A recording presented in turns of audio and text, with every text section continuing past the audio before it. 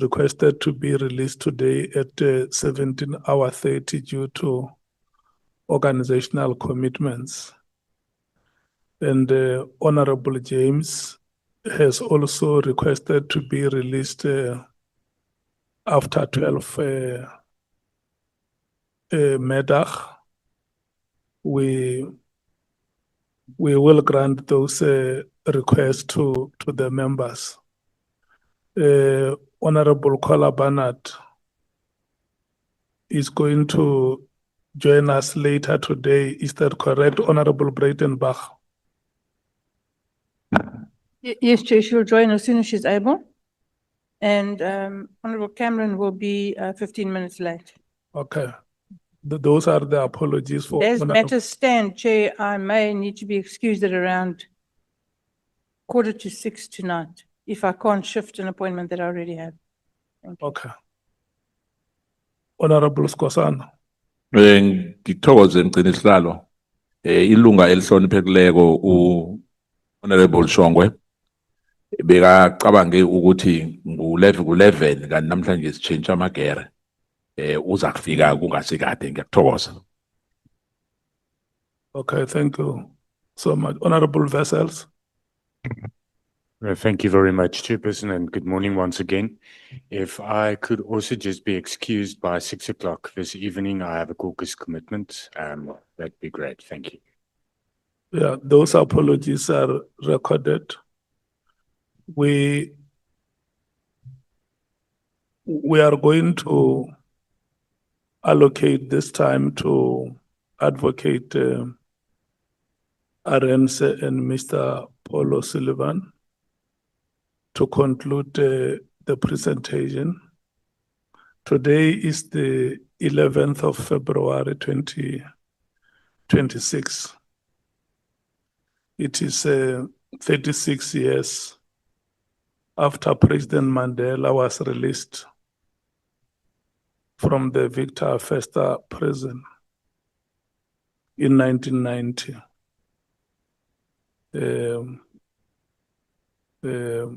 Yesterday, I listened to you members when you interacted with Mr. Paul O'Sullivan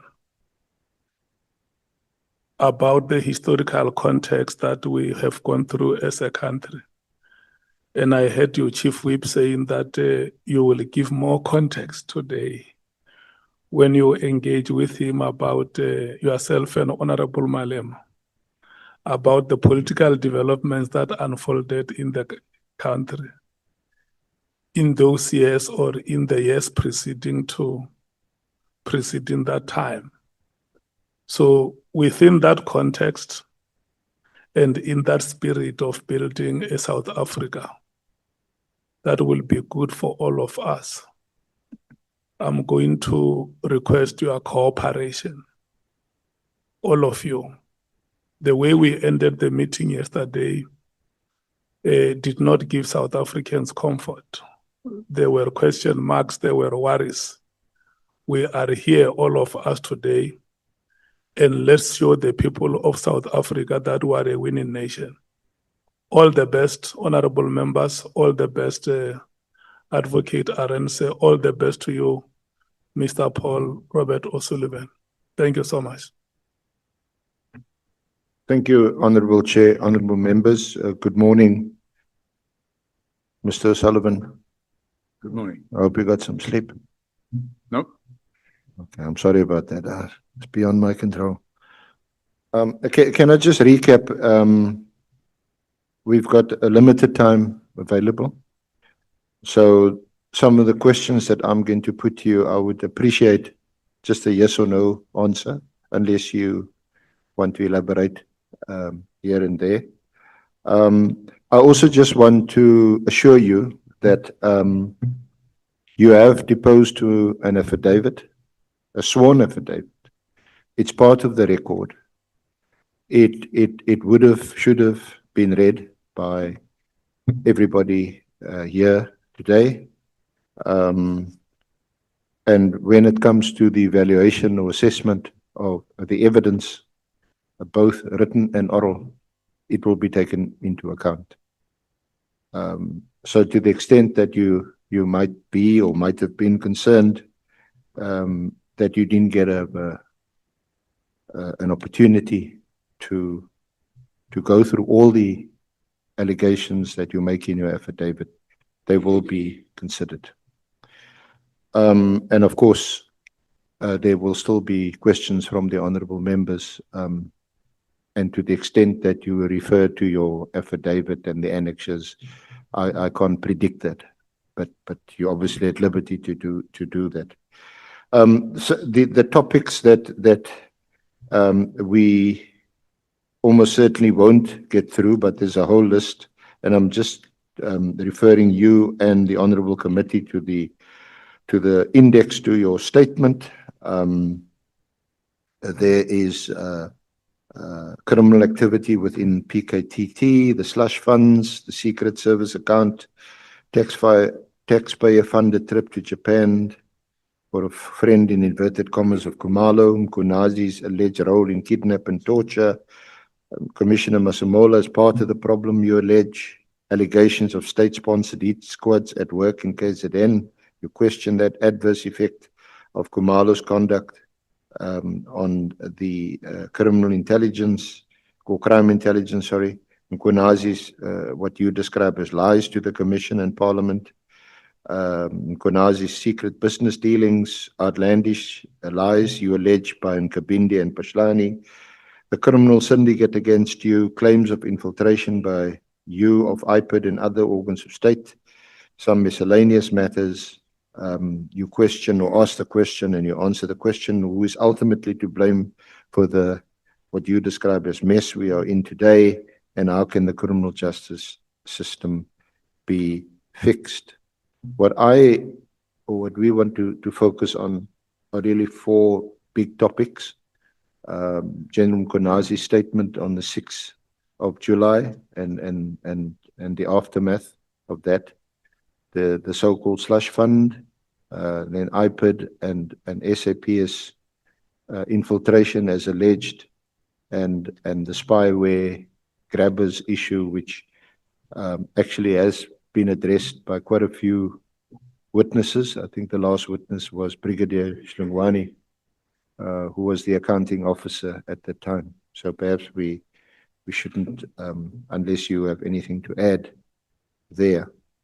So perhaps let me kick off with the alleged IPID infiltration and SAPS. Do you know who the current director of IPID is? Executive director, sorry. No, Chairman. Who is the last executive director of IPID that you interacted with? Since 2017, since 2018, I haven't interacted with any executive director of IPID, Chairman. Have you recently, or put another way, when is the last time that you referred any complaints to IPID? It was the complaint which I laid against General Pashlani in January or February 2016. Yeah. And you haven't laid any complaint with IPID since? That's correct. Is it your evidence today under oath that you've had no contact or interaction with IPID since 2016? No, Chairman. I had interactions with them until 2018. Yeah. Now, again, just for the record, you deal with that from paragraph 146 onwards. It's on page 50 through to page 60. Yeah. Correct. And so what's your response shortly of allegations that you have infiltrated IPID? Well, it's a blatant lie. I've not infiltrated IPID. What happened, Chairman, very simply, very shortly, was that I opened the docket against Pashlani in February 2016 For 10 months, IPID flatly refused to investigate that docket. And the reason they flatly refused to investigate it was because IPID was part of the state capture project at that stage. When McBride was reinstated after the Constitutional Court found his suspension unlawful, I immediately had a meeting with him and I said to him, I opened this docket 10 months ago. Nothing has been done about it. We have a corrupt acting commissioner of police. And over the next 2-3 months, we brought IPID up to speed with the investigation that we'd done in the previous 10 months when IPID refused to investigate. And then we left them to get on with it. Now, one of the burning issues that has cropped up in our hearings has been the visit by you and members of IPID to the Sable Hills estate, the house of General Pashlani. In what capacity, firstly, did you visit the estate? I think it's a fact you did. I visited the estate first time in February 2016. And I went there to look at a property That's at paragraph 147.1 on page 51. Yeah, I went to look at a property there. And I did that because I had information about the house that had been built.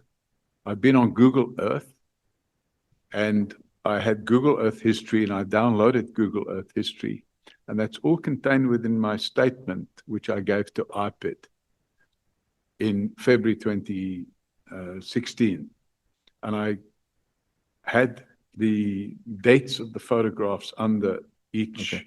But just to get to the point, you visited the estate with some members of IPID. I did that in November 2016 after Robert McBride came back. So under whose direction or authority did you visit the estate with IPID members?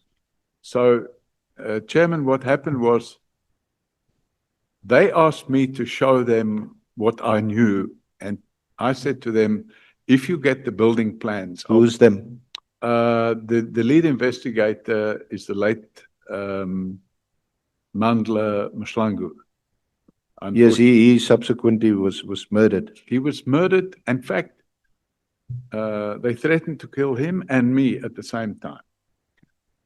And that's in my evidence. Okay, so let's just get back to Sable Estate.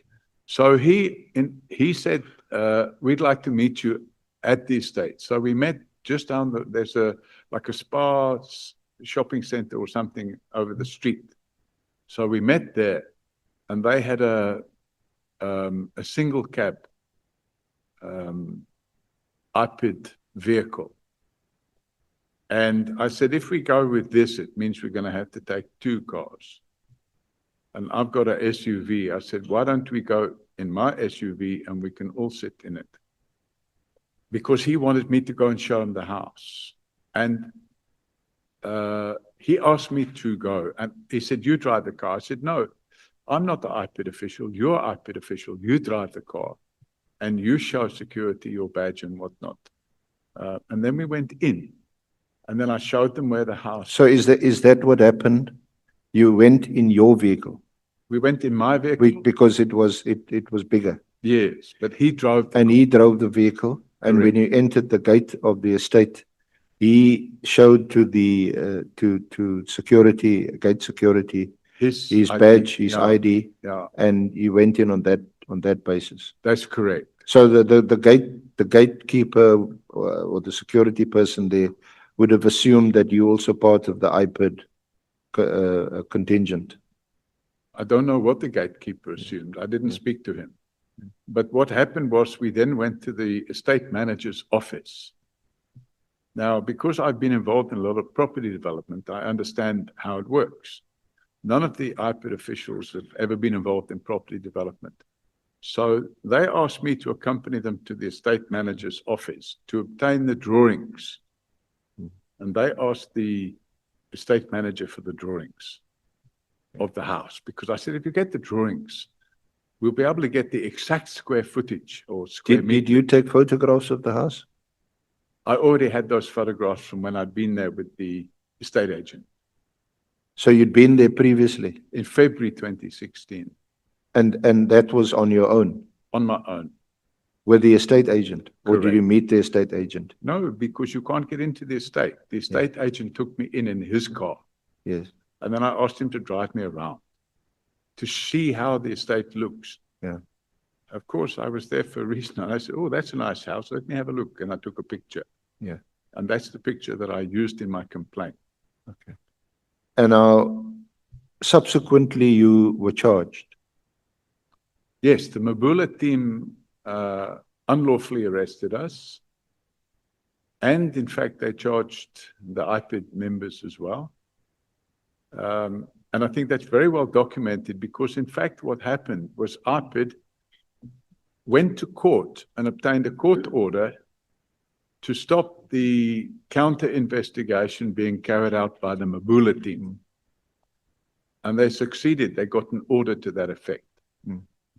And that put a stop to the counter investigation. But in the meantime, I wasn't only arrested and charged, I was detained again.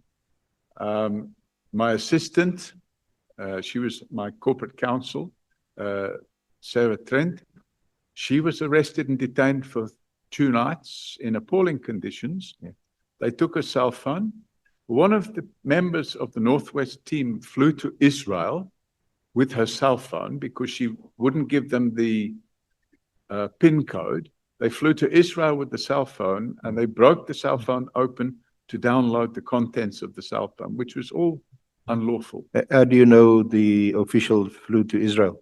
Because they had to prove the contents, how they got the contents of the phone. And they submitted affidavit, what they call a chain of evidence affidavit, in the alleged, you see, when you get. So you, yeah, because we need to close off on this topic. Okay.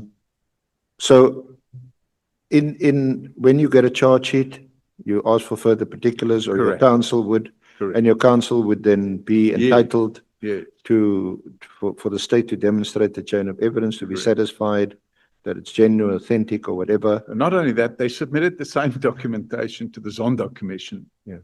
Because they Okay. tried to show the Zondo Commission that they hadn't done So anything did wrong. that document demonstrate that they actually went to Israel? Correct. Who in Israel, or which other organization in Israel why Israel?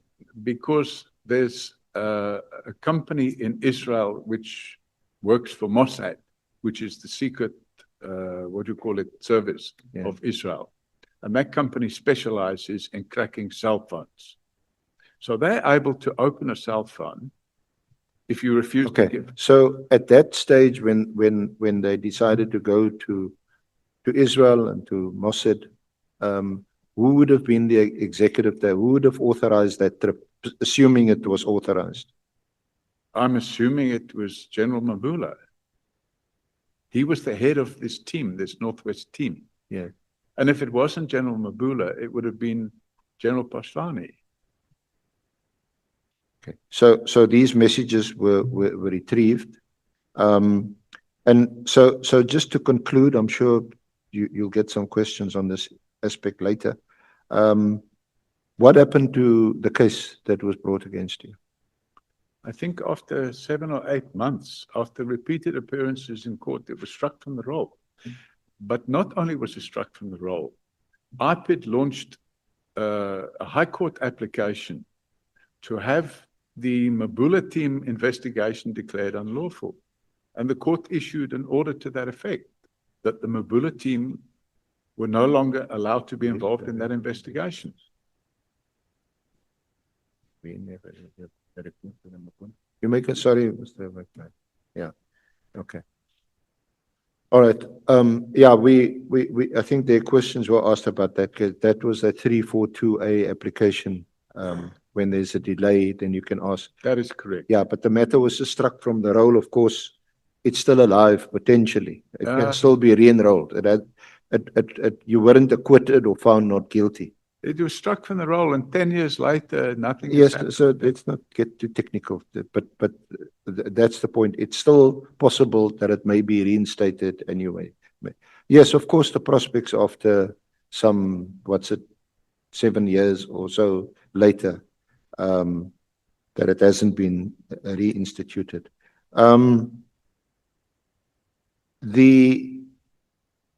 The other aspect relating to IPID I want to raise with you is that 147.9.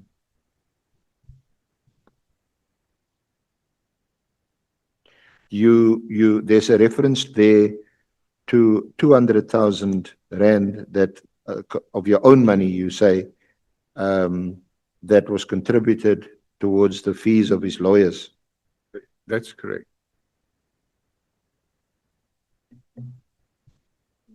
He was represented by Adams and Adams. Alan Suzman Foundation. No, Adams and Adams. Oh, were the lawyers. Adams and Adams. Yeah, they were they represented the amicus in that case. I I don't think McBride was represented by. know. Helen Suzman Foundation were amicus, and they were Oh, sorry. represented by I think by. Weber Wenzel. All right. So McBride was represented by Adams and Adams. And the reason I made the donation was because having opened the docket in 2016 in February, by the middle of the year, nothing had happened. No investigation was taking place. And I was satisfied that the country's police service was being run by a corrupt commissioner of police. Okay, so would Mr. McBride have been aware of your contribution? Was the contribution to him personally, or did it go to the lawyers representing him? I paid Adams and Adams. I didn't discuss it with Mr. McBride. Because, but I paid the VAT on it as well. It was yes, actually if my memory serves, 228,000. he wasn't aware of a personal contribution No. made by you to his legal fees. No. Okay. All right. So what, in brief, what was your relationship with Mr. McBride?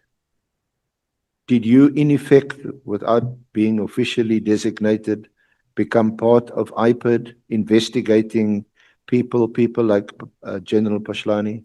The only work we did in terms of investigation was between February 2016 and the period when IPID took a decision to carry on with the investigation, because from February 2016 till November 2016, no work had been done on the investigation whatsoever.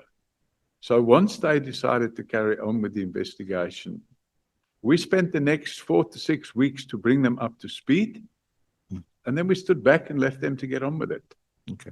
Now, and subsequent to that, you say or certainly in recent years, you haven't had any contact with IPID, interacted with IPID? No dealings whatsoever.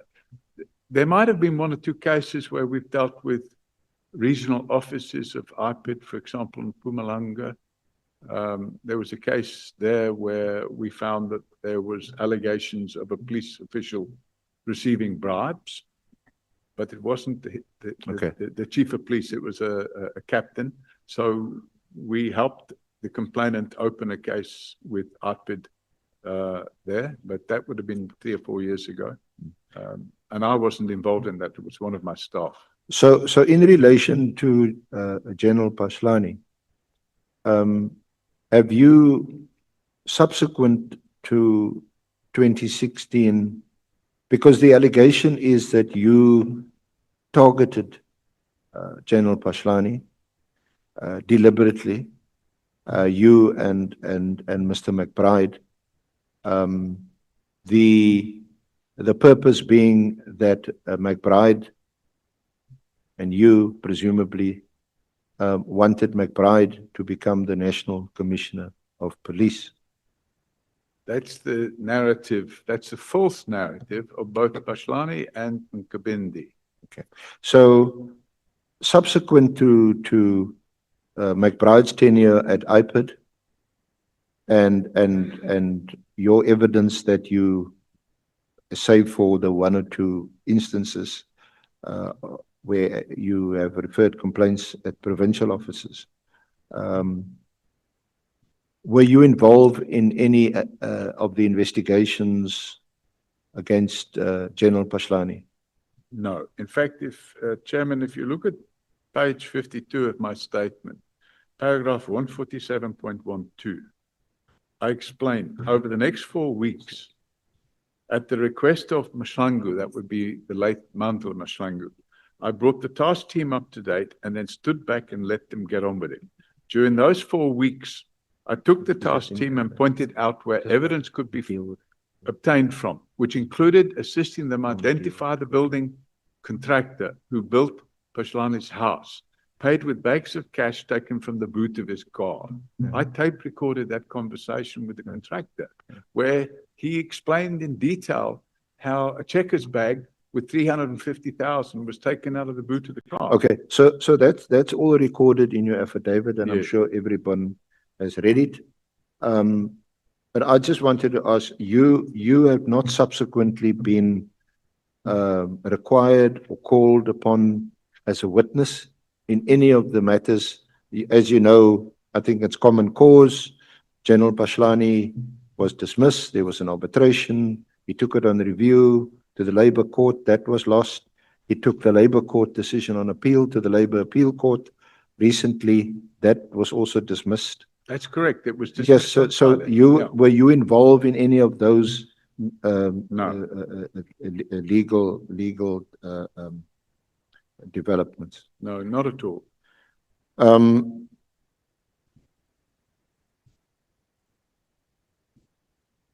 Questions are asked given your as it were appetite to investigate corruption at high levels. Why have you not investigated Phala Phala? You've known about it, you've read about it. There's been lots of media attention given to that issue.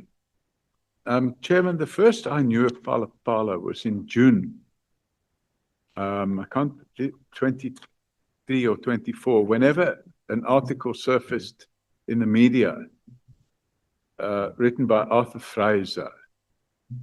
And Arthur Fraser falsely alleged under oath that I had helped the then president, in fact, the current president of South Africa, to track down the people that allegedly stole money from his couch.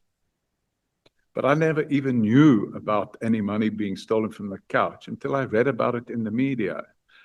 And I subsequently managed to get from the journalist who wrote the story a copy of the affidavit, because Arthur Fraser, having made the affidavit, published it. So when I got a copy of that affidavit, I then went and opened a case at Rosebank, because he deposed that affidavit at Rosebank Police Station. So I then went and opened a perjury docket against Arthur Fraser at Rosebank Police Station.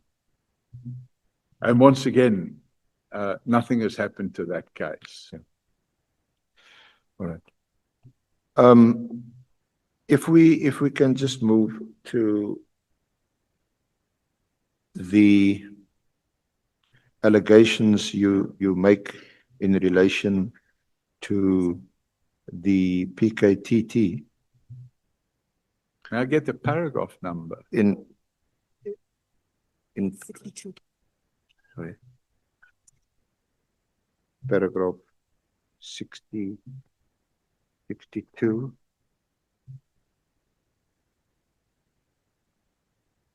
In paragraph 62, you allege, or you say in your affidavit, during his testimony both at Matlanga and at the Ad Hoc Committee of Parliament, Lieutenant General Kwenazi remained totally silent about the rampant criminal activity within the PKTT. In that regard, I've anonymously supplied I've been anonymously supplied with the following copies of 4 sworn statements by Sergeant McQuena dated 16 September 2024, Captain, I don't know if it's or OOR, dated 30 September 2024, Lieutenant Colonel Kumalo dated 24 August 2024, and Constable Ndlovu dated 9 October. And these affidavits are next.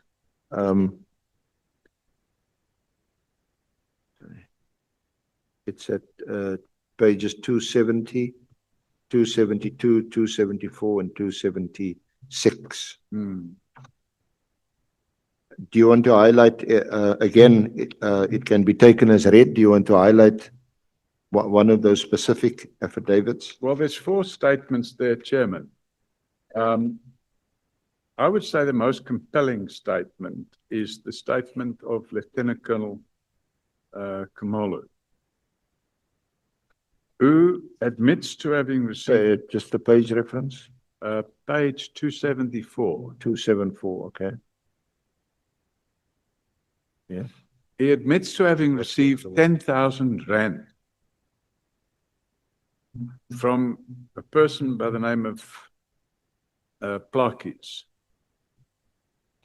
And Plakis was the head of security at the university. So all 4 of these affidavits relate to the PKTT Fort Hare, University of Fort Hare investigation. That is correct. Yeah.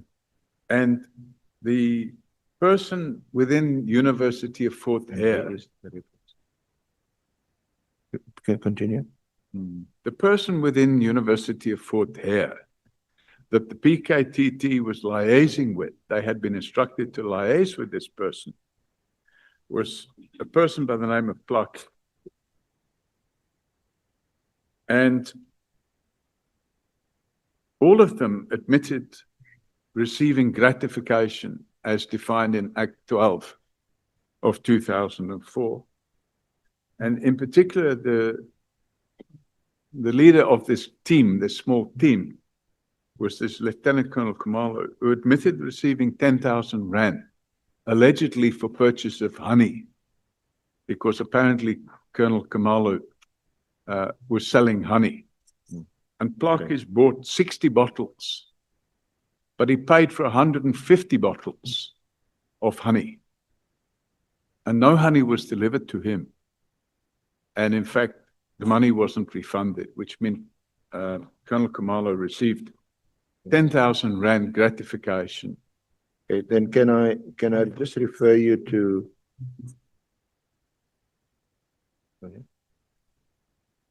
And Plakis was subsequently arrested and charged. He, in fact, was the main suspect. I think that's common knowledge. Can I just refer you to paragraph, it's section J of your affidavit, paragraph 96. Section J. What's Yeah. the page number? It's page 32. Allegations of state-sponsored heat squads at work in KZN. And then, Page 32. yeah, you say that that in the week following General Kwanazi's media conference, Forensic for Justice were approached by an informer. That's correct. This informer made shocking allegations. As a result, the informer was interviewed over several days and a sworn statement taken from him. To protect the identity of this informer, I've redacted his sworn statement. I've also redacted the transcript of the main interview. You say unredacted versions will be made available to the Commission of Inquiry, and you attach the statement, and it's J638 to 634. So can you go to 638 and 6?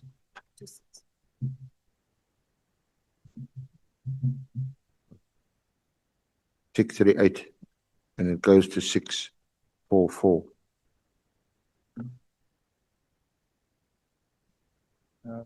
Yes. I'm there. Yeah. And there, the deponent, whose name is redacted, says in paragraph 3, on 8 July 2025, following the allegations made by Lieutenant General Nhlanhla Lakim Kunazi in a national media briefing on the 6th of July, I decided to call Mr. Paul O'Sullivan of Forensics for Justice. The reason I reached out to Mr. O'Sullivan was because I knew of Mr. O'Sullivan and his prior investigations into corrupt police officials. I'm sick of what I'm taking part in, and I desperately want to get out, and I'm fearful that if I leave on my own, I will be killed. To silence me because I know too much. And then in and around 2019, when I was around the age is deleted, I was approached by a tall black Zulu man who seemed to be in his early 70s, whom I called Baba Ndlovu, approached me. Ndlovu and Nkunazi both reside in Pietermaritzburg. I was informed by Nkunazi that Nkunazi was looking for a bright young man whom he could train to be what was referred to as an arm of the police service. I understood this to mean that we would be trained to support services to the police. Paragraph 6, I, along with at least 40 other young black males, took part in rigorous training for approximately 7 months. We were told that we would not be paid for our time while training, but we were guaranteed work when the training was over. Paragraph 8, when the training was over, we were all given 50,000 rand in cash by Mr. Mtetwa and told to return home and await further instructions. A week or two after being back home, I received a phone call from Mtetwa. He told me to collect a package. Upon my arrival, I would meet some man. I never knew his name, but he knew who I was and what I looked like, and he handed me a further 50,000 rand cash, which was held together by an elastic band. A few weeks later, I received another 20,000 rand in cash in the same manner. In total, I received after the training was therefore 120,000 rand. Paragraph 9, in and around the end of 2019, early 2020, there was civil unrest in KwaDukuza, KZN, and I received a phone call from Tetwa telling me to go to the same meeting spot. I was collected by prior arrangement by bus, and the driver was the same man who would hand me the cash every time. We were transported to a meeting spot near the Rainbow Chicken Farm in Hammersdale. By the time of our arrival, there were about 19 or 20 of us in the bus. We were all given suit bags with our names on it, with blue SAPS uniform inside them. The SAPS uniform didn't have any ranks on them and nor our names on the pocket, but they look exactly like blue SAPS uniforms. Later on, and in our time with the task team, our SAPS uniforms were given rank badges. None of us were actual police officers or SAPS members. Paragraph 10, the first mission in KwaDukuza was crowd control mission, where we were told to fire rubber bullets at a crowd of people that were protesting. Then I skip a few lines. It was made clear to me and the other members of the task team, our main purpose, according to Nkunazi, was to, quote, clean the streets, unquote. I later realized this meant we would be killing criminals instead of arresting them. Paragraph 11, in about mid-2022, there was a mission which I referred to as the West Boys drug bust. We were told that we would be required to do a quote-unquote drug bust. And when we arrived at the location, the so-called drug lab in Umlazi, a shootout ensued between us, who was described by him as an extrajudicial task team, real legitimate police officers and the suspects. It ended with at least 15 suspects being shot dead. Many times during our missions, no arrests were ever made of any suspects, and a lot of the time the suspect or civilians were shot in the back as if they were running away. We would often, quote unquote, shoot to kill. The next mission in paragraph 12, I'll speak about in around August 2024 in section 8, Umlazi. We were told by Mtetwa there was an abandoned house in section 8, Umlazi, where people were using the abandoned house for a drug syndicate and we needed to get rid of them. I understood this to mean they were dangerous and we needed to eliminate them. When we arrived, we split into two groups and went in kicking the doors front and back and immediately shot everyone inside. Paragraph 13, when we noticed that 6 teenagers had been shot and killed, we knew there would be trouble. Ndlovu phoned Nkwenazi to come to the scene. Just before Nkwenazi came to the scene, we were told by Ndlovu that some of us had to leave, and 9mm weapons with dead teenagers and some weapons were left next to their bodies. So it could be said that these kids shot at us. This is the second mission where kids were fatally shot, yet they were unarmed. And Nkwenazi planted evidence or had evidence planted to cover up what had actually happened. I was not involved in the first incidents. It must have been one of the other groups. I also wish to mention that Nkwenazi always arrived at these missions with other police officers to basically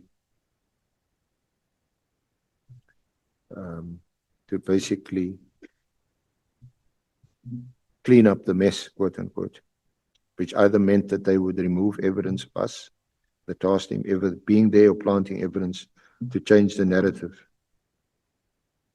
The last sentence in that paragraph, none of us had firearm licenses for the weapons we were using, Wilson police uniform.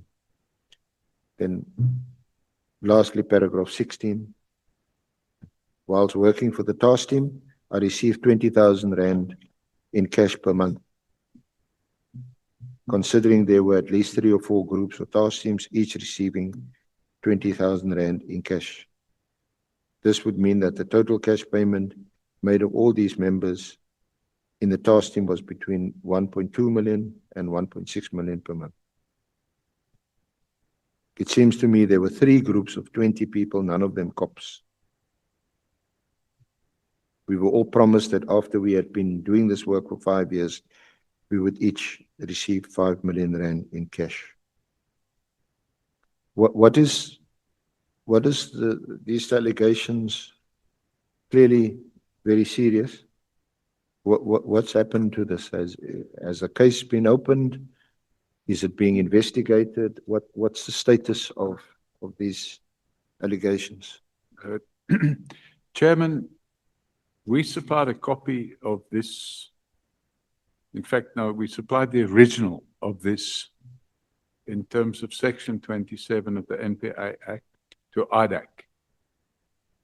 And we supplied a copy of this to a senior investigator who works for IPID and is based in KZN. And we have left them to get on with it.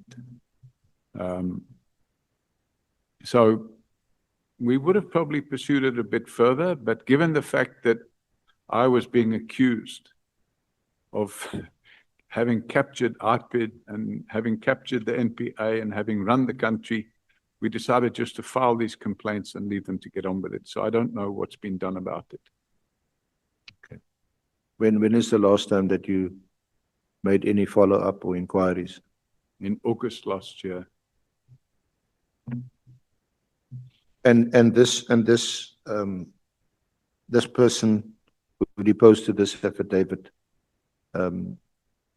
came to you, approached you. Yeah, we didn't know him from a bar of soap. In fact, we have a toll-free number. It's 0800 118 118.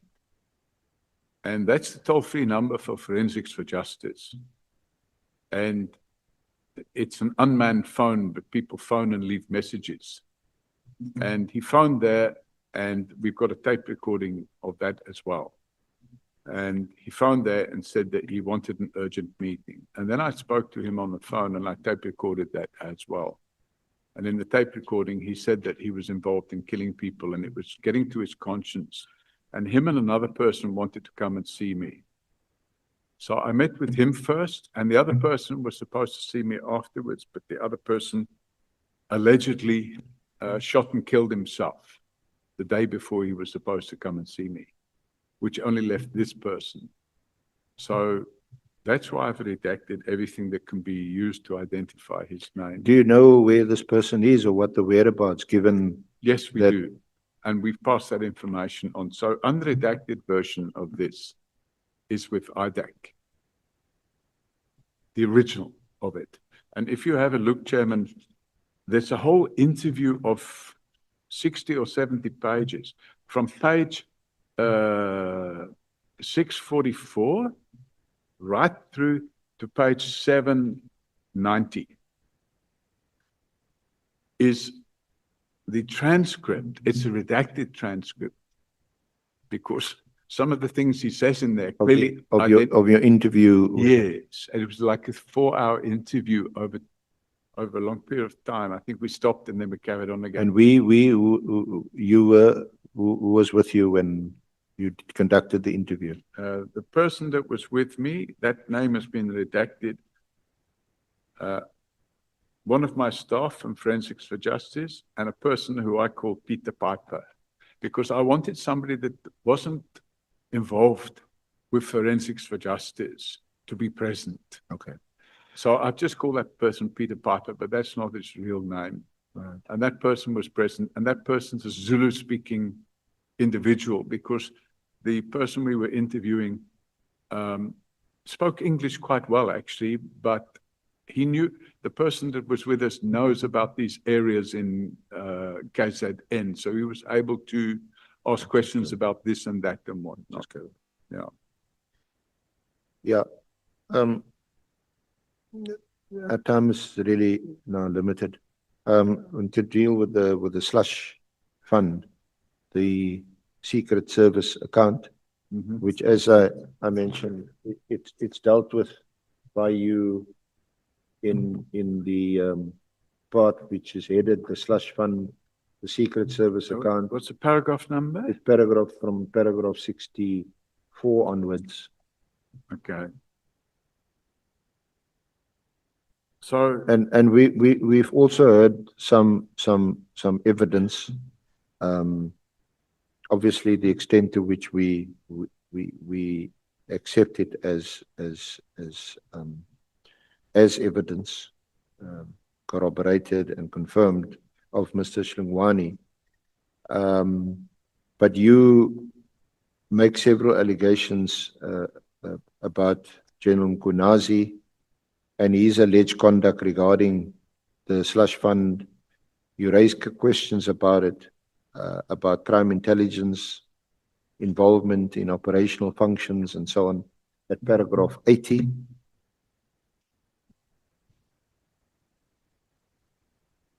yeah. So, Chairman, during its testimony at the Madlanga Commission and at this ad hoc committee, General Mkunazi repeatedly talked about informers that were supplying him with information. Now, it's not the function of somebody that doesn't have security clearance to manage informers. And General Mkunazi had no security clearance. Plus, he wasn't working in crime intelligence. It's a function of crime intelligence to manage informers. And that is the purpose of the slush fund. The slush fund, actually, its real name is the Secret Service account. And that money is supposed to be used to pay the informers to get information pertaining to criminal activity. And then if the information is good and it results in arrests, the informers get paid. Now, what I couldn't understand is how General Mkunazi was able to claim at the Madlanga Commission and in Parliament that he was managing informers. And I have made the suggestion at paragraph 81, Chairman, that if the committee wants to get to the bottom of the root of all evil in the police, it needs to start with the slush fund. Because if they can stop the wanton theft of millions of rand, which is stolen in secret and spent in secret with zero accountability. And in fact, the loose strings around the purse of the slush fund results in inside factional battles within the police, because many senior police officials want to get their hands on these taxpayer funds. And it's a fact of life that in 2012-2013 financial year, the slush fund budget was 98 million rand a year. In the 13 years since then, it's grown to 600 million rand a year, which is a 500% increase. During the same period, Chairman, we've had inflation of 113%. So we have not seen a concomitant drop in serious crime. In fact, we've seen the opposite. We've seen crime increase in the last 13 years. Okay, there's just another two topics I need to cover with you quickly. The one is the now infamous, notorious braai that you had at what used to be Kretsche's house. What was that gathering? Did you conspire there? Who was there? Did you conspire there to do anything, to frame anyone? No, Chairman, I was anyone? in fact flying overseas. I was flying to Vienna on the night of that braai. And it was the end of the year. The people that are stated to be at the braai by Nkabindi and General Mokateri. So Cedric Nkabindi was not invited to the braai, but he turned up. The persons that were invited to the braai, and it was just an informal braai of 2 hours, was Robert McBride,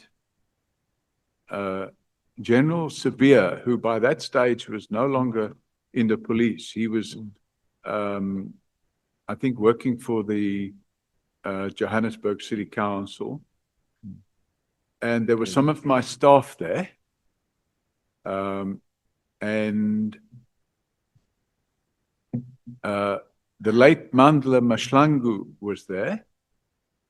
And there was a journalist there, but the journalist was there to talk about a new book that she'd just published about Radovan Kretscher.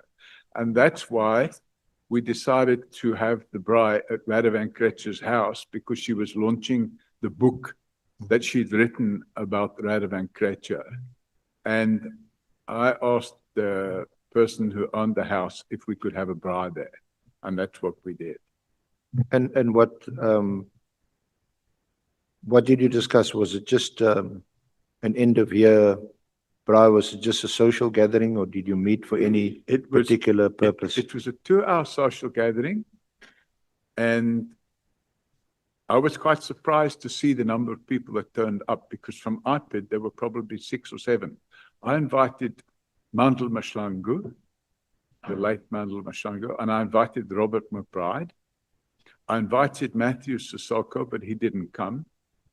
And there were 1 or 2 others, but I can't remember their names now, plus Cedric Nkabindi. And actually, if things that had happened afterwards hadn't have happened, I wouldn't have even remembered Cedric Nkabindi's name.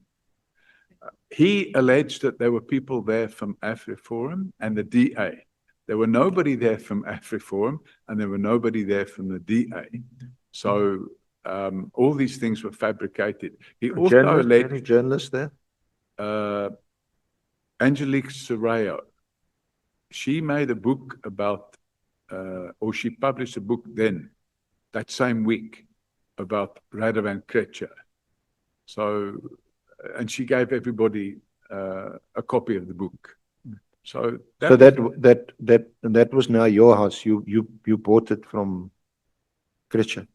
No, it wasn't my house. Is it Kretscher's house? No, it was never Radovan Kretscher's house. So I don't really know Okay. Well, you know, there's a whole fabrication that was Radovan Kretsch's house. It was never Radovan Kretsch's house. The house in question is owned by a company, and the owner of that company, I asked him, can we use the house? Radovan Kretscher used to live there. Oh, I see. Okay. Now,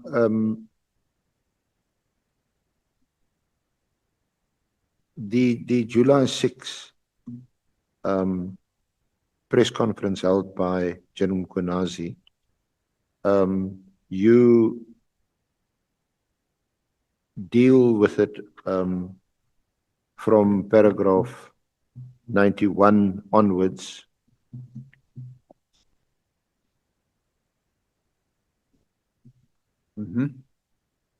Paragraph 91 on 1 July 2025, following the arrest and appearance in court, where 5 generals and 2 brigadiers, all from crime intelligence, based on complaints laid by myself and others pertaining to nepotistic corruption within crime intelligence, I caused my attorney to write a letter of demand to General Masemola demanding the suspension of these 7 crime intelligence people. Within hours, General Masemola responded to the letter of demand, fobbing me off with a tough response, thereby removing the urgency. When did you lay those complaints? Chairman, I met with the Office for the Inspector General of Intelligence in January of 2025.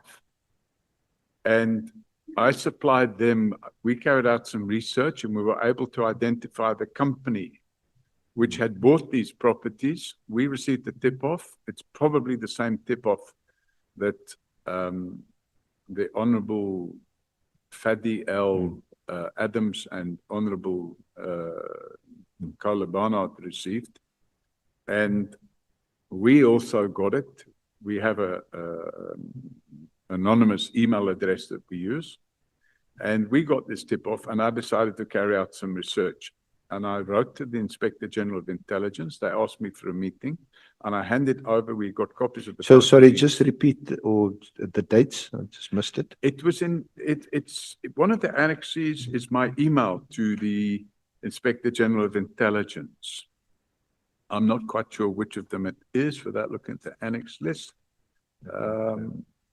in section H. Yes, 30.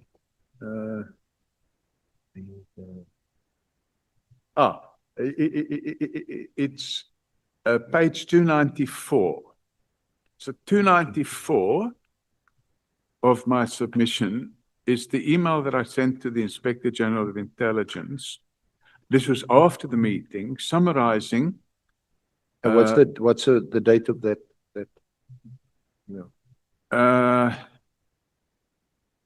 The email is the 16th of February, 2025, but we had the meeting in January. And he asked me to do further research, which I did, and I supplied him with that information. I then sent him an email on the 16th of February. He wrote back on the 3rd of March, and he said, "Thank you for this valuable information. We will be in KZN from 10 to 11th of March 2025. And after that, I had no further interaction with him. But I supplied them with all that information. And the most critical point that we discovered was the fact that the properties were purchased at the full asking price. In fact, they paid more than the asking price. Okay. So if I can just move on from there, just back to the braai quickly. The person who was there from City of Johannesburg had also mentioned to you the procurement of spyware. Never. No? Never. By Sabia? I never had any discussion with him. I don't have the ability to procure spyware, whatever. No. I'm not saying, I'm not putting that to you. I'm saying it had been mentioned to you. No. No. Okay. What was your relationship, if any, with Sabia? My relationship with Sabia first came about in respect of Radovan Krecha, who's a Czech fugitive. He was wanted in the Czech Republic. He was living here unlawfully. He entered the country on fake passports and he should have been deported, but he managed to play the game and stay here. And unfortunately, So when was that, when was your last interaction with General Sabia? so General Sabia then got dismissed from the DPCI. He took it to the Labour Court and he was later reinstated. And after he was reinstated, he became the Deputy National Commissioner, Detective Services. After he became Deputy National Commissioner, Detective Services, we probably had 4 or 5 meetings with him, maybe 6, to hand him copies of dockets which we had opened relating to corrupt police officials and corrupt prosecutors. And he then handed that to subordinates of his, and we then worked with those people, and those police officials were arrested, and so were the prosecutors, and they're currently on trial. And when last was that? That would have been 24, 25. And subsequently, have you had any contact with General Sabia? I have had contact with him, because when this media release took place of General Mkhwanazi on 6th of July in last year, he made allegations about Shadrach Sabia. So I phoned him and I said, listen, what's going on now? Yeah. Are you involved in all this? What's going on? Of course, he denied everything. And I said to him, well, I hope you've got your version of events to put forward. And he assured me that he would be putting his events forward. It's been alleged that I'm his friend. I want to just place it on record that I don't know where he lives. I've never been to his house. I've never been to a restaurant for a meal with him. I've never had any dealings. The only time we ever had a meal together was the braai at the house in Bedford View in December 2016. I've had no other interactions with him other than work-related. Okay.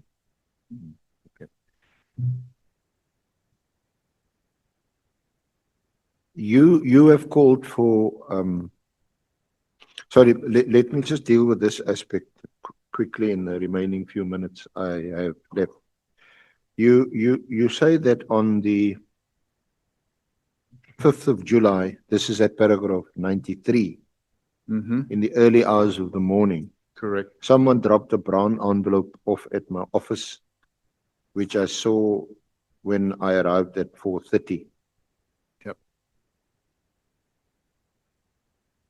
I was truly shocked by the contents, which included the following documents, which I felt to send to Masemola to share with the NDPP, the head of IDAC, and the president, as the documents allege a national scandal being perpetrated by General Masemola. Now, this is, why do you mention that this is just the day before the 6th of July, when the press announcement was made? And in paragraph 92, you also allege that you received information that on the 3rd and 4th of July at the police college in Pretoria, Generals Masemola and Mkhwanazi put the finishing touches to the presentation that General Mkhwanazi would use to shock the nation on the 6th. That's correct, Chairman. Although it's in chronological order there, I only found out about that after the 6th of July.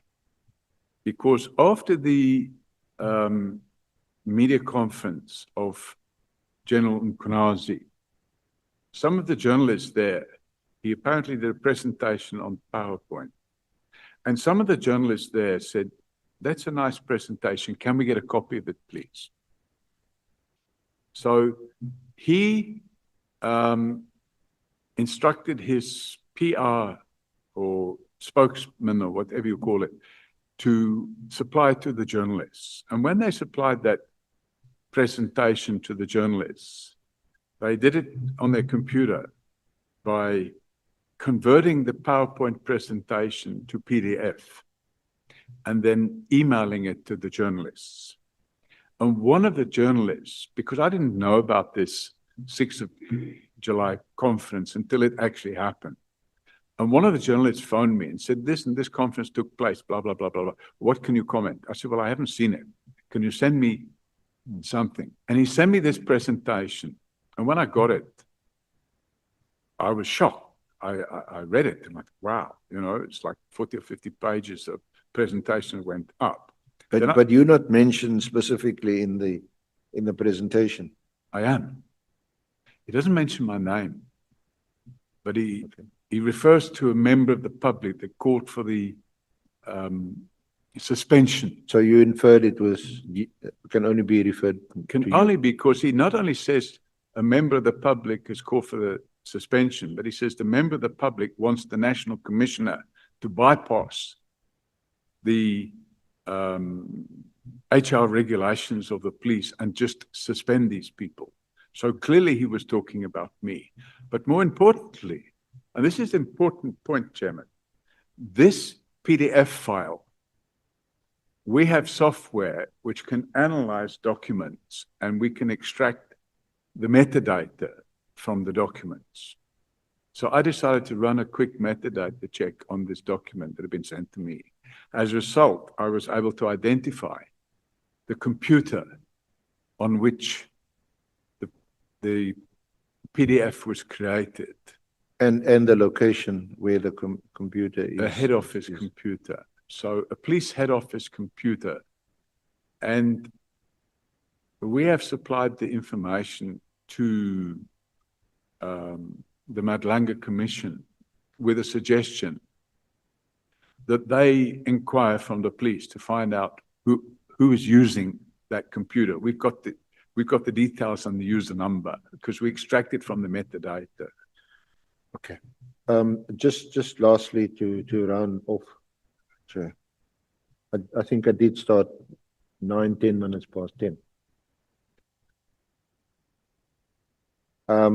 You called for General Khumalo's suspension. Were you responsible for his arrest by IDAC? No, in no way, shape, or form. I didn't even know he was being arrested. But when he was arrested, I thought, wow, you know, this is good. Now, I put the copy of the charge sheet in here. Charge sheets, once you've been arrested and charged, it's a public document. So I managed to get a copy of the charge sheet. But the charge sheet, was that based on the... Oh, sorry, I haven't put that charge sheet in there. I don't have that one. I couldn't But get it was based on the information that was provided by Honorable Adams, MP. Chairman, from what I can understand, Honorable Adams and Honorable Carla Barnard and Dishonorable Paul O'Sullivan all laid complaints in different directions, and they somehow merged. They found themselves together. I didn't lay a complaint with IDAC. I laid my complaint with the Office for the Inspector General of Intelligence because of the nature of the complaint which related to the Crime Intelligence Secret Service account.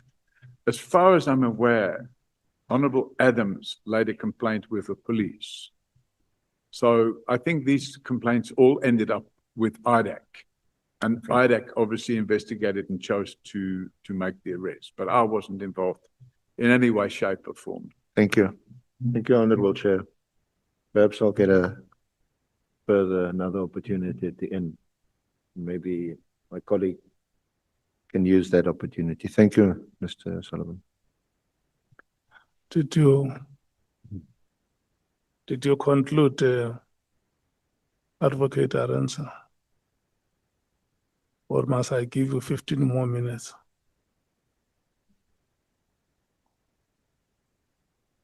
Chair, I would have obviously preferred more time. A lot of time, to be fair, was also taken up yesterday. Various points, a number of them valid, but didn't form part of the leading of evidence. But we interacted on it, so quite a few hours was spent on that, and would have preferred more time. But in the short time available, we've covered some of the topics that we wanted to cover. Yeah. Thank you. I can give you until 2:30 to raise any other important matter which you feel must be brought to our attention.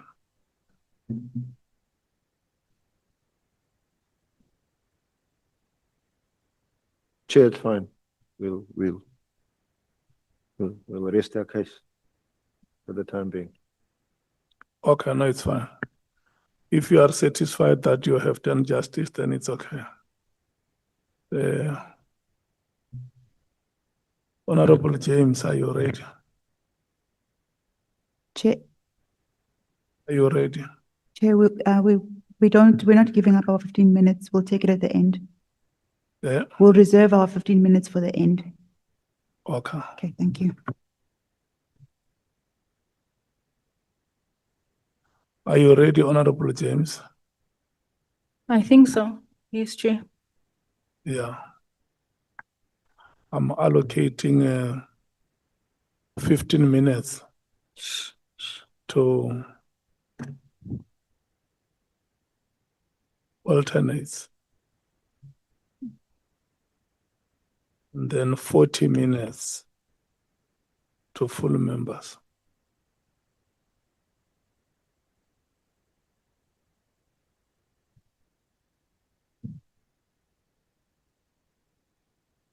"15 minutes to alternates and 40 minutes to full members."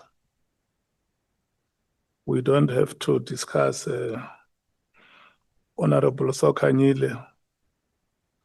We have gone past the debate of what an alternate is.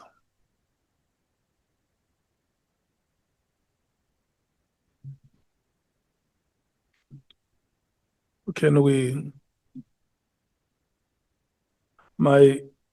the watch that I'm having in my hand, not the one that you see on the wall. The one that I have now says is 14 minutes past 11. So it means exactly at 29 minutes past 11, your time would have ended, and the next speaker is Sokanyile. 29 minutes past 11, your microphone must be on. Don't look at the chair, look at your microphone. Yes. Your time starts now, Honorable James. Thank you, Chair. Goeiemôre, meneer O'Sullivan. As jy Goeiemôre. okay vandag, ek het gesien jy het bietjie gestretch nou. Is jou rug alright? Ja, ek is lekker. Okay. Baie dankie vir jou testimonie wat jy vir ons gebring het gister. Jy het mos Suid-Afrika toe gekom om Afrikaans te leer. Is dit reg? Kan u Engels praat asseblief? Maar het jy nie gesê jy het hiernatoe gekom vir die goeie weer en om bietjie Afrikaans te leer? My Afrikaans is nie goed nie. Jou Afrikaans. Okay. Ek gaan dit maar ek het vrae gehad vir jou in Afrikaans, maar ek gaan dit maar nou daar los. Ons wil net getoets het of jy wel hier gekom het vir die Afrikaans, soos jy ons gesê het gister. So dis duidelik, jy kan nog steeds die Afrikaans praat. Wat sê jy? Okay, dankie. Chair, if you can hear the Africans, at least let's hear the witness responding. He is too far from the mic. May you please get closer. We're forgiven that part of not knowing May African. you please get closer to the microphone and respond in Afrikaans. Perhaps we can speak Irish. So that's a minute of my time added. Mr. Paul O'Sullivan, you said yesterday that you came to South Africa because of the good weather and you wanted to learn Afrikaans. We've just proven that you haven't learned any Afrikaans. So, with all due respect, I could at one stage speak Afrikaans fluently. Uh-huh. But the year before last, there was an attempt to murder me. Yeah. And that attempt resulted in a brain injury. Okay. And I have photographs which I can show to demonstrate that, in fact, I was nearly killed. I had a Sorry to hear. broken neck Thank you so much. and a sir. fractured skull. Thank you very much. I want to move to a very important topic and you start with it and I want to fully agree. And in such cases, we need to track the money because where there's money, there's chaos. You mentioned that the slush fund, Secret Service fund, root of all evil, cause of our unhappiness and why we find ourselves here today. Am I correct? No, I didn't say it's why we find ourselves here today. You said it's the root of all evil. Yes, that's correct. That's correct. Let's stay there. I want to turn to Crime Intelligence Slush Fund, right? It is also known as the C Fund, and in your affidavit, you refer to it as the Secret Service account, right? On paragraph 2265, you state that theft and abuse of this fund have been prevalent for 20 years. Is that Yes, correct? That's Okay. correct. Are you therefore saying since 2006, the slush fund has operated as a vehicle for corruption and theft financed by South African taxpayers? Well, the slush fund is taxpayers' fund. Thank you. Also on page 23, paragraph 66, you identify the extreme secrecy that surrounds and governs the slush fund as one of the fund's primary weaknesses. That correct?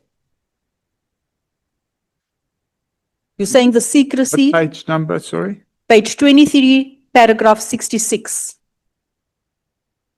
Correct. You yes. identify the extreme secrecy that surrounds and governs this fund as one of the fund's primary weaknesses. Correct? Which paragraph is that? 66. Yes, sorry, that's on the previous page, 22. Is it your testimony that this veil of secrecy has enabled and encouraged ongoing abuse of the slush fund for illegal activities? Without a doubt. Without a doubt, right? On page 25, you describe the slush fund as a manna from heaven for criminals. Please explain what is meant by this phrase.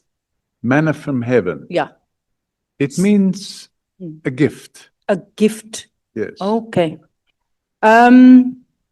You've also repeatedly stated that, you've done a lot of work, a lot of goodwill for South Africa, and you've never really benefited from any of it, That's correct. right? You have stated that you have not received any payments, not rewards or gratification for the so-called forensic work you undertook on you mentioned on page 64, paragraph 175 of your affidavit.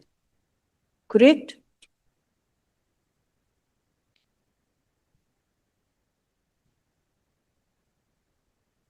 Public interest work. I've never received anything for the public interest work I've done in this country. In fact, quite the opposite. Please speak into the mic. I need you to I say said that I've loud never and received clearly. anything. You've never received anything. No. Niks nie. Okay. Jy's 'n regtig goeie mens. Chair, and also you've also claimed you've had a conversation with Honorable Trollop, and it states in the WhatsApp Sorry, message. Honourable who? Honorable Trollop, Ethel Trollop. What paragraph is that? No, it's not there. I'm just saying I just believe that you've been in conversation. I have the copies of the WhatsApp. I've And- never spoken to Honourable Trollop in my life. What? Yes. Never spoken to him. I sent him WhatsApp messages, Yes. but I've never spoken to him in my life. Never. Okay, but I've got proof that you sent him WhatsApp messages and I you have didn't say, wait for me to finish my question. And in your WhatsApp messages there, you've also said that you've never received any funds or gratification. correct. Okay.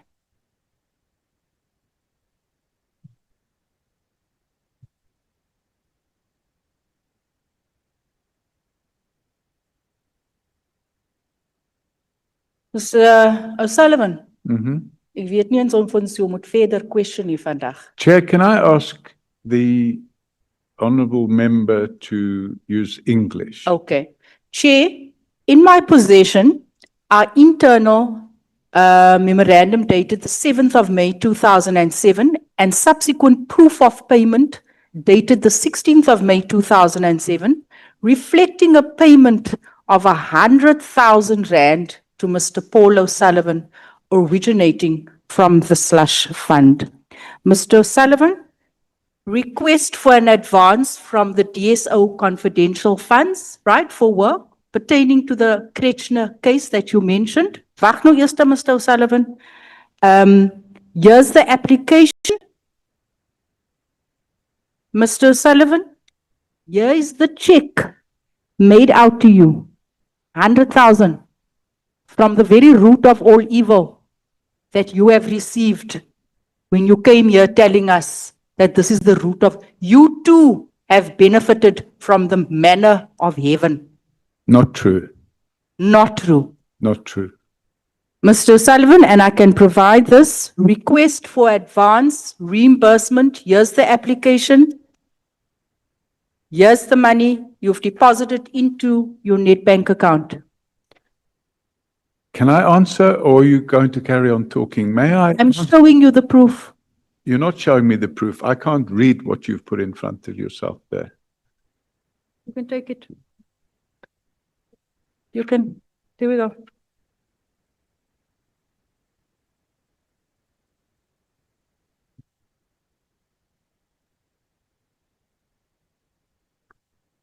Then you also make copies for honorable members too. Is that the only document that you are circulating? Excuse me, Chair. Is that the only document you are circulating? I can circulate this as well. The team can just come. I can do the application for the 100,000. I can send you the motivation. It's all here. Application for reward for Mr. Paul O'Sullivan. We'll just compile it nicely and then just give to the members. There we go.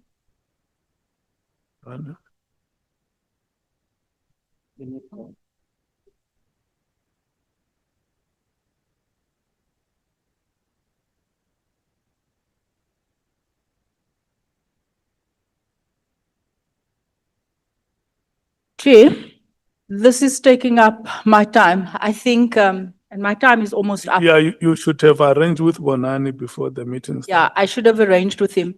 But nevertheless, I want to conclude that you have repeatedly stated that you did not receive any money, Mr. Paul O'Sullivan. And today, I have brought receipts to prove to you that you have lied to this house under oath. And because you have lied to this house under oath, and we do have the evidence, as Action SA, after this meeting, we will be opening up and laying criminal charges against you. I leave it at that. Thank you, Chair. Sorry, Chair, am I allowed to respond, or am I just going to sit here and listen to the lies being peddled by the honourable member? It's me. Listen to me. She has raised matters with you, and she has also given you what she says is proof. So now, like we promised you yesterday, now it's your time to speak to the document that she has put before you. Thank you, Chairman. And any other answer that you may want to give from what she has said. Thank you, Chairman. So, this payment of 100,000 rand did not come from the Crime Intelligence Slush Fund. It came from the DSO's C Fund. And it's not in 2007. It was in 2006. And it was a refund for monies that I spent. Sorry, Chairman, if I have to sit here and have somebody making body language faces at me while I'm giving an explanation, I will then have to turn and look at you and not the honourable member. You only spent 22,500. It's on the application form. Chairman, You said you did not receive any funds ever. Honorable James, may we please allow the witness, give him chance to respond to your questions. thank you, Chairman. It's a refund of expenses I've incurred at the request of the DSO, which was then called the Scorpions, for two things. The one was for security, additional security arrangements put in place for a witness who was afraid for his life. And this is in connection with the Scorpions investigation, the DSO, carried out in respect of the late Jackie Salebi. And they agreed to refund me the monies I spent, which also included the use of my aircraft. And they, not me, they chose to refund it in this format. And in fact, the amount of money I spent was in excess of R500,000, of which they contributed 100,000 rand. And it wasn't paid from the Crime Intelligence Slush Fund. It was paid from the NPA account. So the honourable member is wrong when she says that I lied when I denied receiving monies from the slush fund. Yeah. I don't want you or any other member to use the word lies or wrong. We can choose to use the word inaccurate. Maybe before, still on this question, the reimbursements that you received, was there a prior agreement before was there a prior agreement between yourself and the DSO that you were going to investigate, or this is going to be the role? Chairman, I have my own aircraft. If you Sorry, you asked me a if you question. can allow me to Okay, continue. sorry, I thought you finished. The thing is, I speak very slow so that you get every word that I want to say. Mm. Any prior agreement that we are now going to start investigations on the affairs of Mr. Salebi or the alleged corruption against Mr. Salebi. We are the DSO. This is the capacity we have. These are our limitations. We are now going to source external services from Mr. Paul O'Sullivan. This is how far he can go, and this is how much we will pay him after the work has been done. Was there that kind of an agreement? The agreement, it was an oral agreement, Chairman, and the agreement was that they would assist with the expenses I was incurring. And it wasn't just in respect of Jackie Salebi. I don't know what the project was about, but they had a drug project that they were busy with, where they were tracking people that were transporting drugs. And I took 2 members of the DSO in my plane.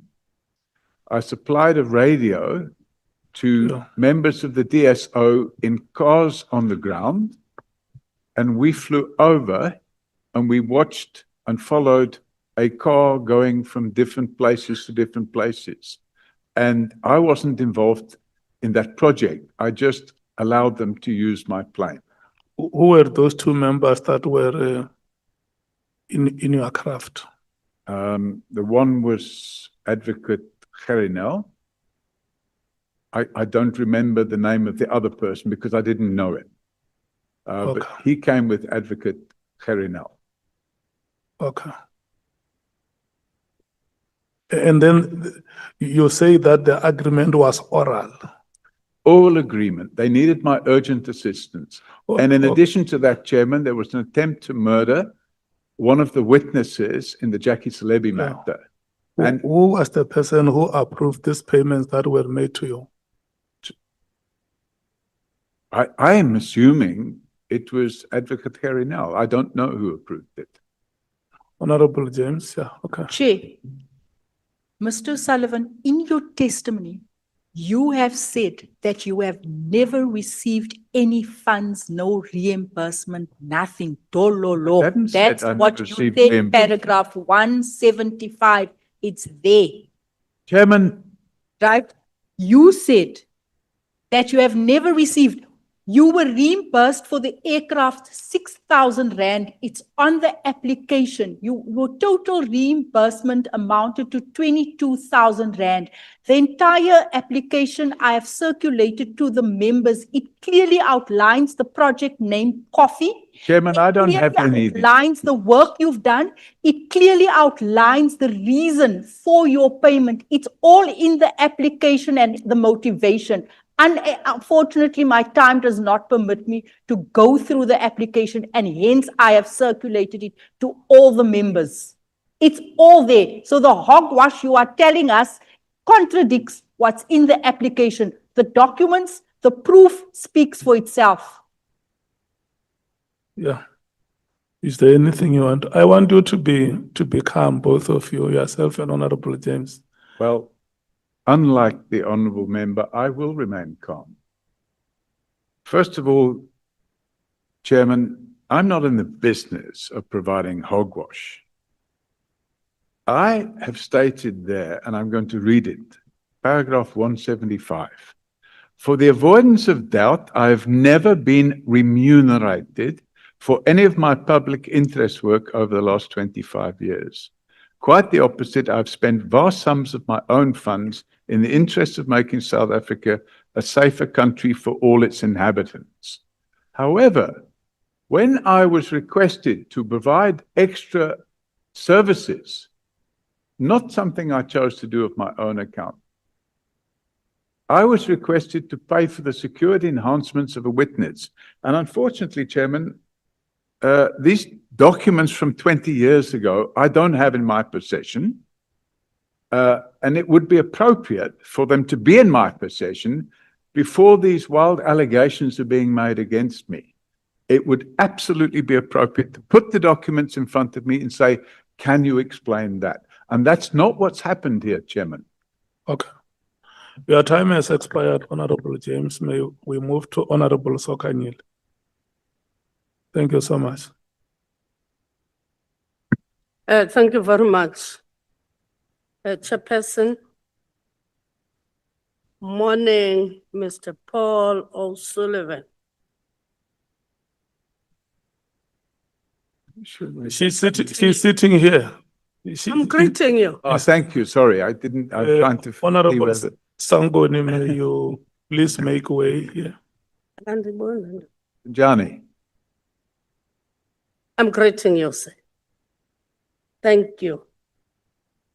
I'm looking at your statement, paragraph 102.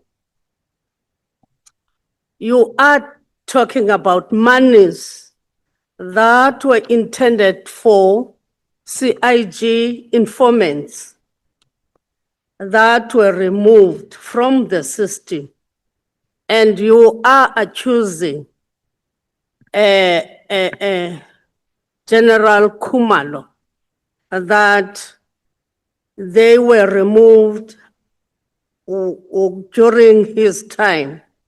Can you provide evidence that sources of information under Khumalo that have dried up, that you are referring to in paragraph 102?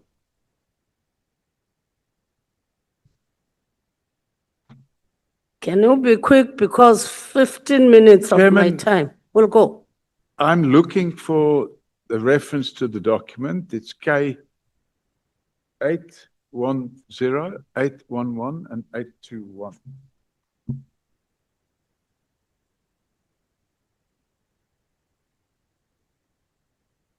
In your affidavit.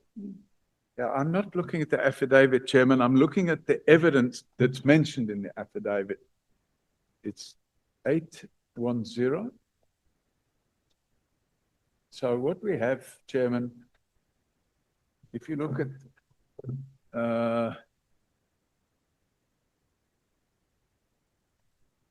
My time is going, sir. if we look at page, you asked, Madam, if I could supply with evidence. So I want to refer to page 792. 792 is a transcript of a telephone call I had on the 22nd of September 2025 from a confidential informant who was employed in crime intelligence. And his complaint, he reached out to me. I didn't know this person from a bar of soap. And he reached out to me. Is this informant from Mpumalanga, That's what it says. the one that we're talking about in 803, in Annexure K791? That's Is it the correct. one? That's correct. Pages 792, 793 is all the transcript of the discussion I had with him. And then I asked him to send me documentation, which he subsequently sent. And that documentation is attached. And that documentation starts at page 811. Okay. And the documentation is a list of people that were employed No, it's fine. in crime intelligence. Okay. And then there's an application for, sorry, Chairman, I have a big problem here. I'm asked an open question and I'm trying to give. No, I'm saying that, can you stop it there? Chair- So that I ask another question. Chairman, I think what we need here is some guidance. I'm asked a question and I'm being stopped before I've completed answering my question. My time will go. I want another question. Chairman, I've been asked a question and I'm being stopped before I've answered the question. And I believe the reason I'm being stopped is because the honourable member doesn't want to hear my answer. So I'm being told, here's your question. No, stop. I don't want to hear it. I'll give you another because there is a follow-up question to what you're going to say. Chairman, Because on what is written on your telephonical conversation with the informant, you are saying that the informants must go to General Spear. You don't want him talking to General Mkwanazi, General Masemula, General Kumalo, because after appearance of General Masemula, they are all going to jail, the three. You are planning about that. He must give you that information so that after Masemula on that day, coming out of the Madlanga Commission, you are taking them all to jail. He must talk to Spear. Why do you have an informant to talk to someone else, not to talk to the people at the helm of SAPS? For instance, in the crime intelligence is General Kumalo, and then General Masemula is the National Commissioner. Can I check with you? Why do you refer your informant to General Spear in your conversation, telephonical conversation? Chairman, Yeah, you can respond to the questions that have been I posed. haven't finished responding to the first question, Chairman. Yeah, And the reality of the situation is, Combine all of them. yeah, I'll combine all of them. Thank you. Quick, I think what you, summarized form. Mr. Paul Robert O'Sullivan, each and every member is allocated time. 15 minutes. They may not have the time like you had with the evidence leader yesterday to make a presentation. So when you respond to their questions, just be mindful of the time that the member is allocated to, so that the member does not ask one question and their time expires. So I'm going to be as quick as I can. If you look at page 810, it's an explanatory note about all of the documentation. And it says the transcription, this is the 20-minute call with the informer. who is employed at Crime Intelligence in Mpumalanga. It is mostly self-explanatory and alludes to micromanagement by Khumalo. The complainant in this case is a member of Crime Intelligence, and he's complaining about General Khumalo. And the honourable member is asking why I didn't instruct him to go and complain to General Khumalo. To Sibia. Pardon? You are saying that he must go to General Sibia. Why? Because General Sibia at the time was the Deputy National Commissioner of Police.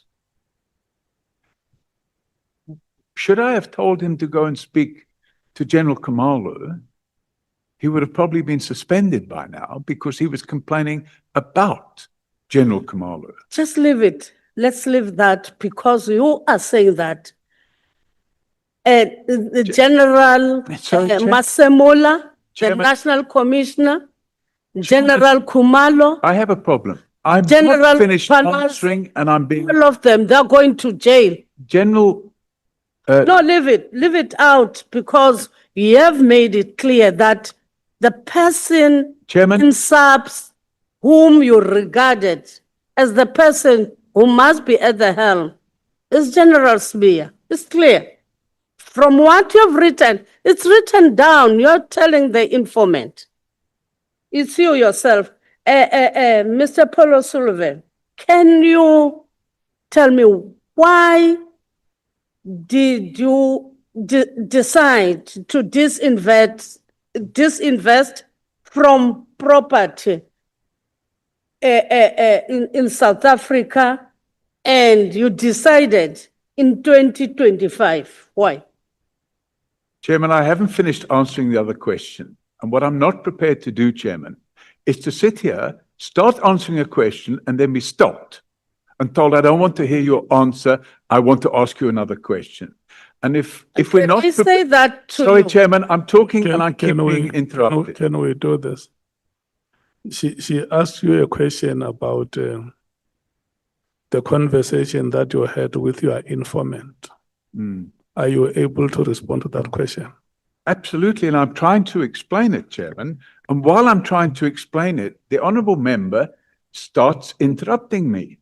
Now, Yeah. what I'm saying is, Look, listen here. The Ask time one that question from you. is allocated is not the chairperson. Minutes. It's not the chairperson's time. Hmm. It's the time of the honorable member. You and the honorable member must have a cordial conversation. Help each other and have that conversation succeed. Chairman, how can we have a cordial conversation? Yeah. If I'm trying to answer the question. Let's not do that. May you please respond to the question on your informant. That's what she wants to hear. And I was trying to explain that, Yeah, Chairman. let's go. You didn't want to hear. Let's go ahead and explain. So can I explain without being Yes. interrupted? Yes, I give you the time to explain. Thank you. I explain on the explanatory note, which is page 810, exactly what happened and why I decided to make record it and make a transcript. Get to the microphone. So it's a request for assistance. It's not a request for assistance I have solicited. It's a request for assistance that's a person has unilaterally decided to reach out to me. Before that person contacted me, I didn't know him at all. I knew nothing about them. He explains that he was busy with an investigation involving theft of 74 million rand from a community property association. And they chose to bypass Khumalo.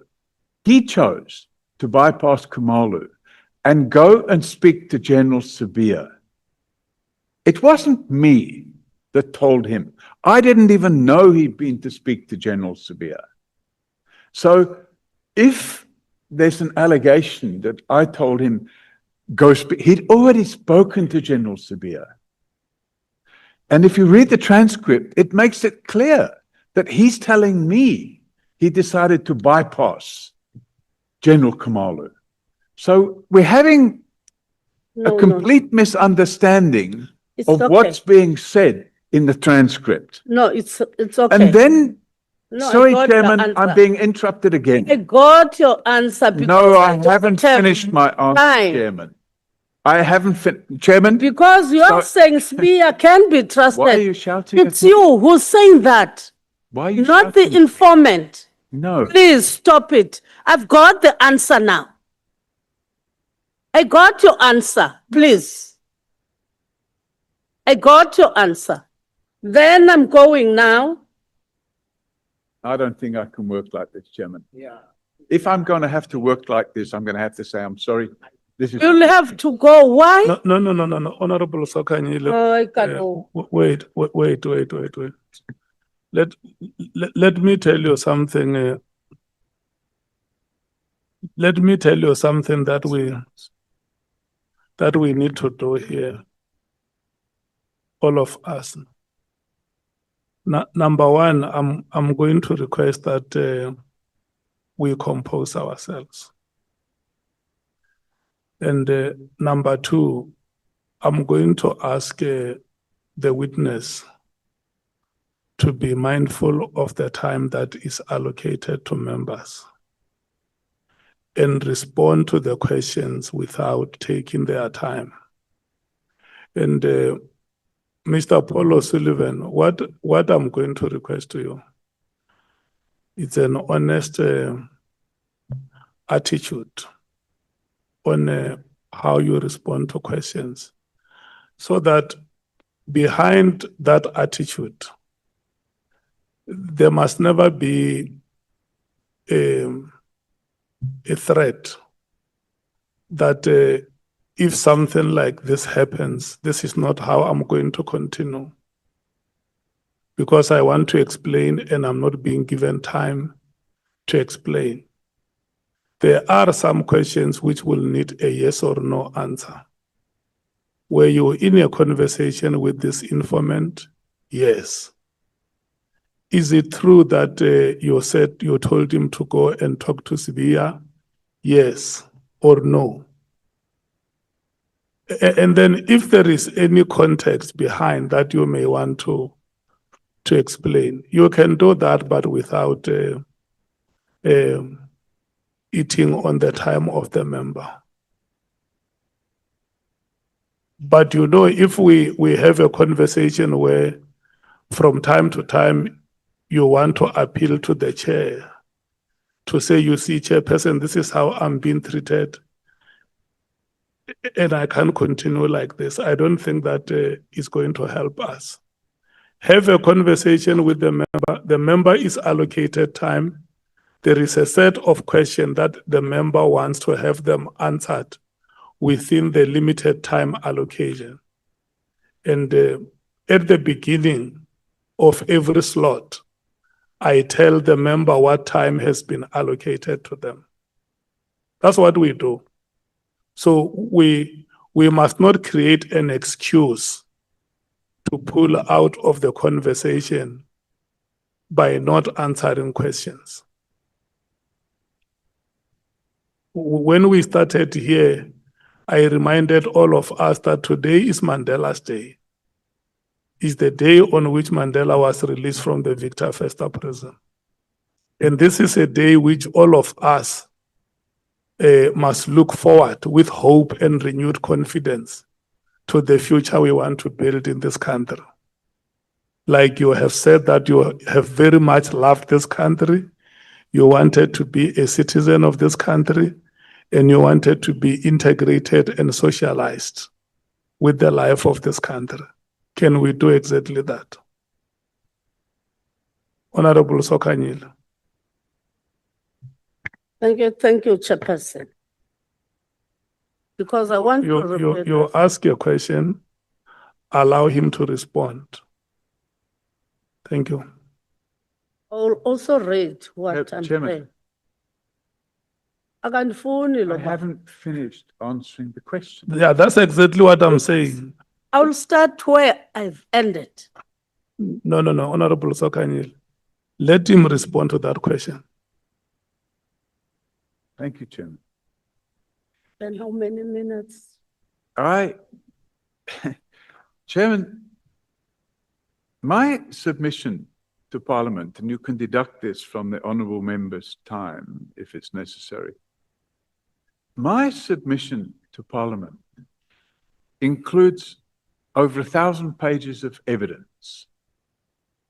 And it's necessary, if I'm going to be asked questions about the evidence that's included, that I have an opportunity to look at the relevant pages of that 1,000 pages so that I can answer the question properly. Because otherwise I'm going to be put in a position where I'll have to say, I'm sorry, I don't have time to answer that question. So either I must be able to give a proper answer, which means consulting my documents, or I must be allowed to say, I'm sorry, I don't have time to answer that question. Or we can agree that we're not going to get anywhere with this process.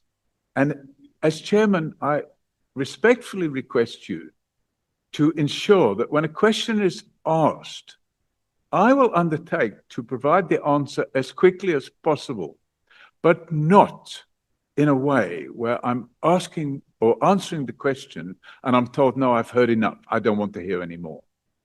And that's really the reality. Explaining the process. So, Chairman, the allegation is I'm asked to explain why I told him to went to the Sabia.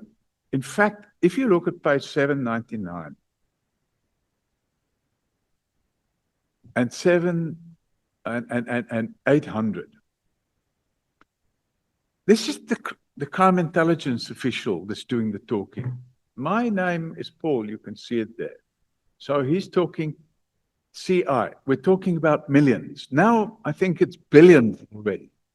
I personally went to the Hawks office in Pretoria, the forensic department, and I had a meeting with some of the generals there presenting this case, and they were happy. Oh, this is a good case. We're going to make a difference, blah, blah, blah. Because I already knew. This is now the informant telling me, not me saying it. Because I knew already Kamala was corrupt. So I didn't want to go via him, but I went to the forensic department. And I said, And then when we're back, I did all the applications I was supposed to put in, and I sent them there. And the applications went to, who's this guy now? This guy, this Sabir. Is it Sabir, that one is in charge of forensic and stuff? And I said, Sabir is the, what do you call it? DivCom detectives. Yeah, the one that is fighting with Kumalo and Masamula. And then he says, who is Mkonazi fighting with a lot? He's saying it, not me. Is it Sabir? I said, yeah. Sabir, Mkonazi, and Kumalo and Masamula, they're all fighting with Sabir. Then he says, yes, Sabir. Now someone told me that Sabir and Kumalo, they are fighting. So then he says, so I went to the forensic department because Sabir is in charge of the forensic department. So it's not me telling him, don't go to Kamala, go to Sabir. He took the decision to go to Sabir. Yeah, thank you. And if I can be allowed to answer in this way, Yeah. we're going to move along much quicker. Yeah, you have, the answer is provided now. Let's allow the member. The two of you must look at each other in the eyes and have the conversation. No, I'm looking at him. You know, I'm just asking a question because it's written. You are reading other lines, leaving out a line that you are saying Sibia can be trusted because he is against Masam. I'm not there. I got your answer and I got your attitude that you don't want General Masemula, General Kumalo, and General Mukwanazi. You are saying Sibia can be trusted. You are saying that to the informant. Where am I? Also, no. I'm going to another question now. My 15 minutes are going. I'll give you all those lines that are it's from your mouth. Let me go to another question. Why did you suddenly disinvest in property development here in South Africa, especially in 2025, Actually, it was in 2020. just in a summarized form? Actually, it was in 2024 I started the process. And the reason, Chairman, was because of two factors. The first factor is the July riots that took place in KZN and the damage to the economy of 100 billion rand. And the second factor is the inability of Eskom, due to corruption, to constantly supply electricity. And those two factors caused a marked decrease in the value of property in South Africa. So in 2025, I sold assets and I moved the money offshore for the simple reason that keeping the money onshore was costing more in the long run. And on the properties that I disposed of, I probably lost somewhere in the region of about 10 million rand. So that's why I disinvested. But in your statement, you are talking about COVID-19 and talking about Masemola, Kumalo, using the slush fund to get properties, whereas you, Wara. No, that's what I'm saying. And it's Chairman, written in that's a document. misunderstanding. I know nothing about those things. That's a And misunderstanding. here you have given it to us as this committee. Just leave it out. You didn't know that you are going to read that. Surely.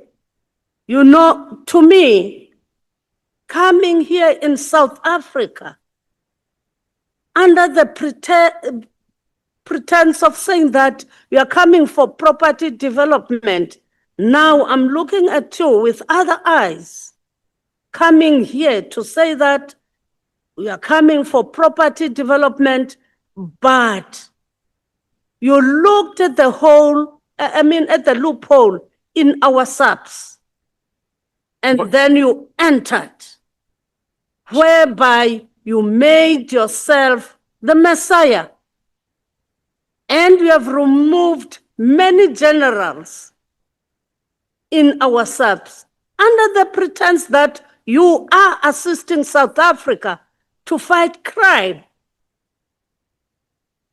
through your companies. Because if you can go to what is written, your discussions with Sarah Jane Trent, it leaves a lot to be desired.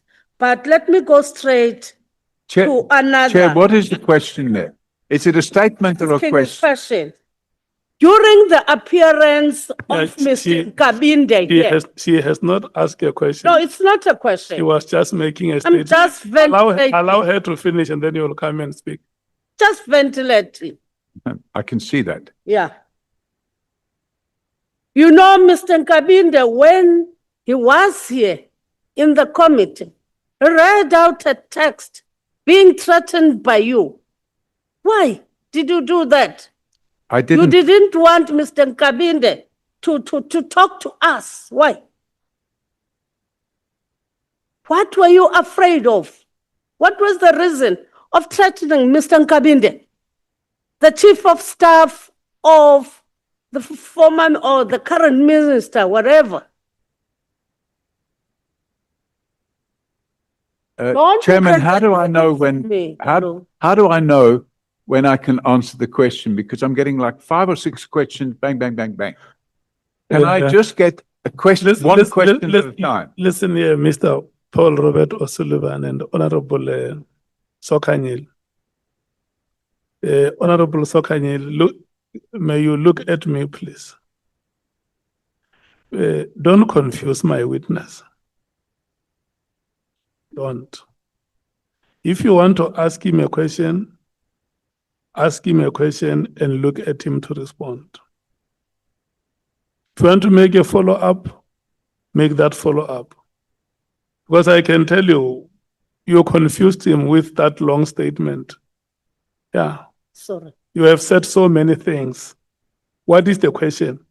Do you want to ask him about the SMS that he sent Kabinde, Or do you want to ask him about his involvement at IPIT? I'm saying that Mr. Nkabinde was here in this committee. He read out a message that you threatened him.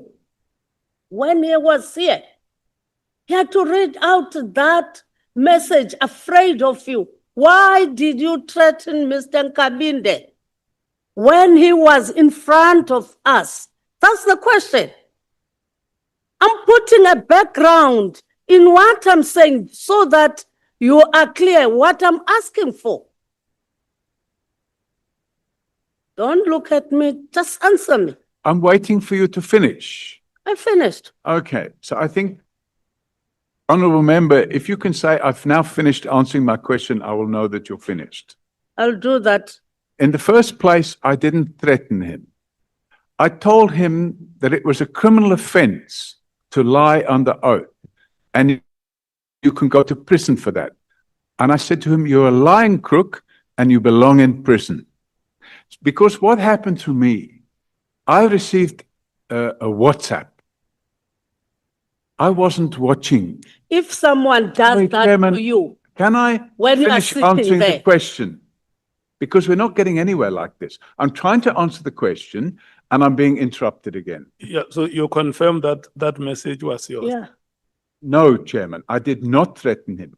I Mm-hmm. told him that it's an offense to lie under oath in Parliament. It's okay. Do you confirm that you sent that message to Mr. Nkabinde? I sent that message to him, Thank you. but I wasn't watching him. Read the message. What did it say? I'll have to find it. Actually, Why are you lying under oath? Why crook? wait. You are If left, someone- you are okay. left, No, it's you are fine. left with 2 minutes to No, conclude. it's fine. You, This is what I said to him. I sent him a copy. you got the message, remember? Chairman, I'm asking you. The time of the member has expired. May you Right. please stop speaking? Let's do like this, honorable members, so that I want to avoid this thing of the chair having to come in all the time between the speaker and the witness. Because I can tell you, we have a long list of honorable members on the queue. And we have to manage our time in such a way that each of the honorable members is going to be afforded time with the witness, especially now that we are going into the long slots of 40 minutes. Can I request we do that? Honorable Sangon, who is taking the first 40 minutes from the ANC? It shall be Honorable Ngola Chair, thank you. Can I warn both of you, Honorable Ngola and Mr. Paul O'Sullivan, before you start, that you are allocated 40 minutes and that you must have a cordial conversation. I'm not saying members must not be robust. Members must come to you bone crunching because there are allegations that have been made, but they must give you time to respond to the questions that they raise. Robust and bone crunching. Can we proceed? Thank you, Chair. Let's quickly pick up from where Honorable Sokanyile left. Let's go straight to the message. You are reading the message. Read the message.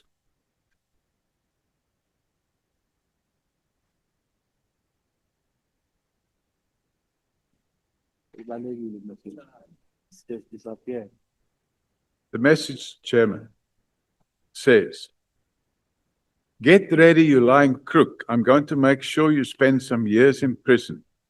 You were bribed by Mkonazi and Mabula. Now you will pay for your crimes, guaranteed. And you consider that not a threat? It's a statement of fact. No, it's a threat. You Mr. might O'Sullivan. consider it a threat. No, I don't Mr. consider it a O'Sullivan. threat. That is a threat. Mr. Nkabinde is within his testimony in Parliament.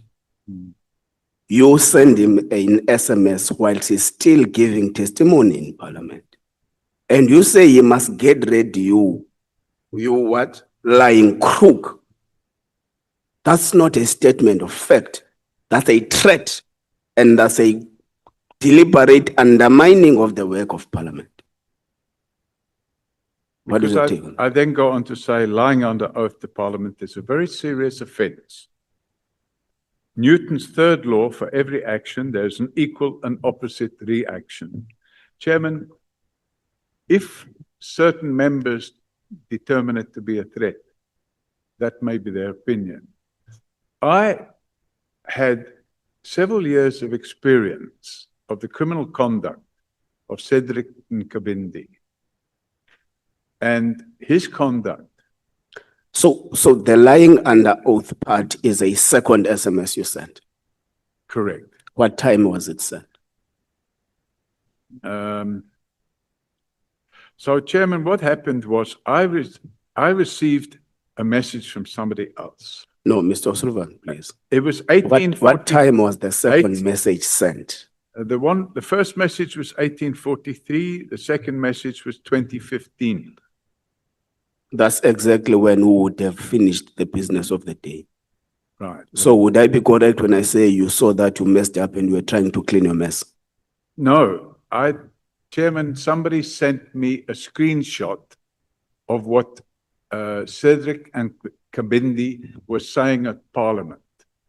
And that prompted me to send that message. You said, get ready, you lying crook. Correct. You are going to jail, it's your time to pay for your crimes. Isn't that a threat to a witness of Parliament? I don't believe it's It is a threat, and it is undermining the people's Parliament. I don't believe And it should not be done. Let's pass this side, this part. Your family communicated to Parliament your intention of not willing to come and participate in these proceedings before the 20th of February, citing a lot of reasons. Before the 20th of February? Yes. So, citing a lot of reasons.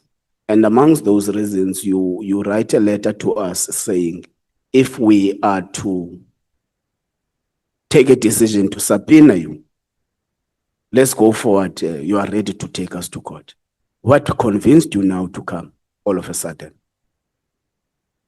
Chairman, I raised my concerns with attending this committee on the 27th of November and again on the 2nd of December, where I set out several factors. The one factor is that I was overseas. The other factor is, Mr. Sullivan. Sorry, Chairman. I don't want to interrupt. I don't want to interrupt. But you are interrupting. No, Chairman. I have said in my question with a lot of reasons. You asked me. The question is, what then convinced you to change the decision not to come and come to Parliament? Now you are taking us back on the reasons you sent us. We know the reasons you raised with us. Now we are taking us back now on why and this and that and that. The question is, what then convinced you otherwise to change your decision of not coming and suddenly come? That's what we want to know. We know the reasons you raised. Don't repeat them. And I was trying to explain what convinced me. So the issues were, first of all, I wasn't in the country. Secondly, I wasn't planning to be back in the country until the end of February. And then the concerns I raised, I wanted to receive a summons. And the reason I wanted to receive a summons was because I had a legal team standing by to go to the High Court and get an order that would allow me to testify virtually. But I didn't receive a summons. Instead, I received a letter, I think it was last week, from the chairman stating that they would assist me with the arrangements for my personal security. So I took a decision, rather than not be able to place these important facts before this committee, that I would come and attend in person, because the summons wasn't issued, and I wanted to come here and provide this information. And I need to point out that I sent my first draft of my statement in December. Okay, So I made it clear that I wanted to come here. okay. Mr. O'Sullivan, are you a habitual liar? Pardon me? Are you a habitual liar? Of course not. Are you a name peddler? A what? Name dropper? Of course not. Are you an information peddler? Absolutely not. Do you hold Mr. George Fivers in high regard? I've never met him. I think I probably met him 25 years ago. But in the statement you say he was the best commissioner. So after him, there was no proper commissioner appointed. Chairman, I did not say in my statement that he was the best commissioner. I never said that. If you can point that out to me, Okay. I would be very happy. We'll take you there.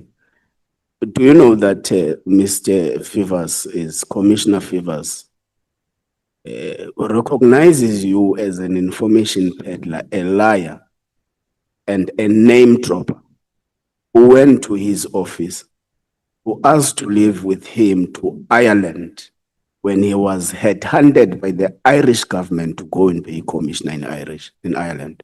What? I didn't understand that. What did you say? I am saying, do you know that Commissioner George Fivers regards you as a liar, an information peddler, a name dropper? And he says you went to his office when he was headhunted by the Irish government to go and preside over police in Ireland. This is the very first I'm hearing of it. I never went to his office. I didn't even know he was headhunted to go to Ireland. So I think somebody's fabricating these stories and passing it on to you. And I'm guessing it's probably people in crime intelligence. No, your guess is wrong. Who is it? Commissioner George Fivers said it himself in a public platform called African Renaissance Podcast. I've never seen that. So he's not crime intelligence. So he is lying. I suggest that possibly you have been misinformed. I've never gone to see George Fivers and asked him So to go he and is work in lying. Ireland.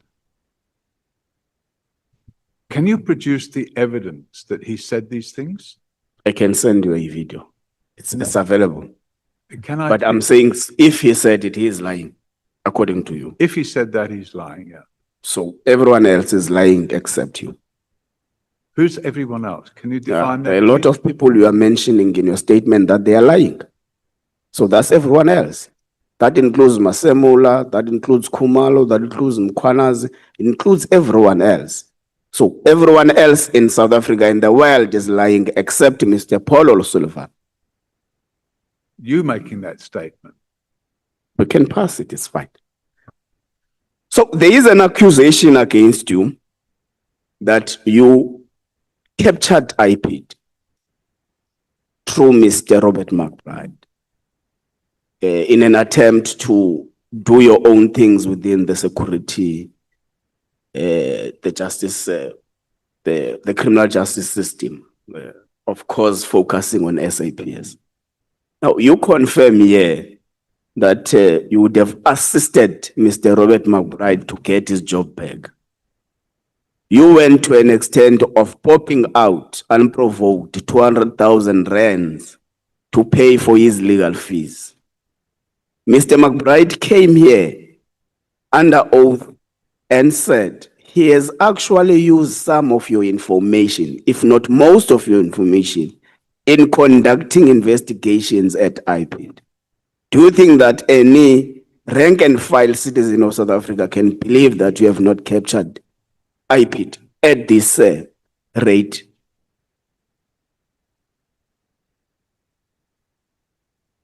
I can state categorically on the record, Chairman, that I did not capture IPID.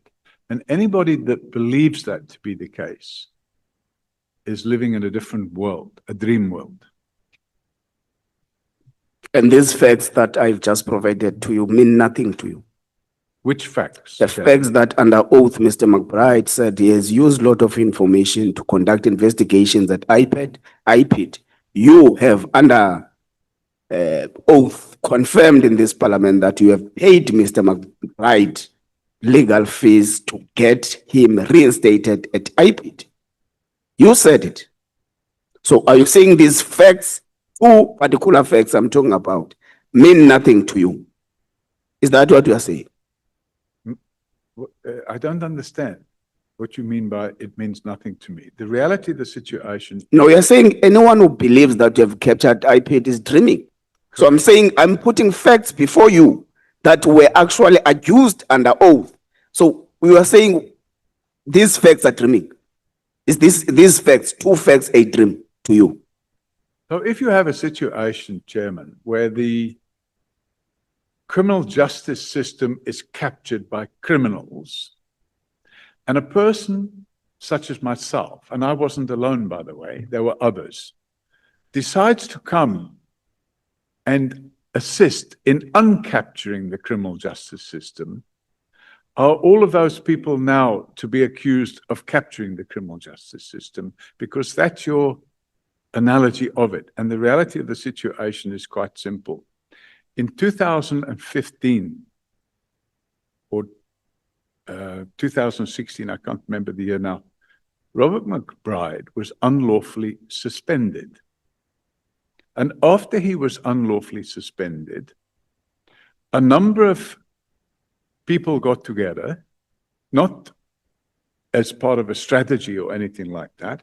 I found out that the Helen Suzman Foundation wanted to join as an amicus in an application that was being brought to set aside his suspension.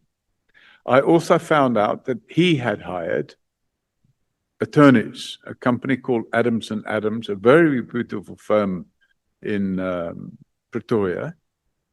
And I contacted the partner of that firm and I asked him, would it be acceptable to make a contribution towards the legal fees? I didn't ask for anything in return. What I wanted to see was McBride back in his job. I wanted to see Nclemesa out of his job, and I wanted What to do you see. stand to benefit when he's back at his job? Pardon? What do you stand to benefit when he is back at his job? What do I stand? What? Benefit when he I is don't back stand at to his job. benefit anything. It's what the country stands to benefit. Because what had happened, I had opened a criminal docket against the then acting commissioner of police. And instead of carrying out an investigation, IPID shelved it, and they shared a copy of it with General Pashlani. And General Pashlani then arranged for other police officials to come and unlawfully arrest me, drag me off a plane, assault me, torture me, and then start a process to arrest me and charge me on no fewer than, and I had to go to court on 6 different trials. And I spent 88 days in trial and 140 And days out of preparing. that 6 different trials, how many were withdrawn? 3 were withdrawn. I was acquitted on 3. Okay, let's proceed on this fact, on this aspect. Is it correct that the British military intelligence works closely with the MI5 for domestic operation and with MI6 for foreign operations? Now I think they do. Okay. But 40 years ago, I don't think they did. So you are not aware that at the time you were there, the MI5 and MI6 was working with the British military intelligence? 40 years ago, they weren't. Okay. So you are a property developer in UK in 1985. You suddenly become a tourist in South Africa and the Africa at large. You identify an interest of property development. As a former military agent of Britain, you enter the public service through being a reservist. When you have actually acquired citizenship within a very short space of time. In 1995, you're given a citizenship.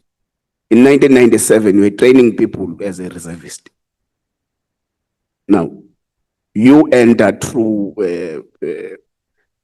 some unexplained properly ways of being at the airport and stuff. You get into the country, you open a forensic company, forensic investigation company. You also open an NGO, Justice which is one of the features actually foreign intelligence infiltrates foreign countries. So with this explanation of your history and your trajectory in South Africa, would you blame anyone who accuses you of being a foreign spy? That is the narrative of the corrupt. But do you blame them given these facts I'm putting before you? Yes, I do. That's the narrative of the corrupt generals in crime intelligence and the police service. And it's not a new narrative. It was first started by the late Jackie Celebi. It was peddled again by General Pashlani, and it's been peddled recently again by General Pashlani and by his comrade Cedric Nkabindi, and it was peddled again in this house by General Mkhwanazi. So there's this strategy to discredit the good work I've done in this country over the last 36 years. Okay. Who paid for who funded your property development business in South Africa? I did. You did? Yeah. But your company was still new, was established in 1985 in the UK. No, Chairman. So are you saying there you must- amassed necessary profit to restart a property development business in a foreign country? Before I came to live here, Chairman, I'd made property investments here.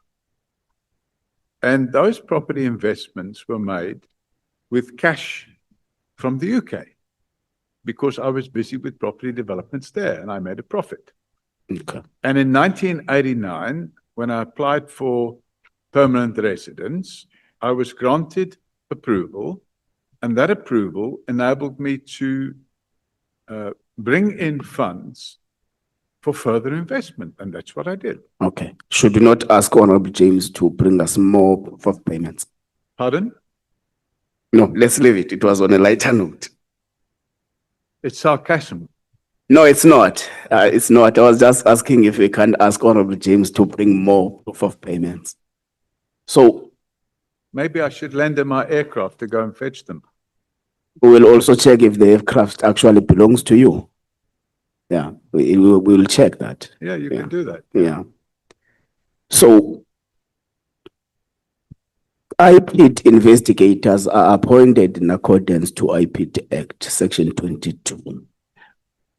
What business were you doing at Pahlani's house with IPID officials? I think I explained that in some detail, but I'm happy to explain it again. And it's covered in my statement in some detail. I opened the docket in February 2016. And after I opened the docket, the acting head of IPID, because Mr. McBride was on unlawful suspension, the acting head of IPID was a gentleman by the name of I think it was Israel Kamanyani. And while he was acting head of IPID, instead of carrying out or instructing the carrying out of the investigation, he passed a copy of the docket to General Pashlani. For 10 months, no investigation was carried out.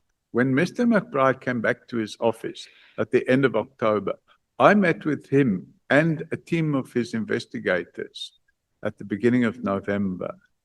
And after that meeting, I was informed by Mr. McBride that he was putting Mandla Mashlangu as the lead investigator on this investigation into General Pashlani. And Mandla Mashlangu, I met with him in the Spa shopping center across the road. And he asked me Mr. Sullivan, to can you show go back to the site at the Saple Hills estate? That's, Where you were there with IPID officials. that's what I'm talking about. We met at the shopping center across the road and he said, "Can you show me the house?" I said, "Yes, I can." So it was a coincidence No. that you were around and they did not know the house. No, they asked me to meet there, to show them the house. Okay. On what capacity were you part of investigation?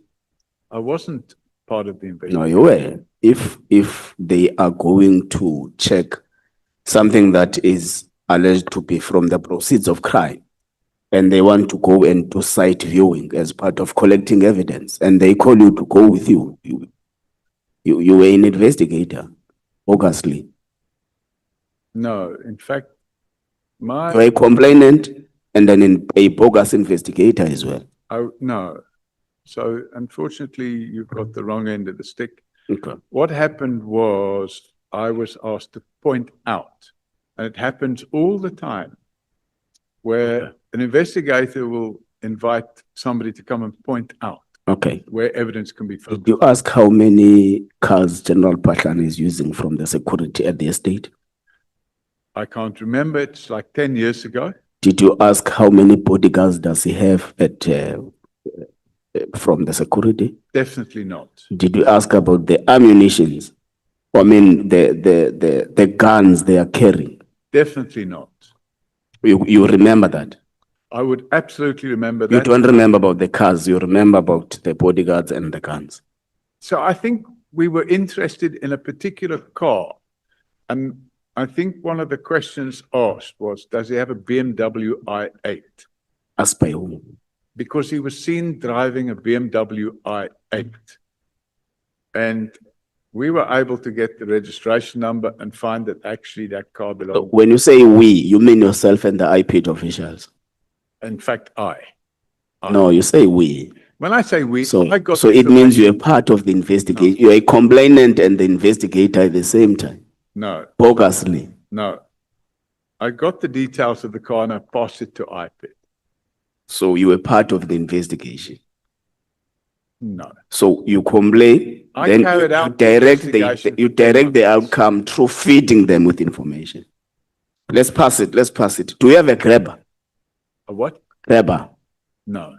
You don't have a grabber. I wouldn't know one if somebody put one in front of me. I've never seen a grabber. What is your response to the allegation that you have a grabber and you are illegally intercepting information from individuals? That's a complete lie. It's a lie. Yeah. So it's your evidence that it's a lie. 100% it's Okay. a lie. And the person that's stating that, I invite that person to take a polygraph test. Okay. What is your relationship with General Shadrack Sibiya? Again, I explained that in some detail earlier. It's only a professional relationship. I've explained that I don't know where he lives. I've never been to his house. I don't know any of his family members. I've never met any of his family members. The only time ever that I had any social interaction with him at all was in December 2016 when we had a braai, and it was a year-end braai, and he was invited. And at that stage, he was no longer working in the Who in did the police. bribe? At whose house were you? At a house in Bedford View. Whose house? It's owned by a company. Whose company? It's not my company. Whose company? A friend of mine owns that company. So your friend invited General Sibiya in a social bribe. My friend wasn't in the country. He allowed me. A friend of your friend is your friend. Pardon? No, you can proceed. Pardon? Saying you can proceed. I asked a friend if we could use the house, and there was a specific reason. And the reason was that the house had been originally, not originally, it had been through a number of people, but one of the tenants in the house a few years earlier had been Radovan Krejcir. He was a tenant in the house. It wasn't his house. And the journalist. So had- Radovan Krejcir is a drug lord according to you, no? I'm saying he's absolutely a drug lord. A drug lord. Yeah. So you coincidentally found yourself and General Sibiya with socializing with a drug lord in a braai session. He was in prison. He had lived in the house 10 years earlier. So he was no longer in the house. He was in prison. Okay. In fact, he was in prison on charges which I laid against him. Okay. That's fine. How many years have you been a forensic investigator? Well, we can say 25 years. 25. And amongst other things you've been investigating are close to the operations of the criminal justice system, SAPS and all that. No, so we investigate fraud. Yeah. We investigate, that's my firm, we investigate various offenses, mostly corporate fraud. When there's criminal dockets open, we expect the police and the prosecution service to comply with the necessary legislation and to prosecute the people involved. But when you have corruption within the police, which we have in South Africa, the problem is that the people don't get prosecuted. They get away with the crimes. And unfortunately, although we may mainly investigate fraud, there's a lot of other crimes going on, including murder, drug trafficking, rape. And the people that commit those crimes also don't get prosecuted. And that fault lies not necessarily with the NPA, but with corrupt police officials who take backhanders to make the docket vanish, or the docket is sold at court, or they release on bail and they're never seen again. And those defects in the criminal justice system is what results in 88 murders a day in South Africa. And I decided many, many years ago that if I could do something to reduce the level of crime in this country, it wouldn't only be to my benefit, it would be to the benefit of all South Africans. But in order for that to happen, we need a criminal justice system that works. And it doesn't work if the people at the helm are corrupt. Okay. So in these 25 years of being a forensic investigator, have you ever picked up any existence of any drug cartel that has got a corrupt relationship with SAPS authorities? Yes. You can elaborate? Well, there's a number of samples. There was one drug syndicate when I was at the working for AXA, which is 25 years ago, by the way. We were able to get video footage of drug mules arriving from places like Brazil. And instead of passing through the customs area where they could be liable to being searched, instead of passing through the customs area, when they arrived into the country, they were met by police officials.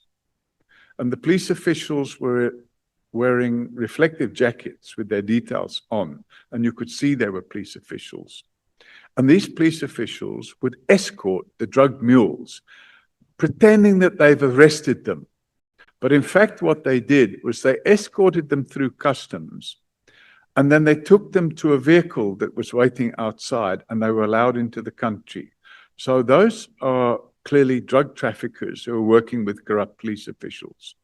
We found in the case of Radovan Krejcir that he was working with a guy called Michael Arsiotis, who's a Greek Cypriot, and they were peddling drugs that were coming in to South Africa and then being shipped to parts of Europe. So this area, the drugs were being shipped up there. And then Radovan Krejcir entered into a corrupt relationship with a general in the police, in fact, crime intelligence. His name was General Joey Mabasa. I discovered that General Joey Mabasa's wife was in business. A company had been formed between General Joey Mabasa's wife and Radovan Krejcir's wife. So that was how General Mabasa was getting funded. Then we had the situation of the Paparas family, Stefanos Paparas and Dimitri Paparas. And their corrupt relationship was with Glenn Agliotti and Jackie Celebi. Okay, I think those scenarios are enough. You have actually met them. What I was expecting. Now, you speak about also the fluctuating budgeting of both the PKTT and the crime intelligence. Sorry, I'm the fluctuating what? Budget. That it was 93 million at some point, and I had no knowledge, Chair, of the budget of PKTT. In fact, I didn't even know of the existence of PKTT until the 6th of July last year. okay. So you have no comment whether it was appropriate at this stage to disband it or not. No knowledge whatsoever. I knew nothing. As I said, I didn't even know of the PKTT. I had no knowledge of it whatsoever. I had no knowledge and still don't have any knowledge of the budget and what they do. Only what I've seen in the media since the 6th of July last year. Okay. You also make mention of what is wrongly done within the crime intelligence. And amongst other things, you speak about the inappropriate hiring of relatives, talk about buying of farms that are not used for the operations of crime intelligence, speak about buying houses and all that. Are you able to share with us who is doing that? Who are these people who have hired relatives? Do you have the actual proof of the farms and the houses that you can share with us, even if it's after the session, if you want to? Chairman. Yeah, I'm the acting chair, you can proceed. Pardon? I am the acting chair when the chair is not here. Okay. So you are still on my hands. You're the referee. So, Chairman, the reality of the situation is that, sorry, I just forgot the question again. I'm saying you accuse crime intelligence authorities of of misuse of the Secret Services fund. What we need to do, Chairman, is to turn the clock back to 2010. And sorry, not 2010, 2000. And in the year 2000, which is 26 years ago, the provincial head of crime intelligence, sorry, I think it's 2005. The provincial head of crime intelligence was Major General Richard Mdluli. And Major General Richard Mdluli was promoted and became the divisional commander of crime intelligence. And after he became the divisional commander of crime intelligence, he gave somewhere in the region of about a dozen jobs to family members. They bought properties, he bought privately, and took bonds out for those properties. And then he rented those properties to crime intelligence using slush funds to pay the rent, which he then used to pay the bond on his house. And more recently, like in the last few years, we've had houses in Cape Town that would be rented out during the holiday season.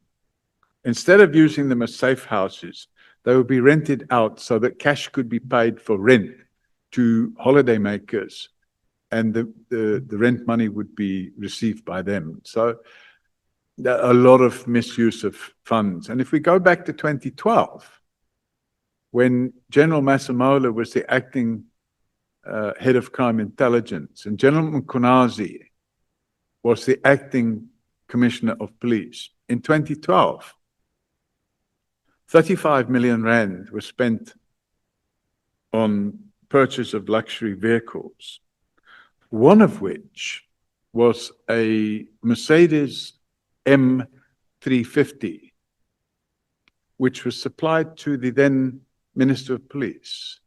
So, unlawfully, of course. So you have all these things going on. And then, of course, we have refurbishment works carried out at safe houses. And the refurbishment works were the production of invoices. I think General Nemathansela, I'm sorry if I pronounce it wrong, was arrested and charged for fabricating invoices and sharing the money he got from the Crime Intelligence Slush Fund with the person that fabricated the invoice with him. So you have all this abuse of the slush fund. And during the same period, the slush fund rises by 500% when inflation was only 113%. Thank you. You say at paragraph 57 that there is a third force in the crime intelligence of South Africa. Can you describe the nature of that third force? Yes. So, Chairman, during the period what we can call state capture, during the period what we can call state capture, this third force became quite active. We had an intelligence minister by the name of David Mhlobo, who worked together with people from crime intelligence and National Intelligence Agency, which at the time I believe was being run by a gentleman by the name of Arthur Fraser. And what they did was they created a parallel intelligence infrastructure. And this is all set out in a very detailed affidavit, which we took. And it's not included in these papers because I didn't know you would pop out and ask a question. But we took a very detailed affidavit and we supplied it to the committee of inquiry that was set up by President Ramaphosa in 2018 to look into the intelligence services. And in there, it explained how the phones of political opponents were being tapped. And if we look at the example of Richard, and that was now the National Intelligence Agency and crime intelligence doing that. And if we look at the example of crime intelligence officials putting documents together, what we could say were manufactured using AI and creating false evidence and laying down false evidence trails and paying public funds.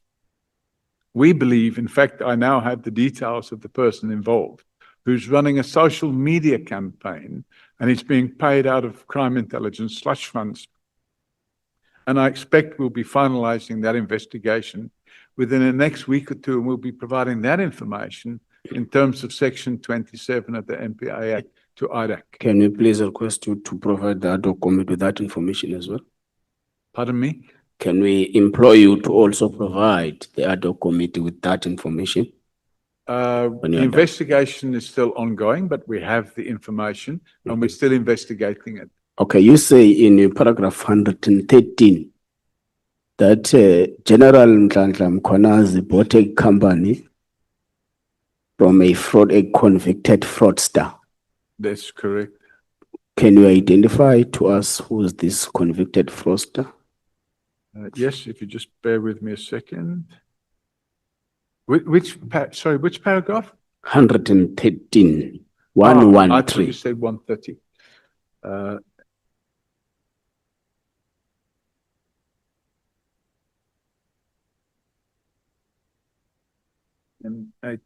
If you look at page M, okay, it's 833. So It is now 12:45. May you please stop speaking and pass the microphone to the next speaker. should I answer the question, Chairman? No, the time of the member is done. We are now on the next speaker. That is Honorable Nombalo. Thank you very much, Chair. Good afternoon, Mr. O'Sullivan. Good afternoon. Let's start here on paragraph 37. You say, open quote, Your time expires at 1:25. Noted, Chair. Open code. Sorry, Mr. which Mbeki, paragraph? Sorry. paragraph 37 of your statement. Can I read meanwhile? You are saying Mbeki tried to save Celebi and Thabo Mbeki. Okay, Thabo Mbeki tried to influence Celebi to arrest Zuma. I'm just quoting only that part. Mhm. Should I understand this to be suggestive of a proposition that President Mbeki used state institutions to settle political scores? That would And certainly. I'm afraid Sorry, I that thought you finished. I think let me say this before we go further. I'm going to cut you because I've got a couple of questions that I've prepared for you. So Can I would can not I be ask meaning, one at a time? I would not be meaning, yes, I'll ask one at a time. I will be not be meaning to be funny when I cut you. It will be out of my genuine panic for time. So can you respond to the first question I've asked? Sorry, you've now broken my chain of Should thought. should I rephrase? Yes, please. On paragraph 37, you are saying, Thabo Mbeki tried to influence Celebi to arrest Zuma.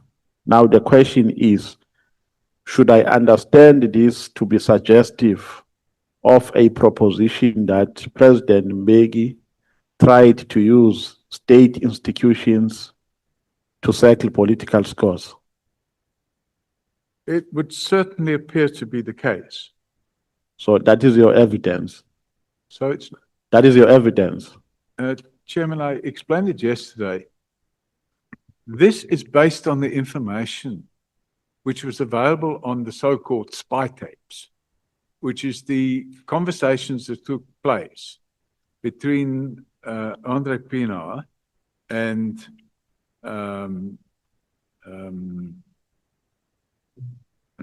I can't. No, remember it's his fine name. if you forget. Let's Leonard- move to. Okay, let's. Leonard McCarthy. I think I've gotten what I wanted.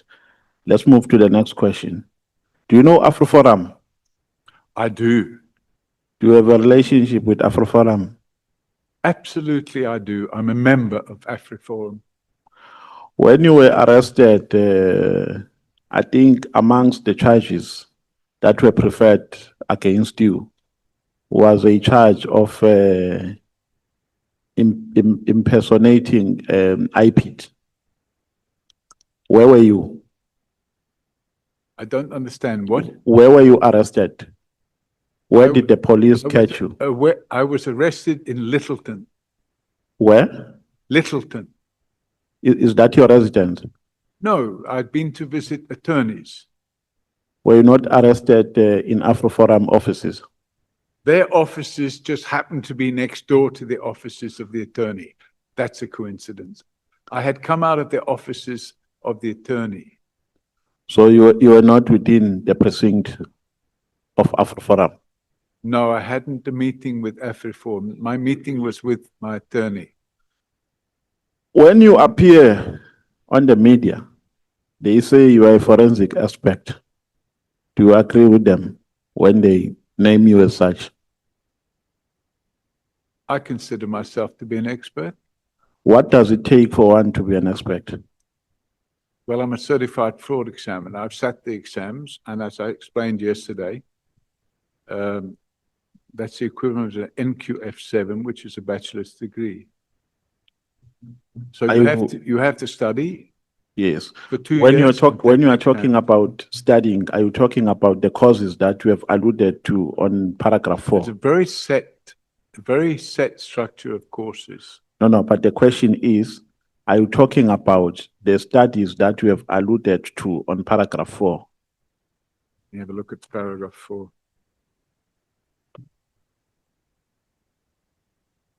Certified fraud examiner, that's 4.2. Yes. Yes. And that's all. Yes. And So that makes you to be a forensic expert. in respect of fraud. So you've got forensic experts that specialize in ballistics. You have forensic experts that specialize in medical. Okay. You know, like, Let me test the authenticity pardon?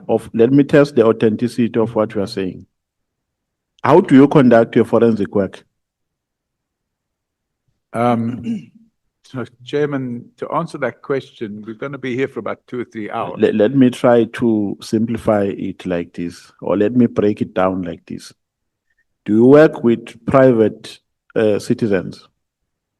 Do you do investigations for them? If I come to your office and say, I want you to investigate this particular matter for me, do you take such instructions? Chairman, we have a number of corporate clients who come to us with fraud investigations, and we're experts, and we carry out those fraud investigations. Do you take instructions from individuals? We do from time to time. So what is the process? I come to your office, how much do I pay on day one? Do I pay for consultation? No, the first consultation you don't pay for. First of all, we want to know the nature of the investigation.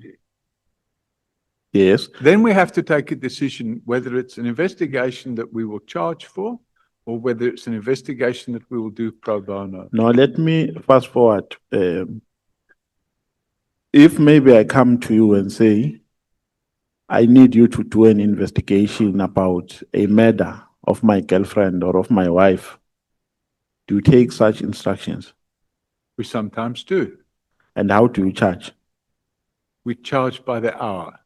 You charge per hour. Depending on the resources that we use. So it's not me that does all So that. which document guides your fees? It depends. At the time, it's an hourly rate. So we have a rate that we charge per hour. Yeah, but I'm talking about a legal document. Yes, we have a mandate. That guides your fees. We have a mandate that you don't take them from your head. No. There must be a document. Yes. Yes. I'm agreeing with you. So what's the name of that document? A mandate. Okay. Do you know a family? This family is a family of Itumeleng Tsenase, who was brutally murdered in May 2019.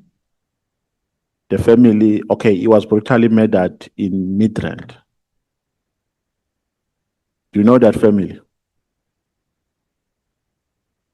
It seems to ring a bell. Is it a lady that was strangled? Yes, strangled to death. Do you know that family? I can't remember the case, but it seems to ring a bell, yes. Do you have their file in your office? On every case that we have, we keep the files. We keep them for 6 years. How much did you take from that family? I don't know. I'd have to look at the file. I know. You took 115,000 rand. That's the deposit. Yes. Yes. You took that 115,000 rand. You promised to investigate the murder of their child. You never even produced a single progress report to them. Why did you do that? So I can't answer without looking. What was the name? How do you spell the surname? No, the name is the name. Which name are you talking about? The surname. The surname is Tsenase. It's Tsenase. If you can speak through the mic. If you can speak through the mic, please. Yes, I'm asking for the initials. TS. It's T. TS. Yes. S for Sullivan. E. N-A-S-E.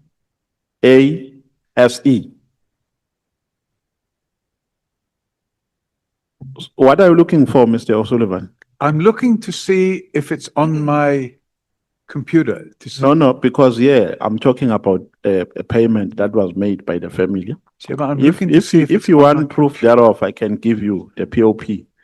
They paid you 115,000. Well have, but you've asked me about the matter. I would like to see. About? You've asked me. I can tell you exactly what it's about. The lady's name was Rose Tenasi. No. No. Please It don't. wasn't Rose Sinatra. No, don't be all over the place, please. Here, a person under which you open the file is Rose Ntabiseng Tsenase, That's what I'm just said. who was Rose a Sinatra. sister, who is a sister to Itumeleng Tsenase. And you took an amount of 115,000. You promised to investigate their matter. You never even produced a single progress report to the family. Why did you do that? That's not true. What happened? If Well, it's not true, then you must dispute with facts. Yeah, well, if you would have told me in advance, I would have been able to look up. Yes, and then dispute what the facts. happened? No, but you can't look forever because we are chowing my time here. Well, then, can I respectfully suggest that you allow me to go back and do the research and then send it to the chairman? So you can't remember. This is a very big matter. And it was all over the news. So you can't even recall what transpired in relation to this matter. Chairman, we have lots of clients. I have a firm of many investigators and we have lots of clients. I must now be expected to remember every single case inside out. It's impossible. Okay, no, it's fine. It's fine. You said you charge per hour. And then this family gave you an amount of 115,000 upon consultation. So how do you justify that? We take a deposit up front, Chairman. A deposit of 115,000? A deposit of 115,000. I mean, where is that regulated? Where do you take that amount from? It's an assigned mandate. Where? A mandate. So it says you must take an amount of 115,000. So if you're going to investigate something, you have to have a deposit before you start work. Mr. O'Sullivan. Sorry, you're interrupting me. You can't possibly do the work and then invoice and find that the person didn't pay you. Okay. So if you get a payment up front, you can then do the work. Okay. Now, do you find it appropriate to take an amount of 115,000 from a family, from a desperate family like this one, and promise to investigate murder of their child and not revert to them? Do you find that to be ethical? That's not what happened, Chair. No, I'm not saying it If happened. that happened, Let's leave that because you are saying you want to refresh your memory. I'm looking at my But I'm emails saying now. now, generally speaking, do you find it appropriate to take an amount of 150,000, and 15,000 from a desperate family and promise to investigate the murder of their child and not tender them with even single progress report? Is that appropriate? That's not what happened. No, is that appropriate? Is that appropriate? If it happened, it would not be appropriate. And I won't be wrong if I say that is extortion. No, That is extortion. it's not what happened. No, but that is extortion. Chairman, I have the emails here. And what the member wants to do is to use his parliamentary privilege to defame me. But he's not allowing me to explain what took place. No, but I've allowed you to No, explain. I'm going to And you explain it said- now because I found the information. Yes, So this is the email that I sent yes. to Ms. Sanasi. What does it say? I'm going to read it to you. You wait a second, please.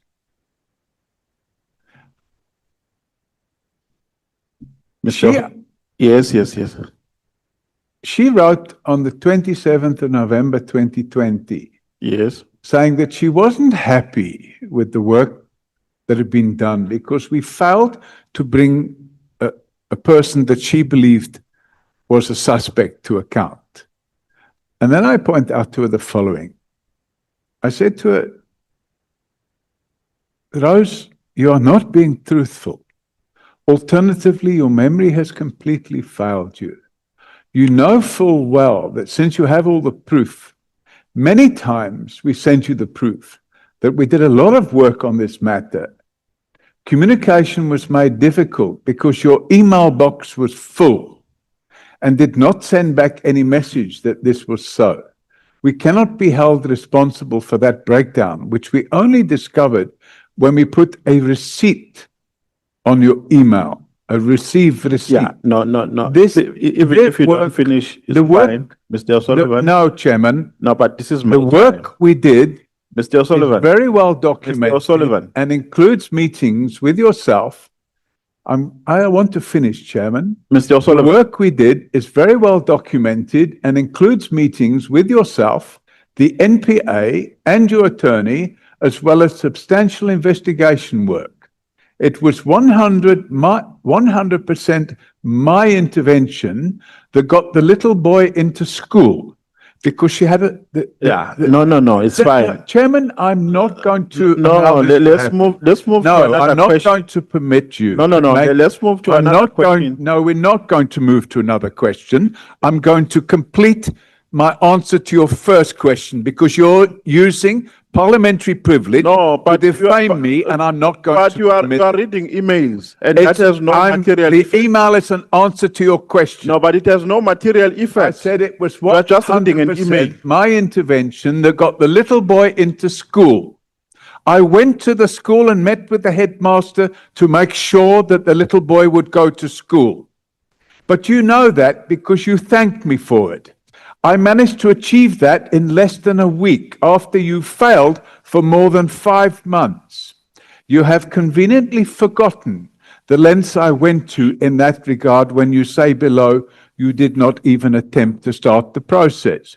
It was never a part of our mandate to assist with getting the boy into school, but we did it because we care.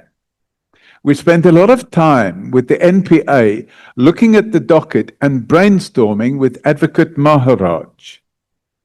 Your problem is that you wanted us to do things that would have been unlawful, and we were not prepared to do that. After which you became most argumentative, and I then decided, Mr. O'Sullivan, to terminate your Can I be protected? I then decided Chairperson. to terminate your contract Chair. and write off Chair. what was owing at that time. Chairperson, can I be protected? I record that you wanted us to lie Chair, can to I be the court protected? in Randburg Mr. O'Sullivan, by you are saying showing my that time. Khan was Desperate. the suspect in the murder of the deceased, Chair, may I be which was not protected? true, as we could find no evidence linking him Chairperson, to may I the be murder. protected? Chair, may I be Despite protected? looking very hard, lying to the court would have amounted to an offence on our side, something we were not prepared to do.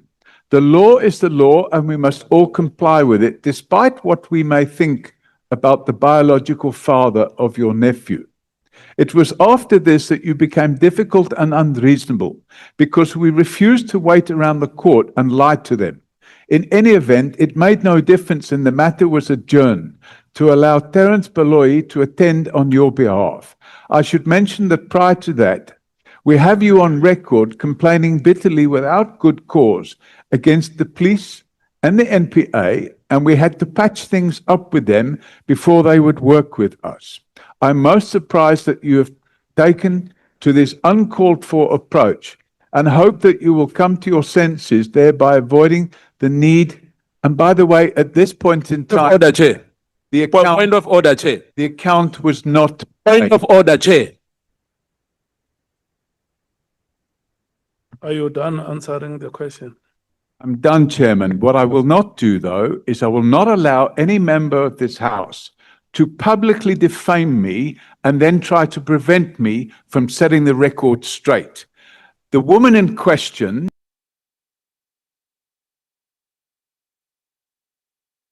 the client in question, we ran up 200,000 Rand. She paid 115,000 Rand. We wrote off the balance because she asked us to break the law and lie to the court. And the honourable member should not use that and accuse me of extortion. Thank you, Chairman. Chair, can I proceed? Yeah. Chair, can I be protected, please? Because he's chowing my time and he's doing this deliberately. Look, He's wrong and is reading an essay Look which I have at it. not. okay, you Which can talk to him. no, Chair. I'm saying the witness must respond in accordance with my guidance because I am the one who's asking questions. Now he's doing this deliberately to chow my time. And if you don't protect me, then I'm helpless under the circumstances because you are the chair who should protect me. But let's move on, Chair. Chairman, On paragraph 170, you say, the reality is that since Commissioner George Fizas, there has not been a single competent commissioner of police. So Commissioner George Fizas is a white man. You know that. It's common cause. It's known by everyone. I thought he was colored. Yes, he's colored. Yes. Do you have any proof that you can produce which shows that he was competent? The reason I used Commissioner George Fivers, Chairman, is because the next commissioner after George Fivers, I'm not saying here that Commissioner George Fivers was competent. I'm saying since Commissioner George Fivers, because the next commissioner after George Fivers was Jackie Celebi, Chairman. So I'm not saying, it doesn't say here, George Fivers was the most competent police official, and since then there hasn't been one. It says, since George Fivers, there hasn't been a competent. Well, let me ask you like this. Was he competent? I have no knowledge. You have no knowledge. No. Then why are you making this statement? Because I'm saying. Why are you making this comparison? Because I'm saying since George Fivers. I'm not saying George Fivers was competent. I'm saying maybe I should have changed the word after. Take out the word since and write after. Because after George Fivers, in other words, starting with Jackie Celebi, there hasn't been a competent Okay. commissioner. On paragraph 164, you say, open quote. 164. Yes. I've been reliably informed that MKP, EFF, and Action SA have been working with corrupt crime intelligence officials. Who are those crime intelligence officials that the MK Party, EFF, and Action SA are working with? If I had their names, I'd put them on the floor right now. But I don't have their names, Chairman. But I have been reliably informed, and the proof is right here in this house. Okay. When you have people producing documents which they are in unlawful possession of, by way of example, Act 70 of 2002 makes it very clear that if you are in possession of downloads from somebody, and I'm using this as an example, if you are in possession of downloads of somebody's cellular phone without their consent, you've committed a criminal offense. And by the way, it carries a 10-year prison sentence. And we know for a fact that the people that had those downloads were the people connected to Bashlane and crime intelligence. So the reality is that these documents are being dished around in that fashion. So it's an allegation, and I stand by it. Yeah, no, it's fine. Even if it's an allegation, here we're doing an investigation. So when you come with an allegation, you must come with proof, because we are not just investigating for the sake of investigating here. We want proof so that we can probe and make a determination. Now, who told you that? Because here we have members who have appeared before this committee, members of parliament. So if they are members of the MK Party, EFF, and Action SA, who are in cahoots with lawbreakers, they must also come and appear before this committee. Now, who told you? I'm interested in probing this. Who told you that the MK Party, EFF, and Action SA are working with corrupt crime intelligence officials? Bring that name so that we can take this thing further. Confidential informant. So you are putting something in your statement for which you are not willing to testify. or to bring proof? I am testifying, a confidential informant. No, but I'm Unfortunately, saying, give us proof, Mr. O'Sullivan.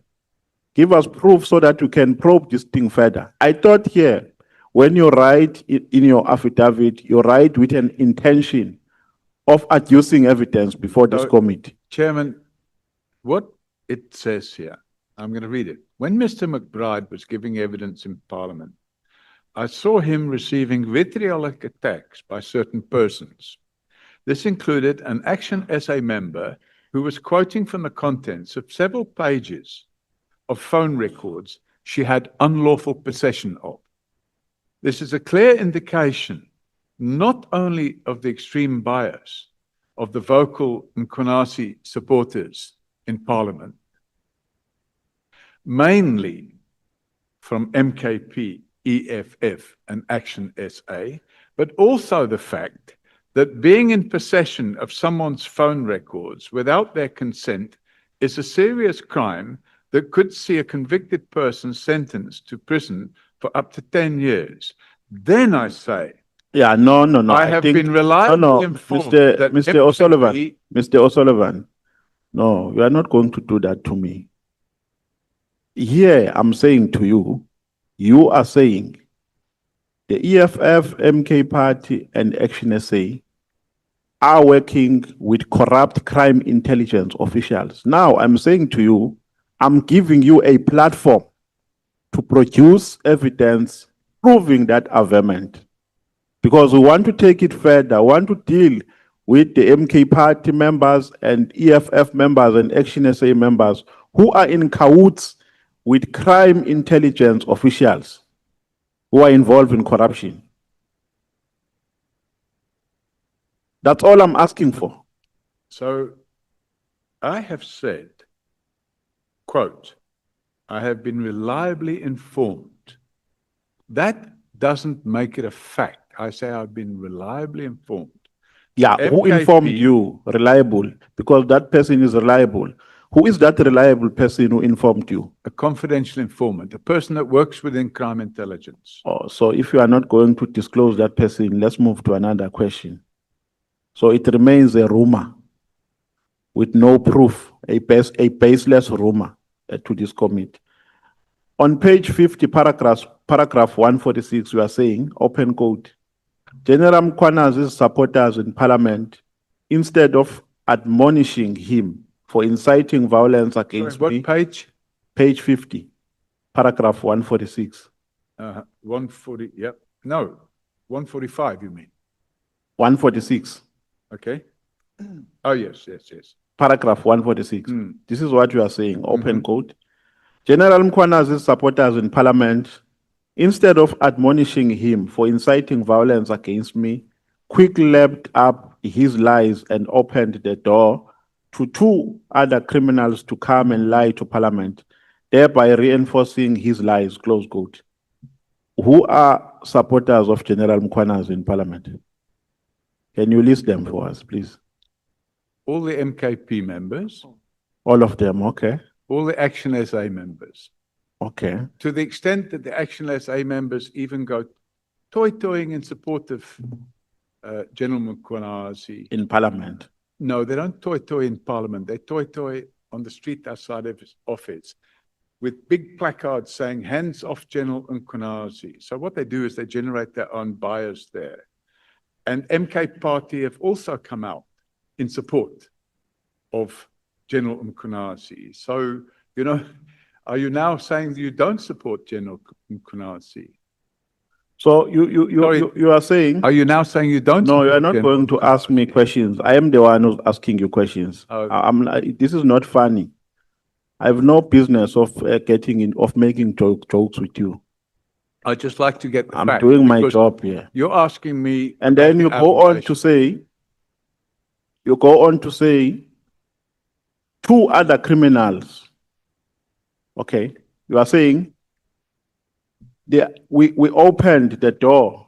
Okay, you are saying these people opened the door to two other criminals to come and lie to Parliament. Who are those two criminals? Named here. Yeah, who are they? I want you to state them on record. Nkabindi? So Ngabinde is a criminal. Absolutely. And who? Pashlani, Patlane is a criminal. absolutely. Was Patlane ever evicted in a court of law? Ever what? Evicted? You mean convicted?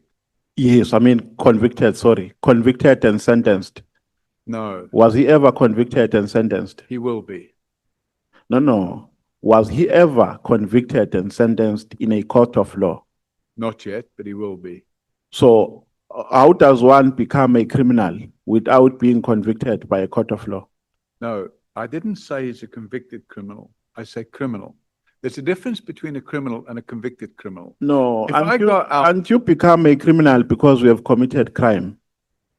No, excuse me, Chair.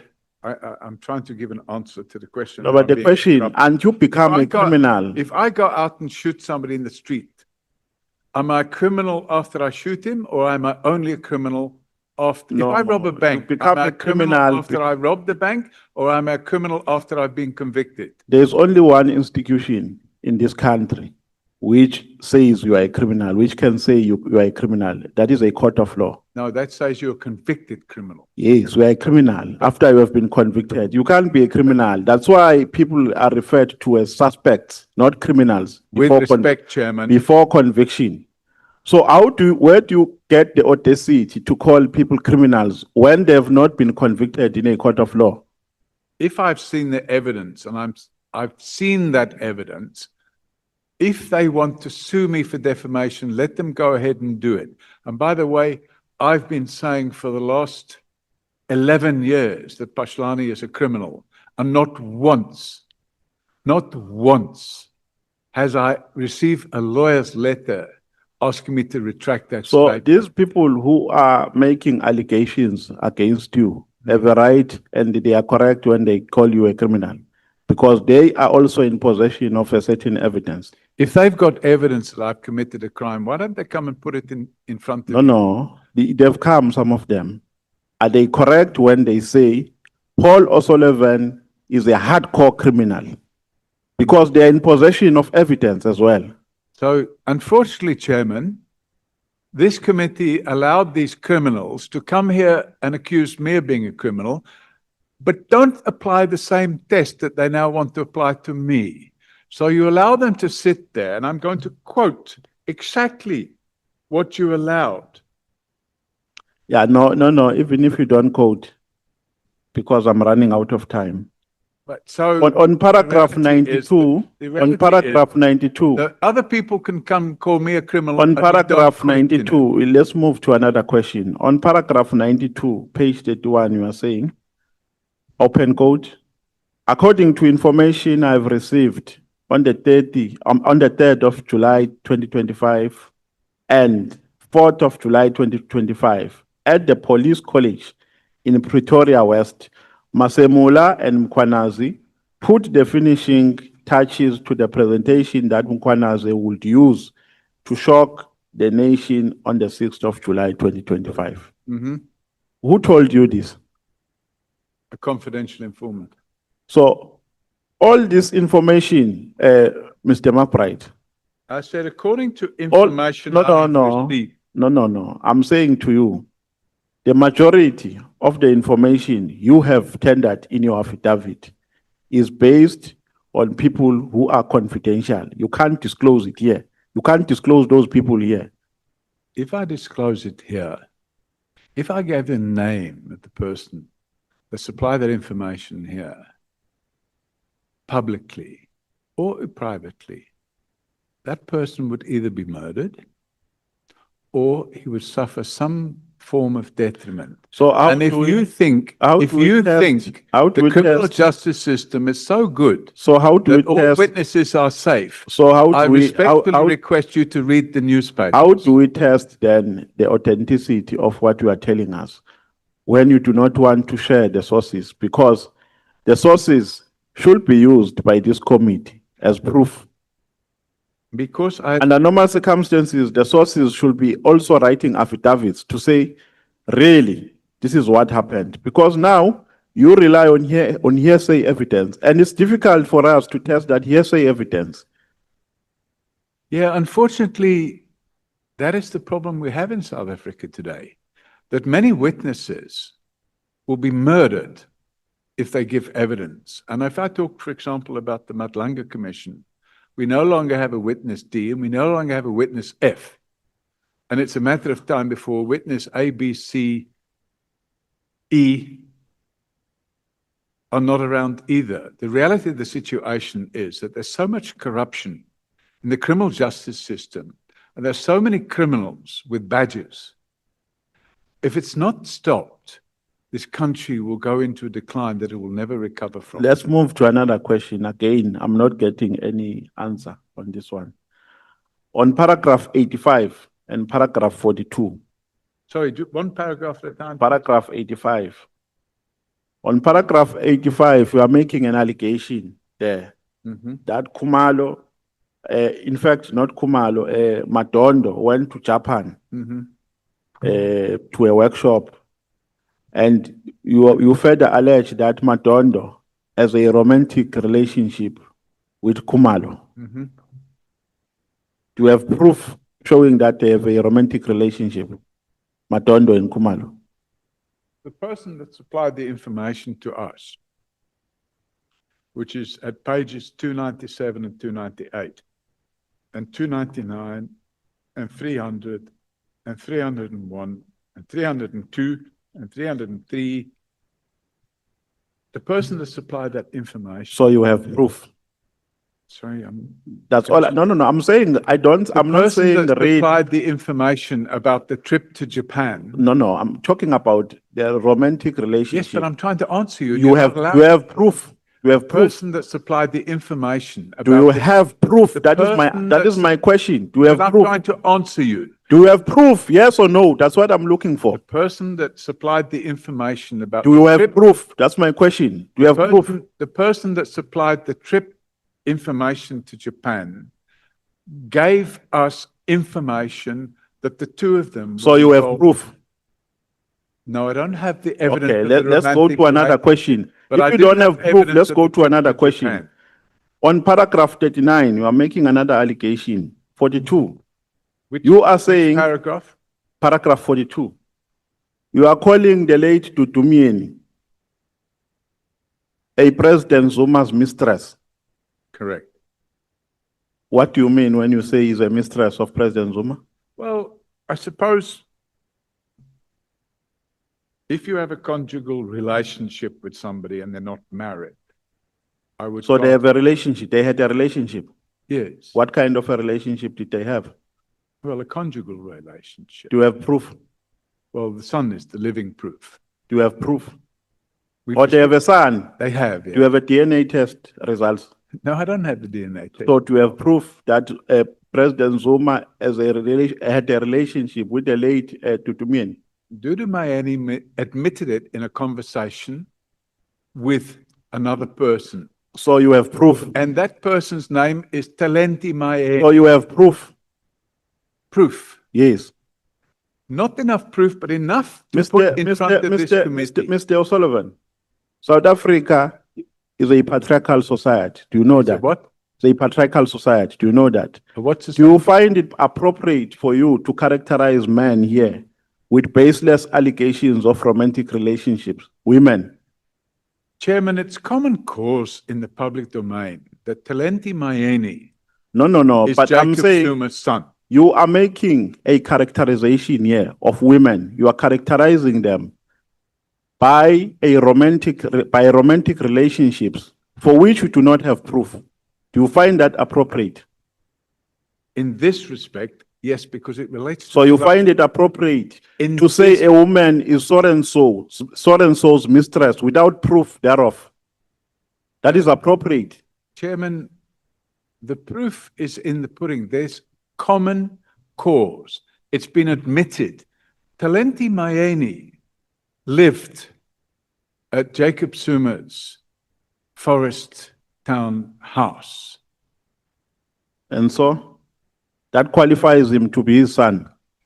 Chairman, he regularly repeated the fact that Jacob Zuma was his father. Olo Sullivan, Yeah. may you please stop speaking? Okay, thank you, Chairman. It's now time for break. We're coming back at 14 hours. we are going to take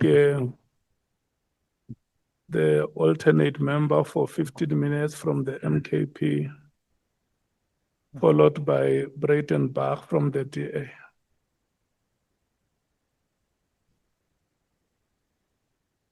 The four speakers will be Shongwe, Breitenbach, Honorable Thopa, Honorable Malema, and then Honorable Mwango.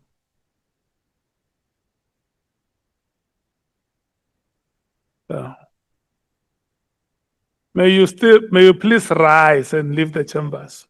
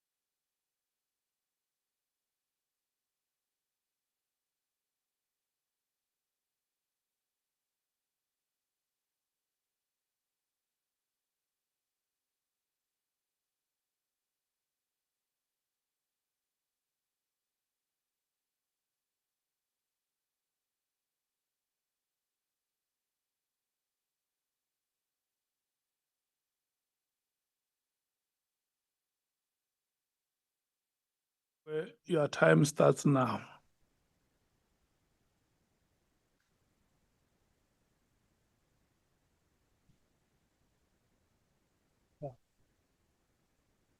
But if you Mfoka Sullivan, usondele la sixoxa. Kuze ngathi ngamdlulela inamba. Wathi umoya Mfoka Sullivan wena unentombi othandana nayo. Hello mama. Uphila unjani? Ngiyaphila.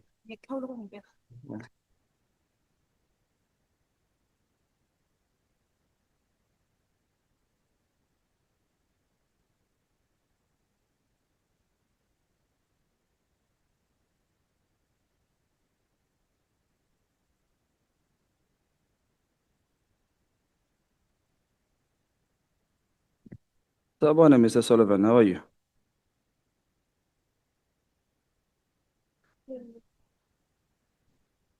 Are you good? I take it they've asked you most of the questions. Pardon? They've asked you most of the questions that I wanted to ask, but I'll ask you few. What's in this bag? How much is in this bag? Sorry? How much is in this bag? How much what? How much money is in this bag? I have no idea. Then how do you know that General Mkwanaze had money in his account, in his Louis Vuitton bag? Did you see the money? I never said there was money in a Louis Vuitton bag. Oh, you didn't? No. Did you see him being given a Louis Vuitton bag as a gift? No, I didn't see that. So how come you're saying that he was given a gift of a Louis Vuitton bag which he gave to his wife? If you wait, I'll show you Were you there? No, You were not there. it was all over That's the the, person who told you. it was all over it was in the media. Oh. Oh, it was in the media that President Ramaphosa bought money and hid it under the sofa. So was that true? Because it was in the media as well. Does it mean he stole the money? I'm not saying it's true here. I'm saying these are the allegations. Do you believe them? I do. Do you believe that Ramaphosa stole money? I don't know. I haven't looked at that. Did you look at the other one, the Louis Vuitton?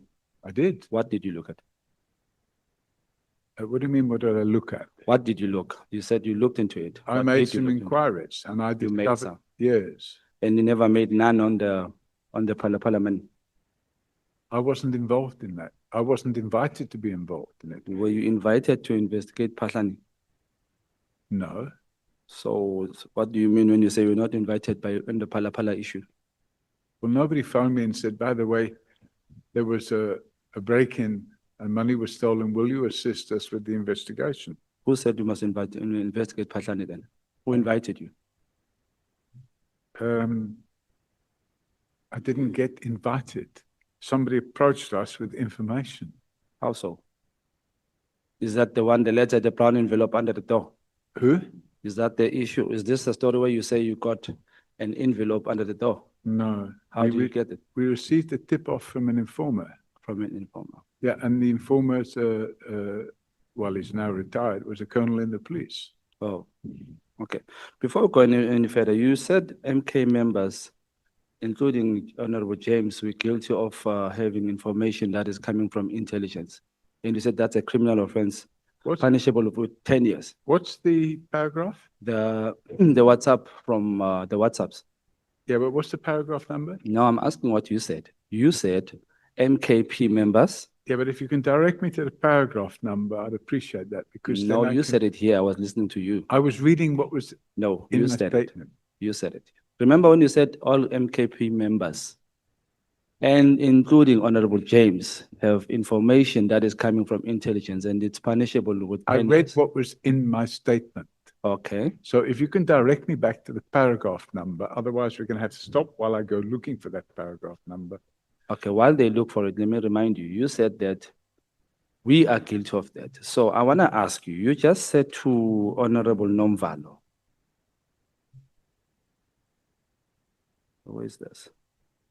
You got information from reliable reliable, what did you say? Sources, yes. Within the intelligence. Were you telling the truth or were you lying? I was telling the truth. So isn't that the same thing you are accusing us of? What accusation? Getting information that was not supposed to be in our hands.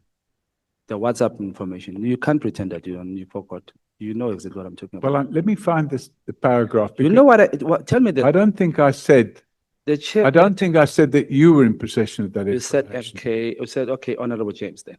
Yes.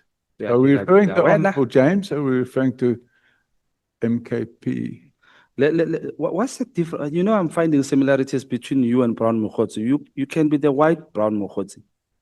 Pardon? It's fine, leave it there. Chair said I must not say you are a liar. Chair, please reconstruct this sentence for me. Are you a liar or a slow learner? Because you say you were in an accident, and in this accident, you forget things. You forgot your Afrikaans. You forgot your entire fluent Afrikaans. Okay, But let me explain to you something. Yes. Because you make these allegations and then you. No, you I'm confirm- repeating what you said. I'm not making any allegation.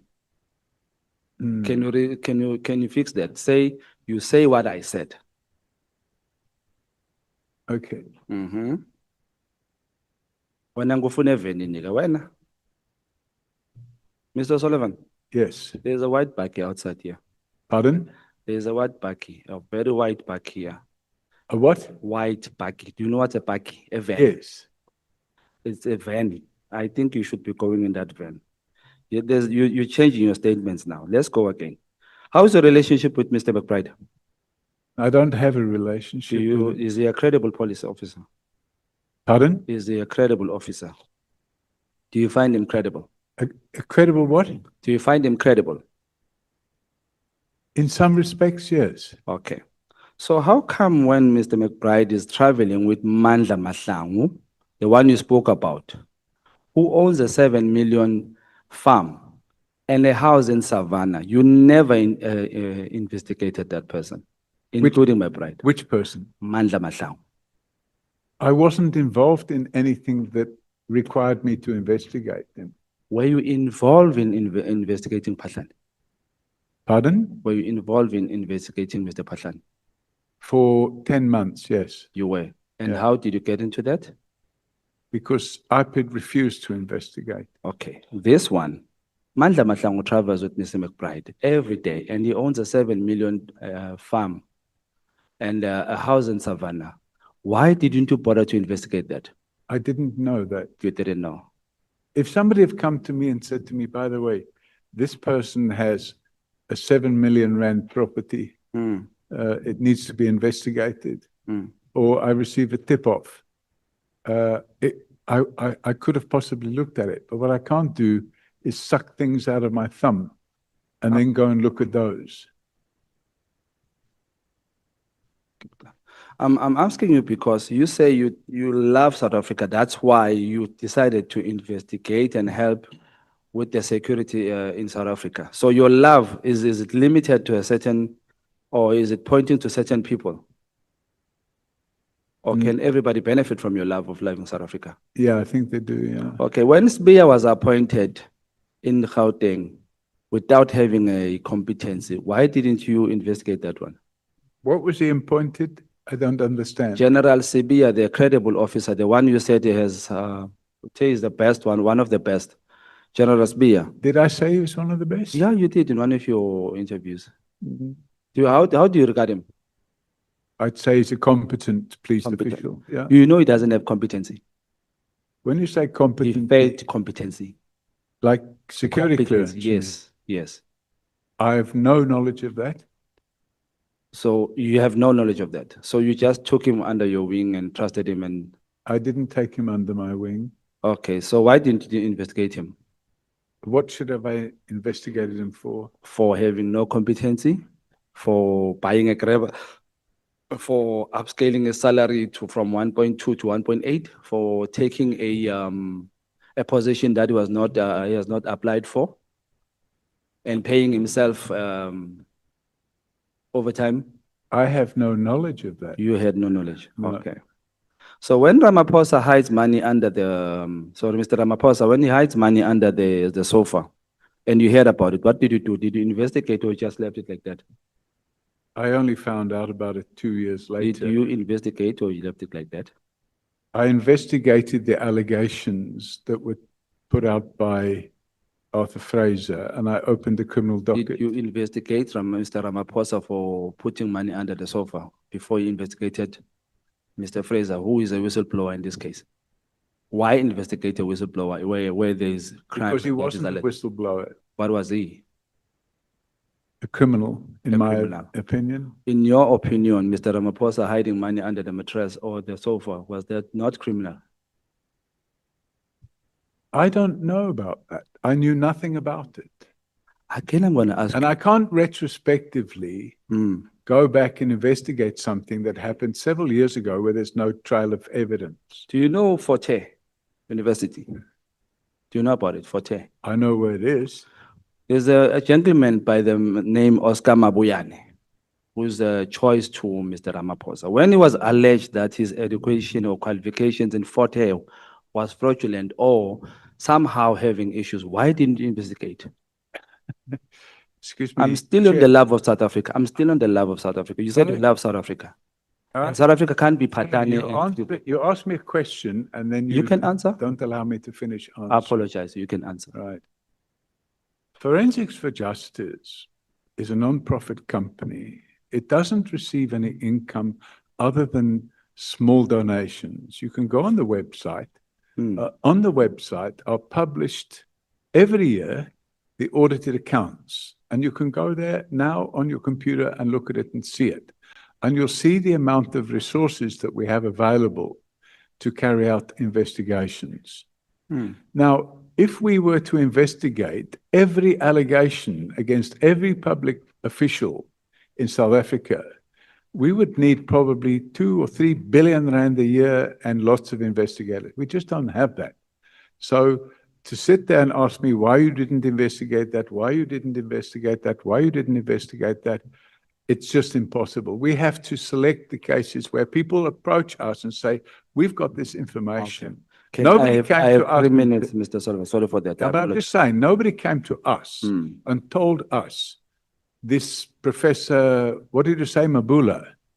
Oscar Mabuyane, he's a premier in Eastern Cape. Okay, nobody came to us and said, Are you this going to investigate since I'm telling you now? nobody came to us. I'm coming to you now. Are you going to investigate?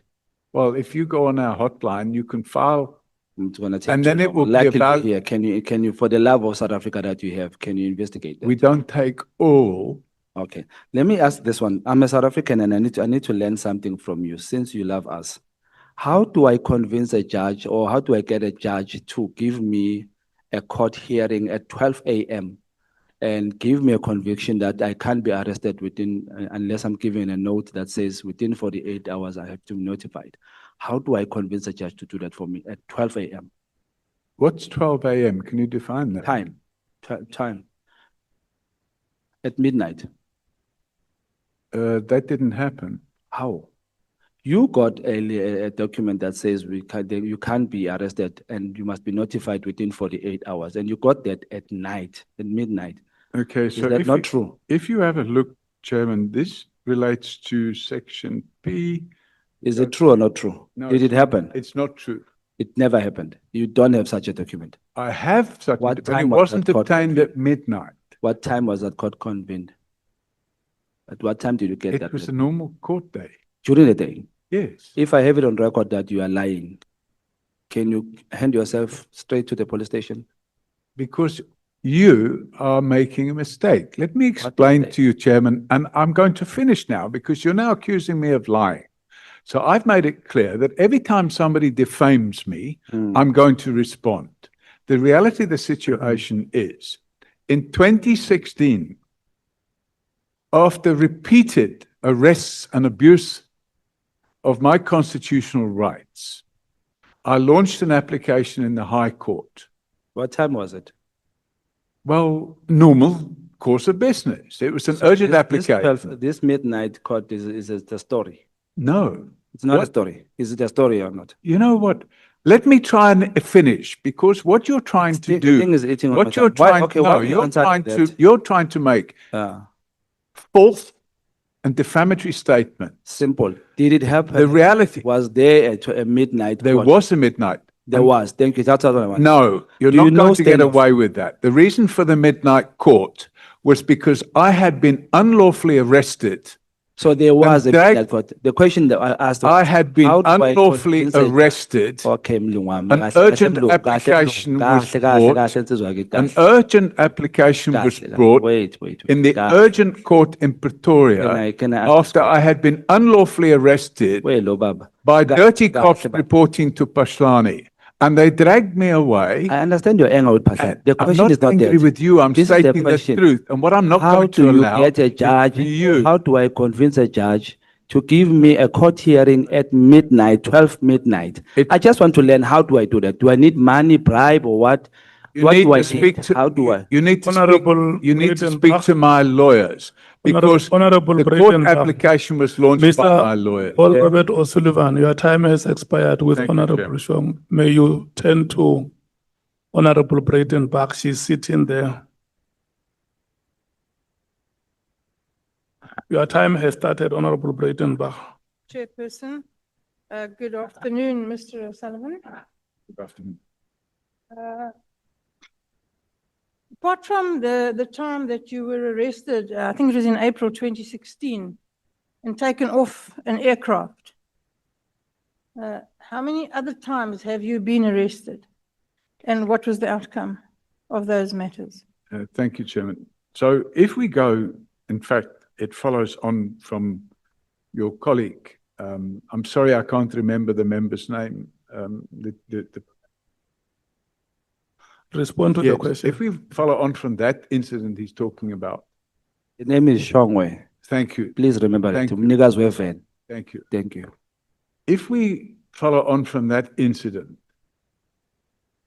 I was arrested at 4 o'clock in the afternoon, or 3:30 or 4 o'clock in the afternoon, on the 12th of February, 2017.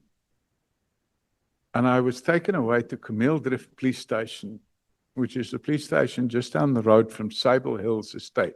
Mr. O'Sullivan, forgive me, I just want to interrupt you for 1 second. And I don't want to prevent you answering the question, because I want the answer. I don't really need all the details of the arrests. I need to know how many there were and what was the outcome of them. Were they prosecuted, were they not prosecuted? Really, that's all I need. So there was that arrest. One of my staff was arrested. In all, there were 6 trials, and 3 or 4 of the trials I was acquitted, and the others, the state withdrew them or they were struck off the roll. Okay, thank you. So they went nowhere. Went nowhere. Not because of any reason than the fact that they were all unlawful cases. And the DPC, I made a formal complaint to the DPCI judge, Yes. and they issued a report. And in the DPCI judge's report, they made it crystal clear that in fact, my constitutional rights were violated. Yes, I have seen that report. Thank you. In paragraph 75 of your affidavit, I think it's on page 25 of the page numbers, you deal with the hugely inflated slush fund or the COVID fund of crime intelligence. Mhm. And you mention that while it has, the fund has increased exponentially over the years, there's been no discernible drop in crime. Mhm. Would you, however, agree that this is largely due to the fact that there's in fact very little activity or legitimate activity from crime intelligence? And that the reason we find ourselves in the position we find ourselves in is largely due to the fact that the National Prosecuting Authority and police departments get no input from crime intelligence because they're not doing their job. In fact, that's the point I've made in my affidavit, is that crime intelligence have become neutralized. And the proof of that is the riots that took place in KZN, which took the lives of 305 people and cost 100 billion rand in damage economy. And the then head of crime intelligence in KZN was Major General Kamala, who's now Lieutenant General. No crime intelligence was received about the riots. A year later, he's promoted to Lieutenant General, and placed in charge of the Division of Crime Intelligence. And the money just keeps getting stolen. Yeah. Well, that's more or less par for the course for crime intelligence, as we're all aware. In 3 very concise points, please, can you tell me what, in your view, are the main causes of the problems we currently experience in the criminal justice system? Concise, please. I'll try and be as concise as possible. The problems are deep-rooted corruption, the infighting within the criminal justice system. At the root of that is the crime intelligence slush fund, and the failure or refusal of successive crime intelligence heads and successive crime intelligence finance officers to be held accountable for the use of the crime intelligence funds has resulted in the reality that crime intelligence has become neutralized and it's no longer serving its purpose. Okay, I'd like to go to the document that Honorable James handed to you. Do you have it? It is a photostat copy of what purports to be a deposit slip for Nedbank. Yes. And another smaller document. I'm not I sure don't what have it is. the other document. I only got this. Oh, no, this is all I need. It's all I'm going to refer to. So you're a certified fraud examiner. Correct. And I take it then that I may assume that you're somewhat of an expert on documents. Can be sometimes. Okay. Depends on the nature of the document. Well, let's have a look at this one. This is a photocopy. Yes, well, of course, that's the first thing. It's a photocopy of a photocopy. It's not even a photocopy. So its provenance is in doubt, and its veracity, the weight of evidence that it carries is not great in the normal course of events. Well, yes, you're quite right. But So would you have a look at that document there? It says a total of cash, postal, and money orders. Pardon me? It says there a total of cash, postal, and money orders, and then it says 100,000 rand, right just under the date. Oh, yes, yes. You see it? Yes, Then there's a Nedbank stamp on it, yes. and then in the total block it says 1 million rand. Yeah, I think that's not correct. Well, it can't be. It must either be 100,000 or 1 million. It can't be both. Yeah, exactly. It's a problem. And you see that depositor's name and/or reference is AN other. Correct. Oh, so a bit of a joke. Absolutely. Yeah. So I don't know where the document comes from, and I assume it emanates from the DSO files somewhere, because this date refers to DSO operations. But there's the deposit slip in itself is, in my view, deeply problematic. From my experience as a prosecutor, I would have had an issue with this document. Yeah, I've never seen the deposit slip until today. So I'm not sure of its evidentiary value. You were involved in a matter regarding a number of articles published by Amabungani. You will recall that it was alleged that Amabungani was in possession of documents that had been allegedly stolen by one van Niekerk. Correct. Yeah. I'm aware of that now. And you testified on behalf of, I think, the Moti organization. They're clients of ours. Yes, that the documents had in fact been stolen. In fact, the person that stole the documents is now on trial. Yes. For stealing those documents, and a court order was granted that the documents must be returned, and the accused is currently in contempt of that court order.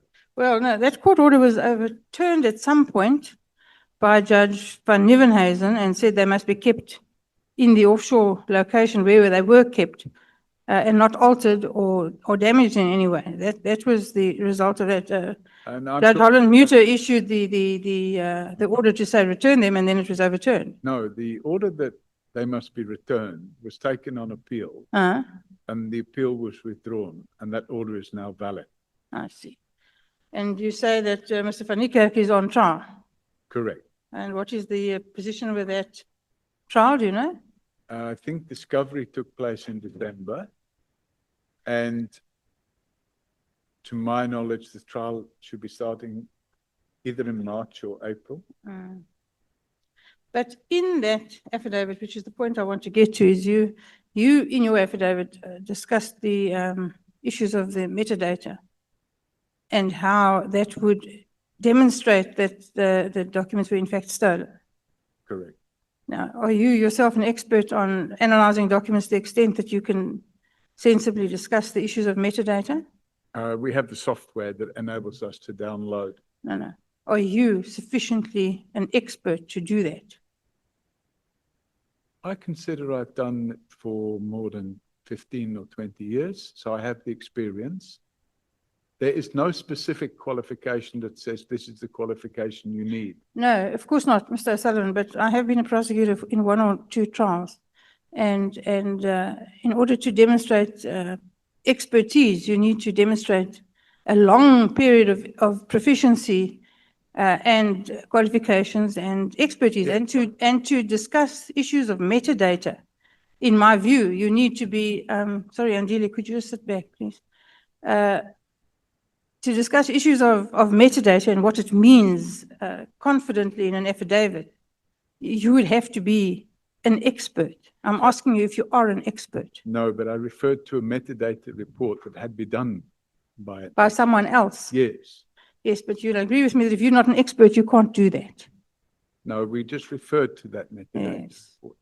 So that's a little dodgy to then include in your affidavit a view based on someone else's view. That's not really acceptable. Well, it might be considered that. It was certainly found that way by Judge Van Nieuwenhuizen, you will recall. I don't know about this, Judge Van Nieuwenhuizen.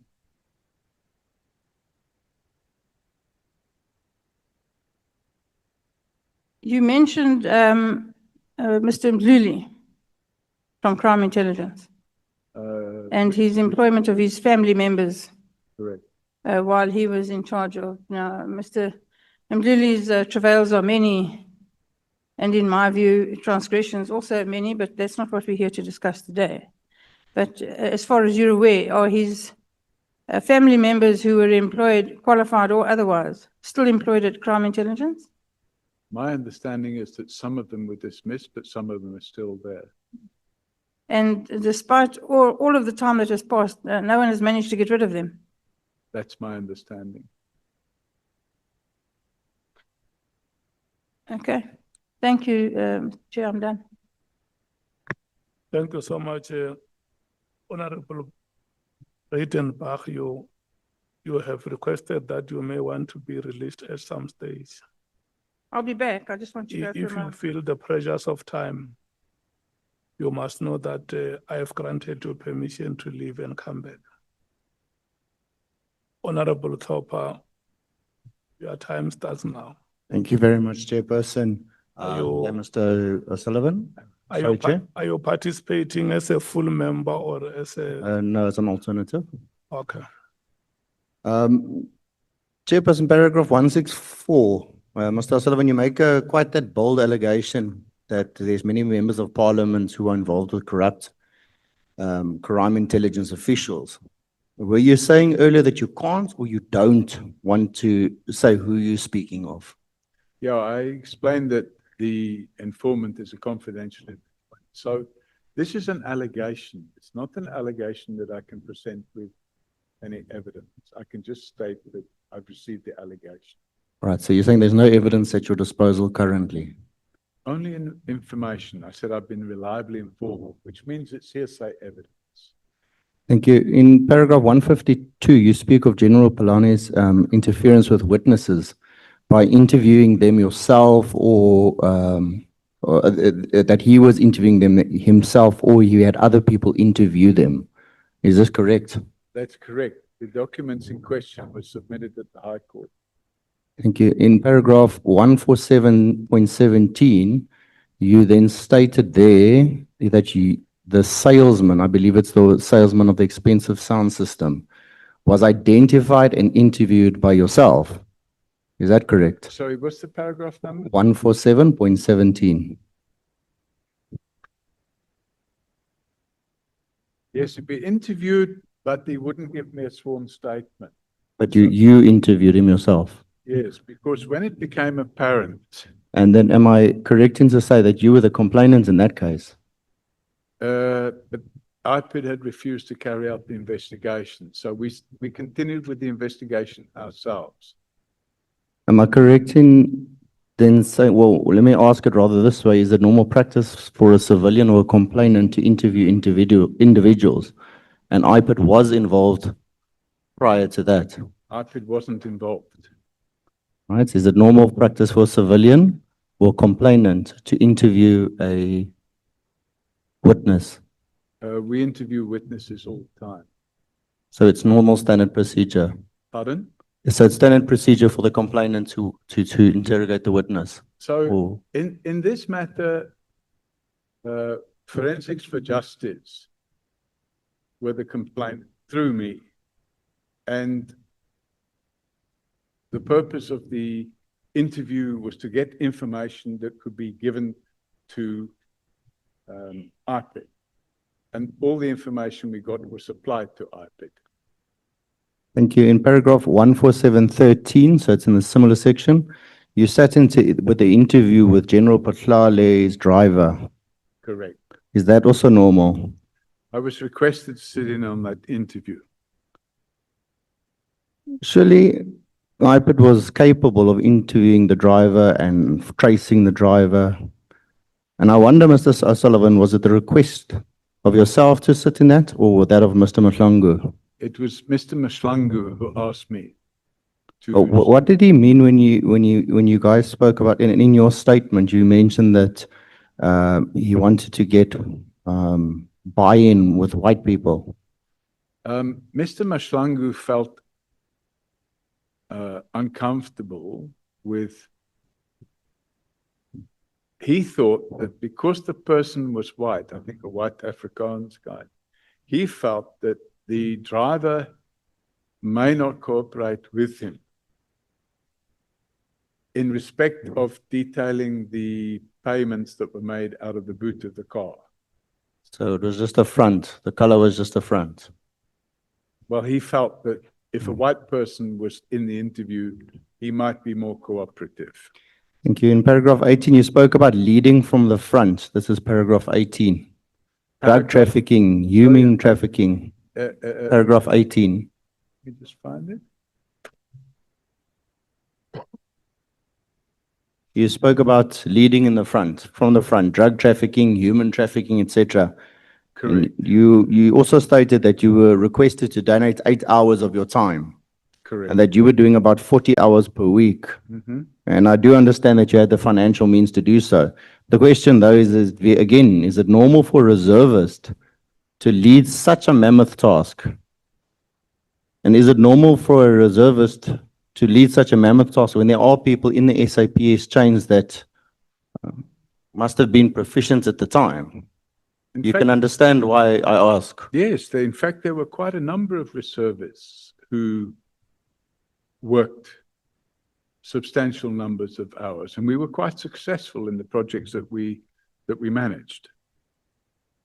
Now, I understand. My question is it normal for a reservist to take then such a stance to lead from the front when there are people within the SAPS permanently employed that I'm very sure could have done the same task? It's not normal, but it happens. Right.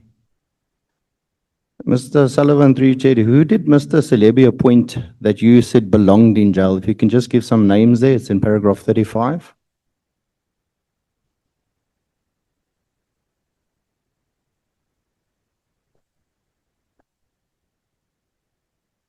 Well, the one person was in jail, that was Richard Ndludi. Is there anybody currently employed? Did you say paragraph 35? I think so, yes, paragraph 35. No, I can't see it then, paragraph 35. I could have a wrong paragraph number by accident, but it is where you speak of I can't even get this one open now. Where you spoke of Celebi appointing people that belong in jail. I mean, If you can direct me to the paragraph so that I I'll can come see back it. to that one, just for time constraints. I think paragraph 37, it seems that you're saying that the once former President Zuma became the president of the ANC. I think it was in the December 2007. It is the ANC under his leadership that called for the closure of the Scorpions as they were effective against corruption. Is my understanding correct? I'm not sure I understand what your understanding is. It was under President Zuma's leadership of the ANC that the Scorpions were closed. Yes, I believe And that. they were effective at the time because they were going for politicians and high level. What paragraph are we talking about? 37?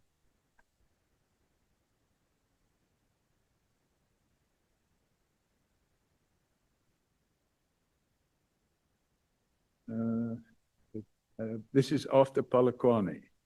Yes, it's at the end of the paragraph. The conference called for the ANC policy to disband the Scorpions. I think that's common cause.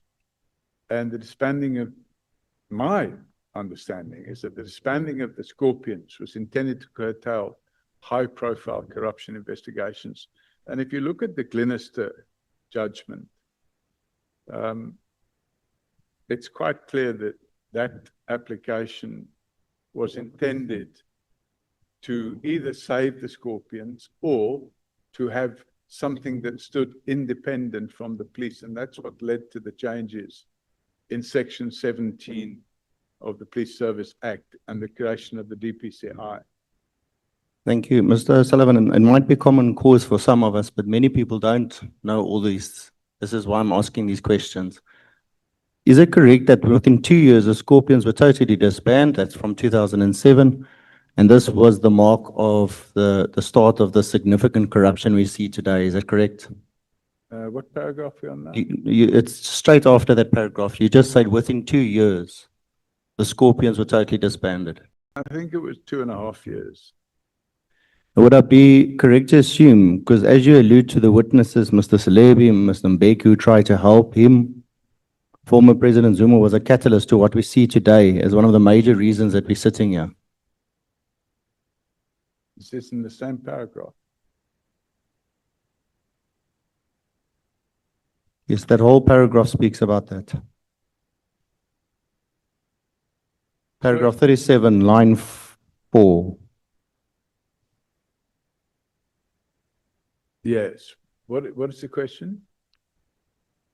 I said, would I be correct to assume that when you allude to this section, you speak about the relationship between Mr. Celebi, Mr. Mbeki, who had tried to help him, and former President Zuma? Was it a catalyst to what we see today as the major reasons that we are sitting here?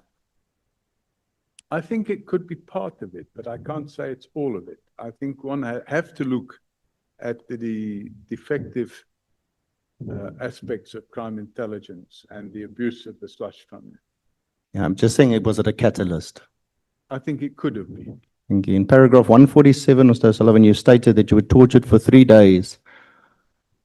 Who tortured you? Where did this take place? And do you have any evidence, photos of anything of this? So torture marks? If you take a look at the act that deals with torture, it's all set out in the complaint I made at the time. So, thanks. If you look at the definition of torture, and I'm just going to call it up quickly, you will see exactly what the definition of torture is. Mr. Sullivan, sorry, I've got very little time from a full member. So just, do you have anything, any proof of a torture of a physical nature? Let me rather put it that way to you. There's different types of torture. It wasn't physical. Okay, how were you tortured? You can just give me the reason how you were tortured, Mr. Sullivan. Okay, Act 13 of 2013 sets out quite clearly what torture is. And it states quite clearly, torture has a meaning assigned to it in section 3.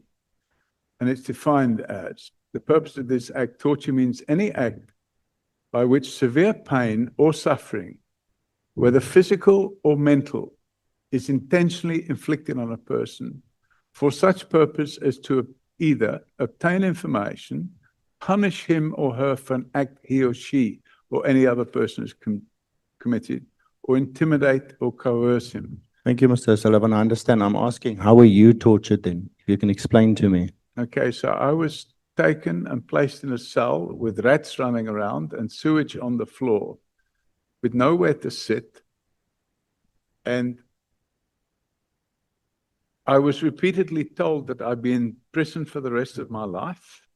I will be charged with treason.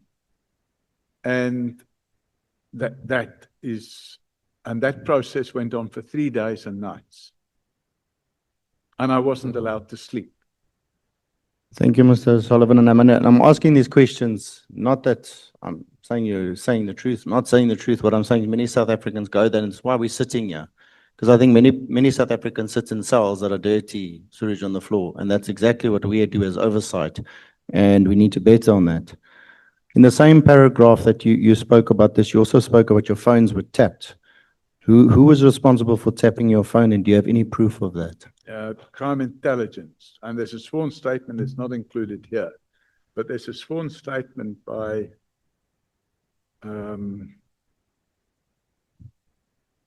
I think the guy's name is Isaac Meir.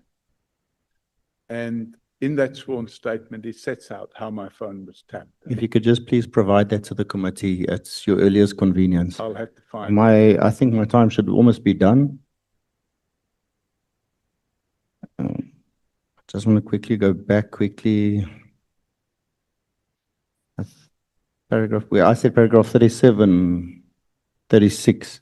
It seems that you were saying that the President Zuma and the ANC leadership. No, we covered that.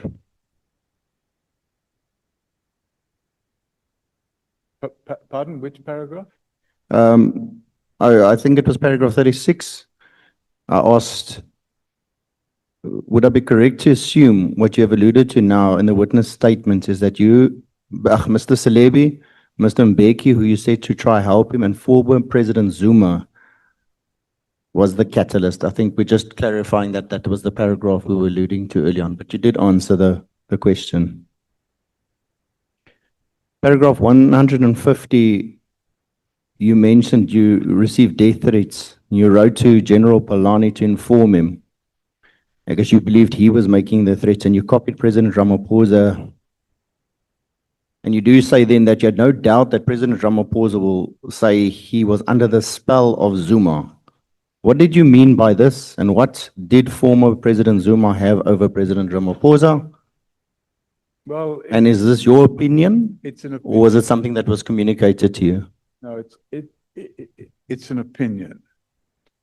And if you have a look at page 1082, that contains the actual threat where they threatened to kill me.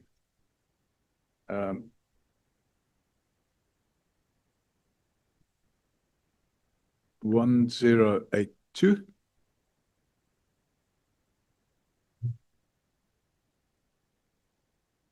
If you have a look at page 1082, it says,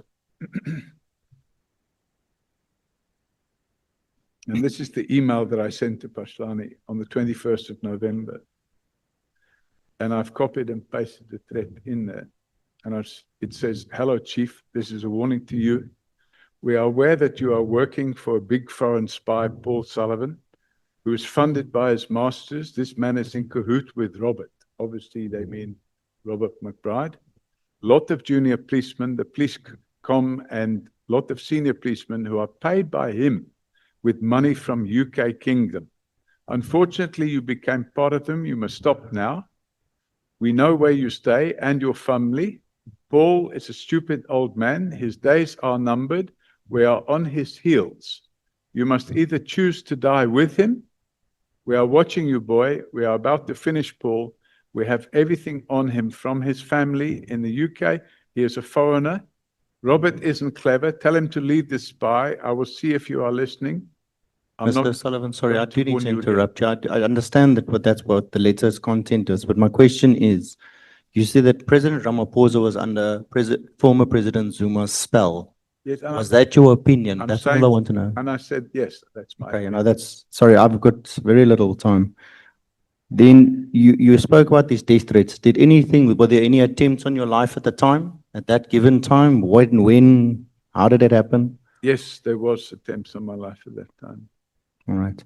And then in paragraph 10, you spoke about you were headhunted by Chubb in 1995.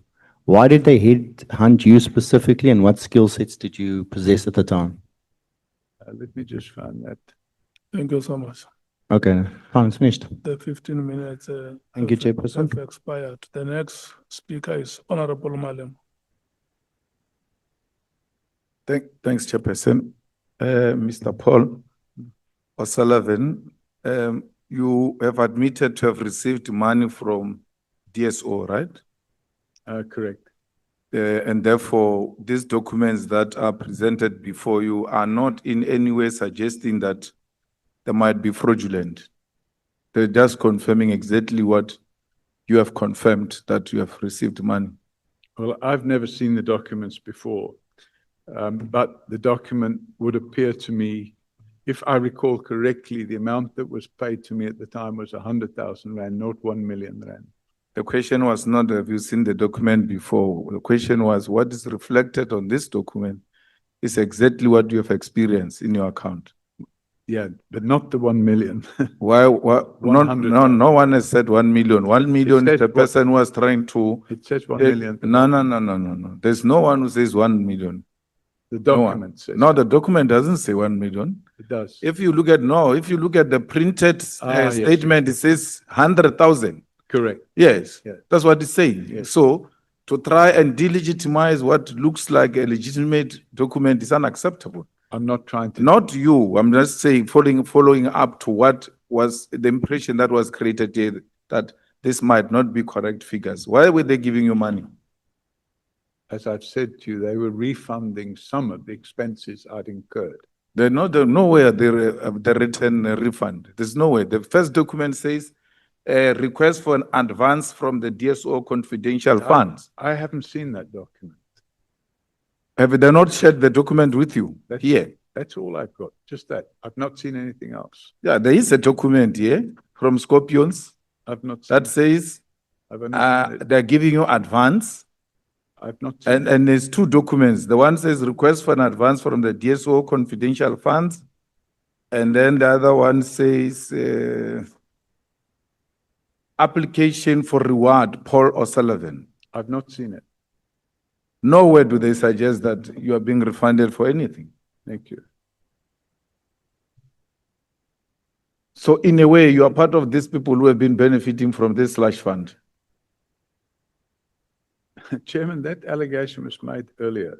The slush fund I was talking about was the Crime Intelligence Slush Fund. Any payment that's made by the NPA or the DSO is not being made from the Crime Intelligence Slush Fund. No, it's the same thing, Chief. It's the money that they don't account for. The DSO confidential fund. Oh, I know nothing It's about police. This is Police money. This is the first Government time, money. It's the public money. This is the first time I'm seeing this document.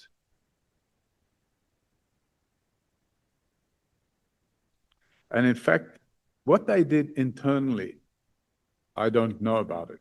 I just know that they made a contribution to some of the massive expenses I'd incurred in respect of investigations that I carried out in relation to the two projects. The one was called Project Coffee, and the other one was called Project Bad Guys. Yeah, it's written here, Project Bad Guys, brackets, coffee. Yeah, there were Coffee leg. two projects. And it related to the international drug smuggling syndicate with tentacles around the world. And this is not a reward. It says here it's a reward for information, but I'd never seen this document before. It wasn't a reward for information. It was refunding of expenses or partial refunding of expenses. It makes the situation worse, Mr. Paul O'Sullivan, because it means the money was released under false pretext. Well, I know nothing about that. Because if it says a reward and you call it a refund, it means whoever went to apply for this money lied I don't know. that you are being rewarded. I've only seen the document today for the first time. But it lists a number of names and people that went to prison.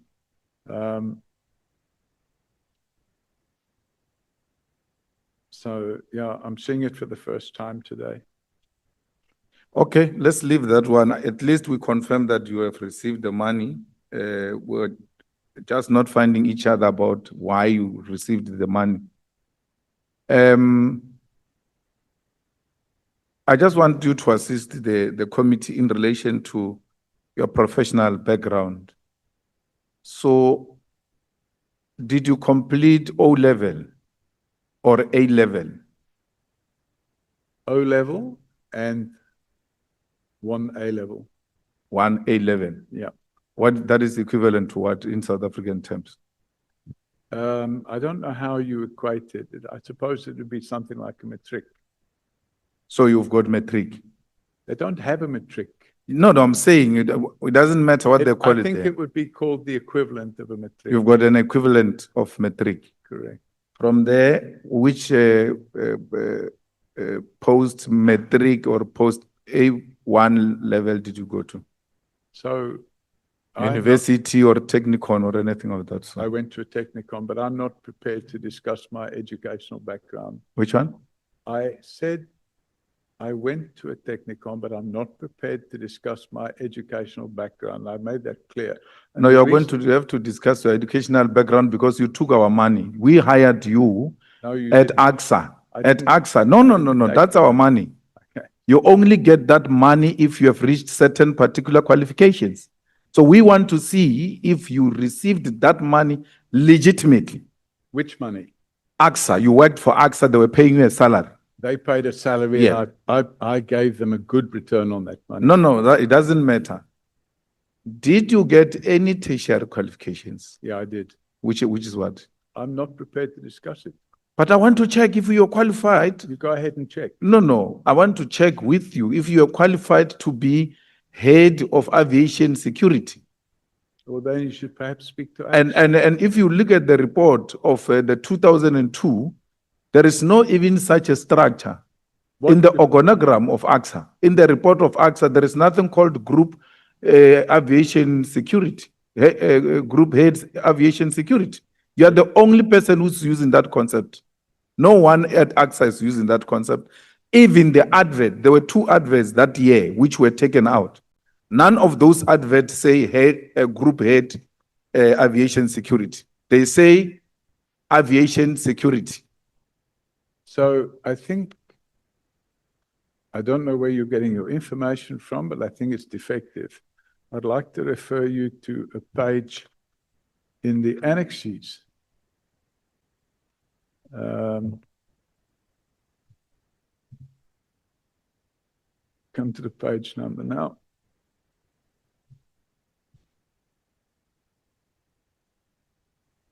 I'd like you to refer to page 62.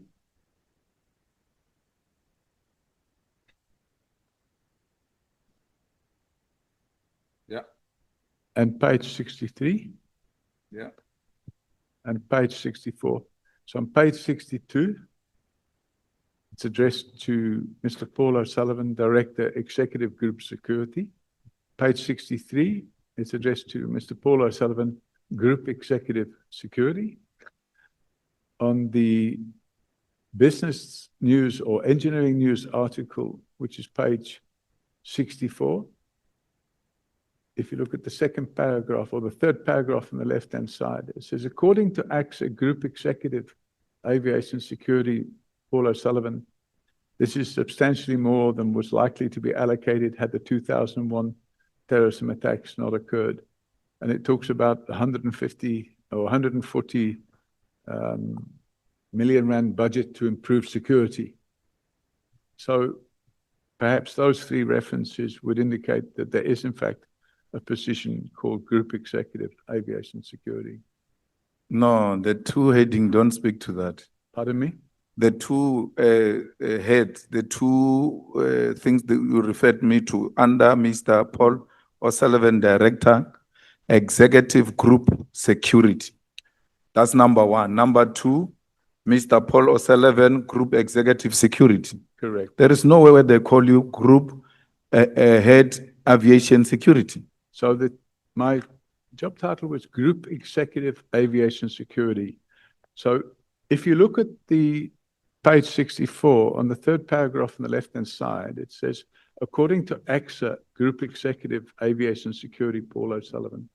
So No. That's what you call yourself. That's not what your employer calls you. I mean, this is an article. What you are referring me, it's an article of a newspaper, and that's how you would have said, this is how they must address you. But where you are being addressed officially in the letter of the institution, it says Director Executive Group Security.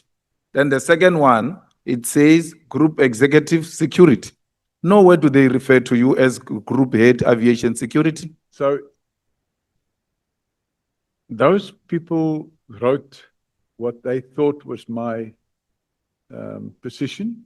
My position at the time and my contract of employment was Group Executive Aviation Security. No, Mr. Paul, I'm saying to you, even the advert that was advertising that position did not write Group Aviation Security. It wrote Head Security. It's 25 years ago. Yes, then you arrived there and gave yourself a title that is non-existent. No, that's not Because true. it's not there in the organogram of the institution. There's no such a position. In their report, if you go and read their 2001 annual report, which will probably be published in 2002, if you go and check that report, you will realize that there's no such a position in that structure. Chairman, But let's pass that. I'm just making the point that I was employed at AXA and I was employed in the position of Group Executive Aviation Security. But say, I'm going to have a problem because you cannot refuse to tell me what are your tertiary qualifications, yet you occupy a head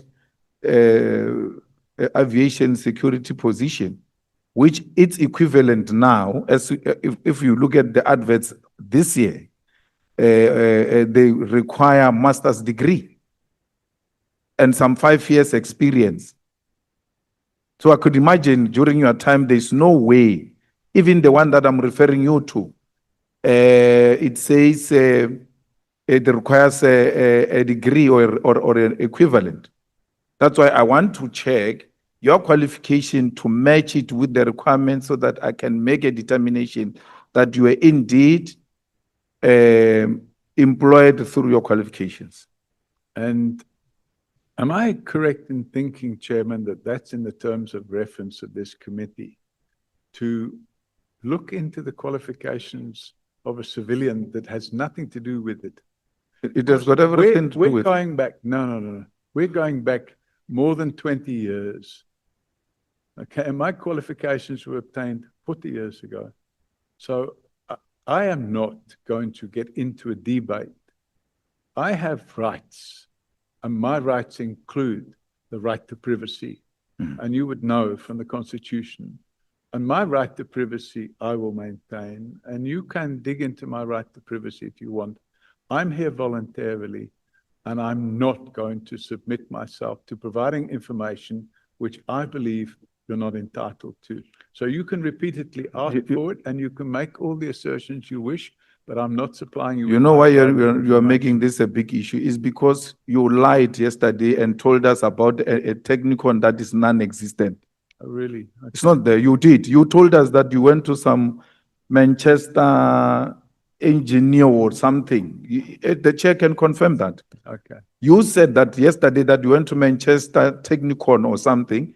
And then when we went to research that institution, you said you went to a training in engineering. Yeah. We did not find such an institution existing. Yeah, okay. So, Mr. Paul O'Sullivan, You occupied a senior position without qualifying because you had infiltrated the system. If you believe that. And But you're part of our investigation, the reason why we go to qualifications is we want to demonstrate that these people they don't have the necessary skills, yet they occupy strategic positions because of their proximity in the police. to those, not in the police. But aren't we supposed to be looking, Chairman, at the allegations from the KZN Commissioner of Police, and instead you're now diverting? So what you've actually done, Chairman, is you first of all invite me here, I come here, and now what you're doing is you're trying to impugn my character, and you've been doing it for the last 5 hours. And, you know, I'm not going to cooperate with that. No. You're going to cooperate. Look, No, I'm sorry, you won't tell me what I'll cooperate with. you went to mess up our IPIT and our justice system, our criminal justice system. We're trying to establish as to who is this person who is alleged to have done the following in the institutions that we're investigating. It is in that context that we're asking you about yourself. And it shouldn't be difficult for a person who has taken an oath to tell the truth, but nothing else but the truth, that I went to school and this is why. I'm not asking you whether you passed with this higher degree or not. I'm just asking, where did you obtain your qualifications? Because yesterday you told us about a different technicon that is not a Manchester technicon. Okay, Then you are doing engineering. You get the transcript of yesterday. and Now I think today- you'll find your mistake. And Chair, can you please intervene and perhaps remind him of what he said? Mr. Paul Robert O'Sullivan, you went to Manchester Technicon. no, I you- said I and studied you- at Manchester, and somebody said, "Is it a technicon?" If you listen to me, Okay, so that sorry, you know what you are going to respond to. You went to Manchester Technicon and you obtained a higher certificate in electronics. That is the evidence that you deposed here Yes, yesterday. that's correct, and that is Yes. correct. Okay. But it's absolutely not called Manchester Technicon. But you know, somebody said, "Is it a Technicon?" And I said, "Yes," but it's not. But anyway, You see, you are now changing that. Now that you are no longer prepared to talk about your qualifications. But I just demonstrated to you, you spoke about your qualifications yesterday.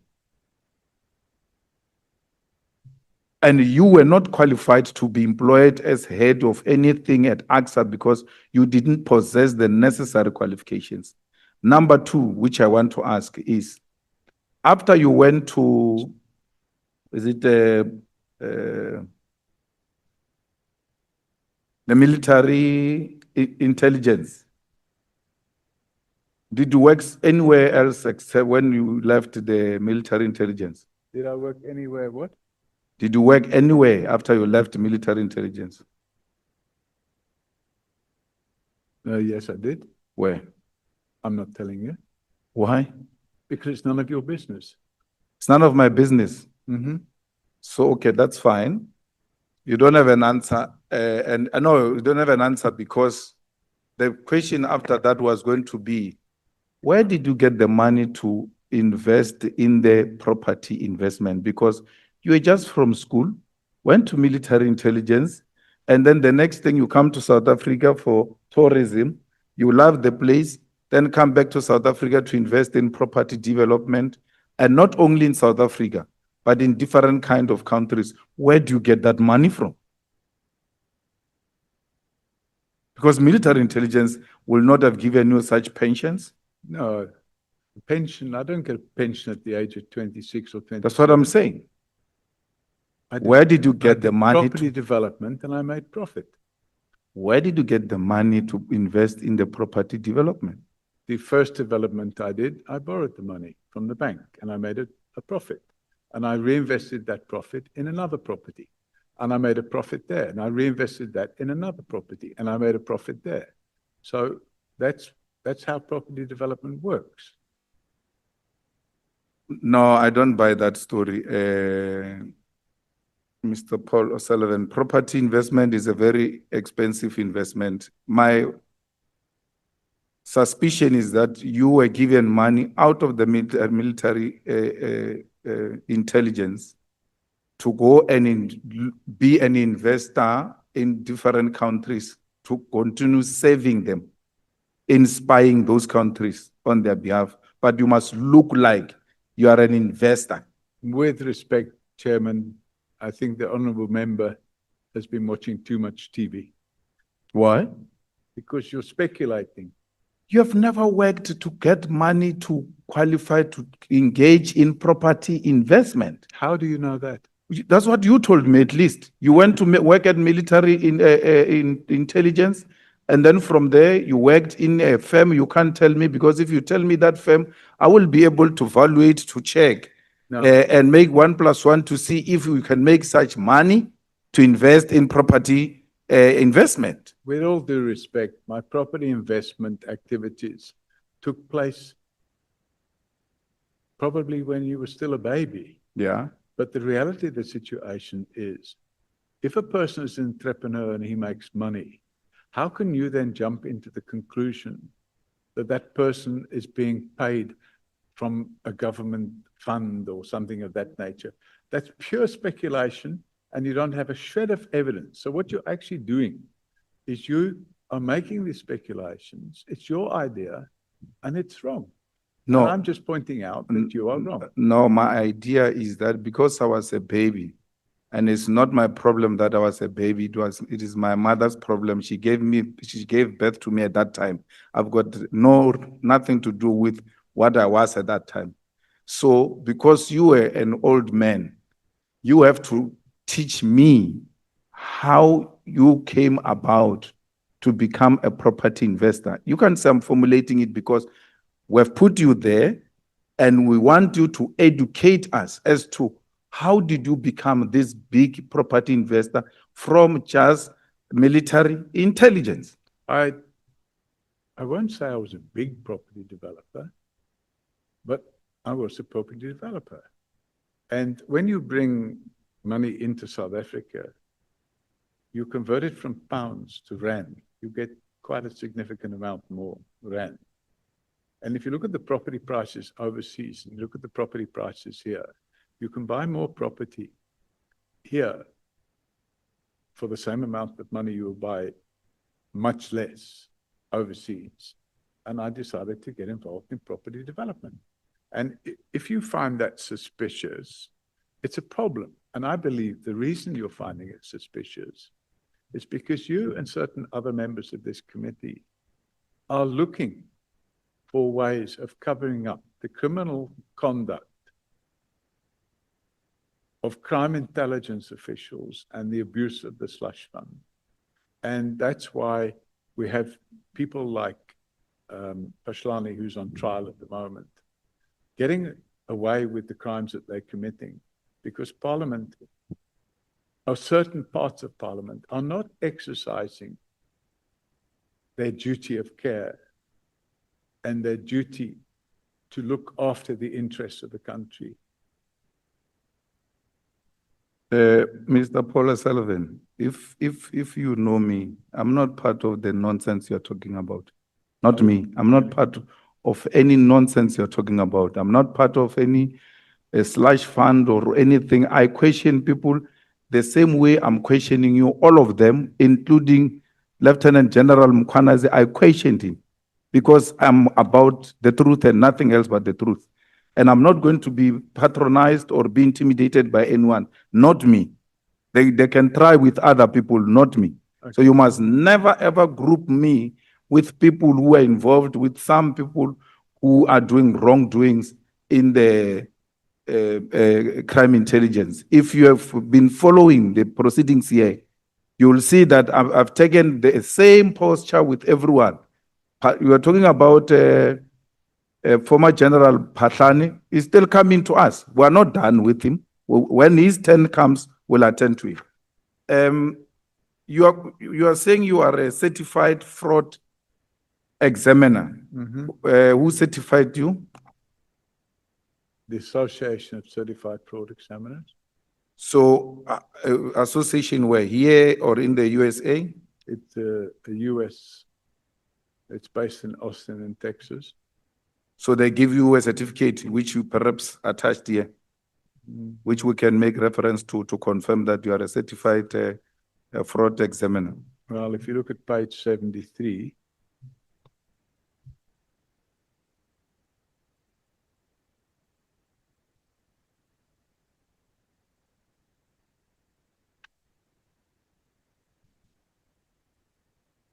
Yeah.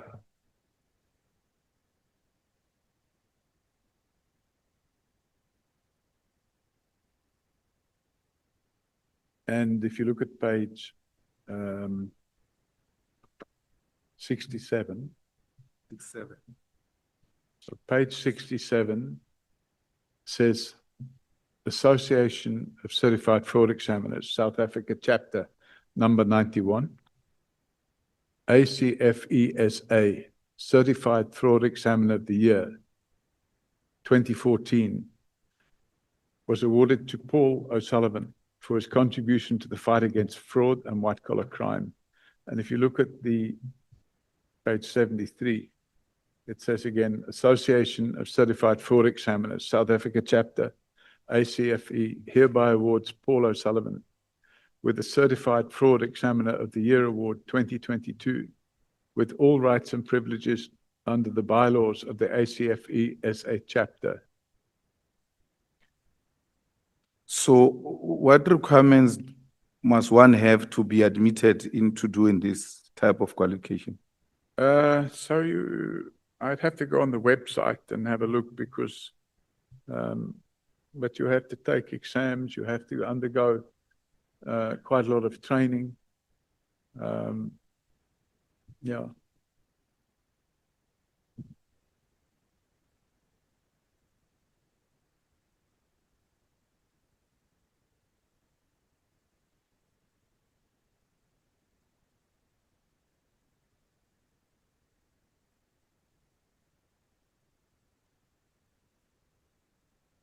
So now what I want to understand is that were you expected to have some pre-qualifications before you entered this? I think so, yeah. You'd have to go on the website and have a look at what the requirements are.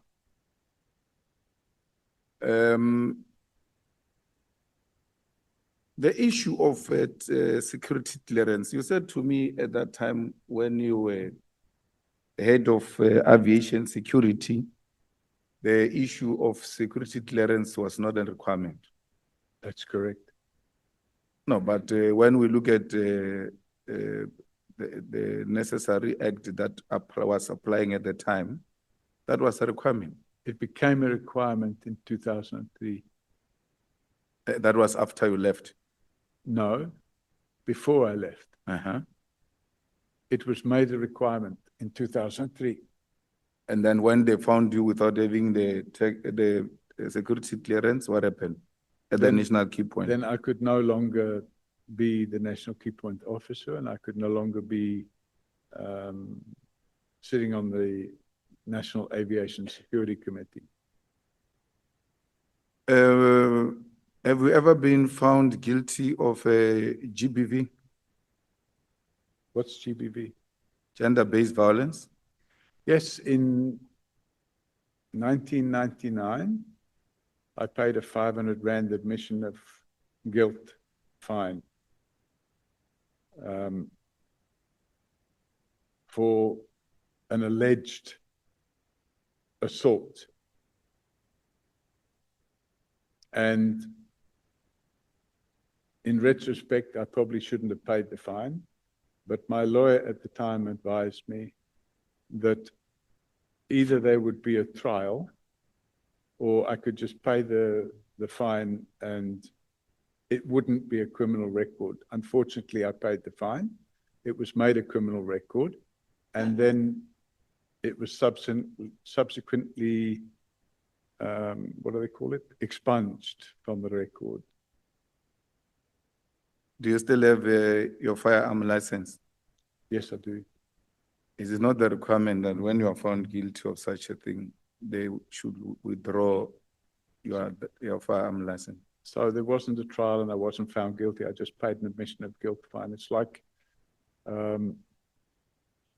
if you're driving at 150 kilometers an hour and the speed limit is 120, you get a ticket in the post and you can either go to court and challenge it and then you get convicted and then it'll be on your record, or you pay an admission of guilt fine and then it doesn't appear on your record, although that is now changing because I think with the new, what do they call it,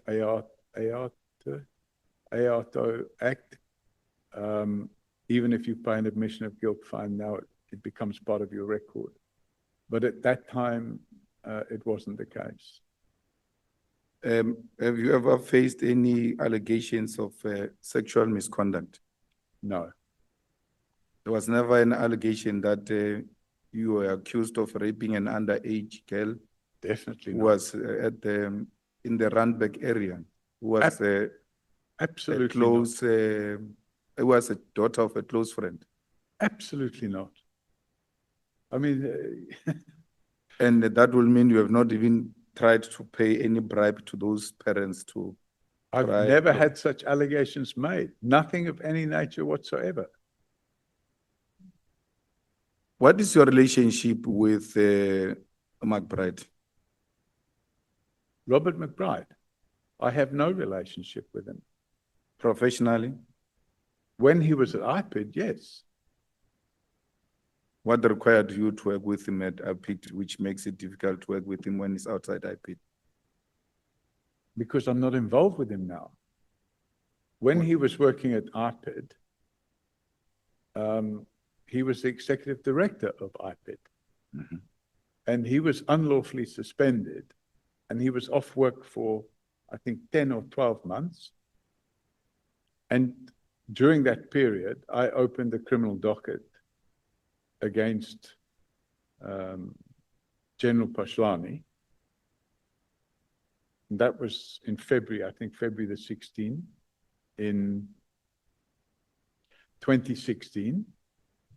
And after I opened that docket, there was no investigation. So for 10 months, there was no investigation by IPID.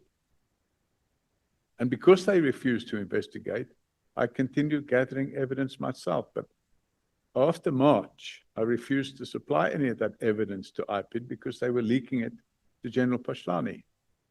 So at the end of October 2016, the Constitutional Court found that Robert McBride's suspension was unlawful and he was reinstated. And after he was reinstated, immediately after he was reinstated, I reached out to him and I said, hey, you know, we need to pick this docket up. I opened it 10 months ago and there's been no investigation. And that was my first proper sit down with him to explain what happened on that docket. He then appointed Matthews Sissoko to put a team together. And the head of that sorry, team, Mr. O'Sullivan, there's Pardon? a request that you speak to the mic. Oh, sorry. So he put a team together. Let me just move my chair. He put a team together and the investigation was carried out. And during the process of that investigation,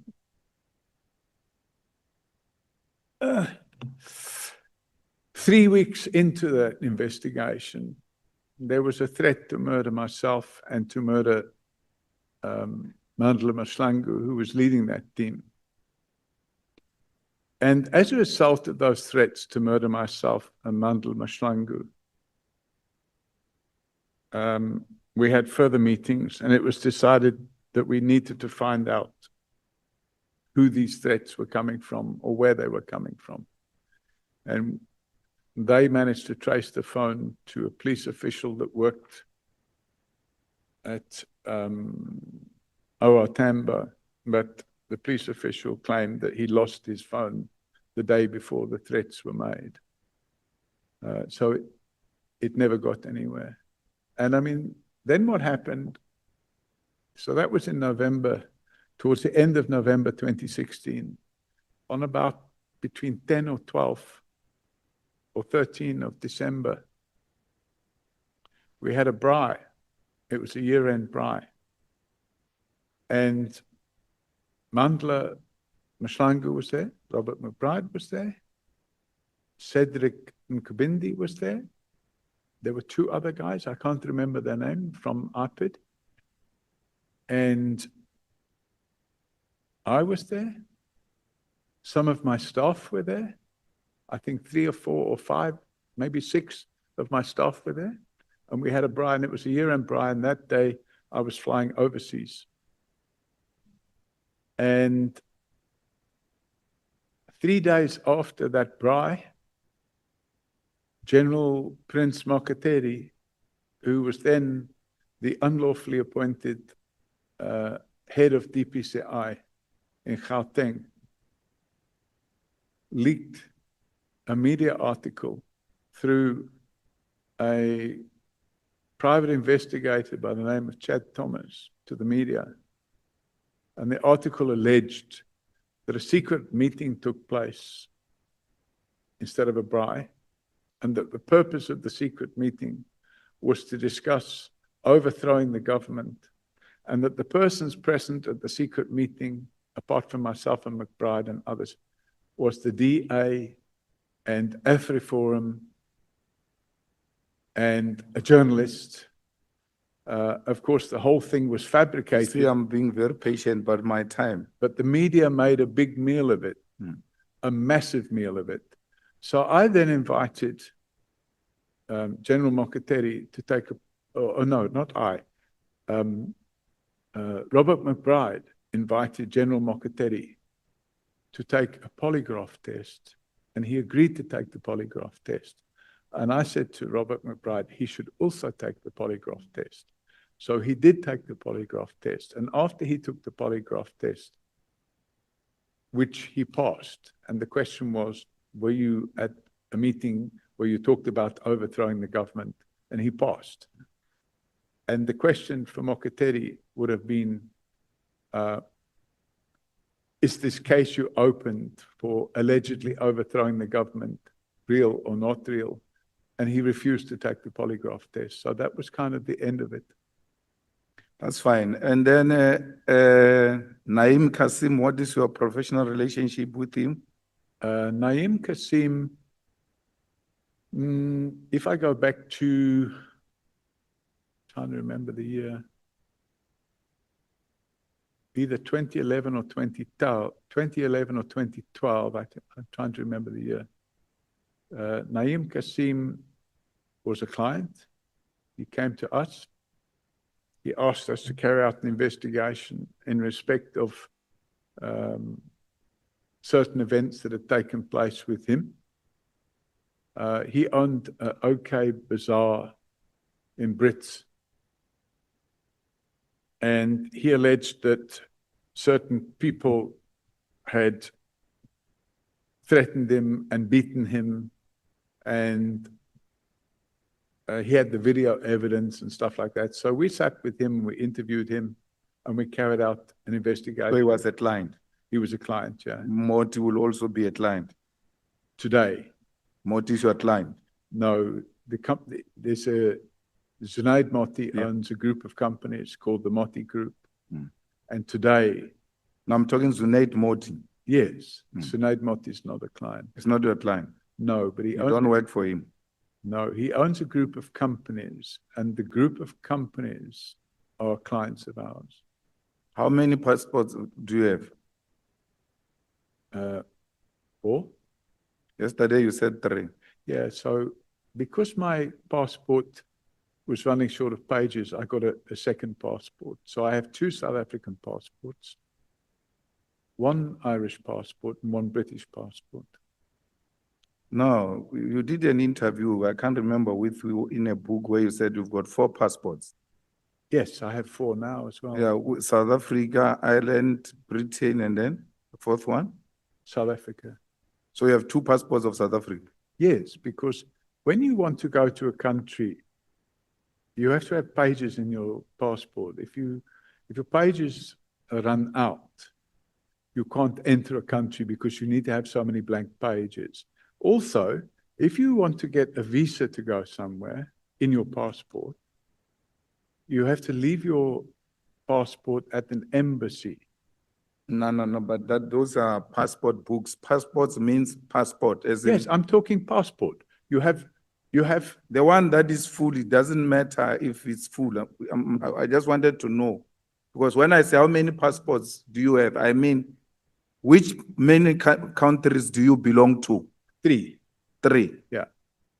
South Africa, Britain, Ireland. Correct. Only. Yes. So you have 3 passports, not 4. Actual Passports documents, mean I have you're- 4. I have 2 South African passports, obviously valid. Thank you so much, honorable members. That time has come to an end. Honorable Matthys. No, I'm not taking. We are pressed for time. I don't want to come and find myself in trouble with the latter speakers. Honorable Matthys. Thank you, Chair. Good afternoon, Mr. O'Sullivan. Have you ever applied for security clearance in any country? Only in South Africa. In fact, what happened was when I filled in the forms and I handed them in, they said to me, "But you've got dual nationality." And I said, "Yes." They said, "Then you can't get security clearance." So did you submit your application though? I handed it to, I can't remember the name of the person now, a general. And when you hand it, you have to be, when you hand it in, you have to have a sit-down meeting with them and they go through your forms. And when I sat down, this would have been back in 24, 25 years ago. And when I sat down with him, he said, "Oh, but hang on a minute. You have dual nationality." And I said, "Yes." He said, "Then you can't get security clearance." So there was no process that followed. No, it stopped. Have you sent any messages or communicated with Denayo Mokwela? Who? Denayo Mokwele. I don't know. Who's that person? You've never sent her any messages. She's the one that has been arrested with General Khumalo for apparently submitting illegal qualifications. Ah, the brigadier. Yes. Yes. You have. Did you call her a little girl? No. Okay. I requested a meeting with her because we wanted to find out. And she said to me, "I'm not prepared to speak to you. You must speak to HR of the police." And then you didn't say anything. You didn't refer to her as a little girl. No. In fact, I sent her an email, I think. Can I pull up the email and read it to you? I don't think it's necessary at the moment. If you're saying you didn't, it's fine. We will move on. Have you ever been charged in any other countries? Or have you ever been charged in any other countries? No, So you've got no convictions in any other countries? none at all. When you left South Africa now recently, when did you leave?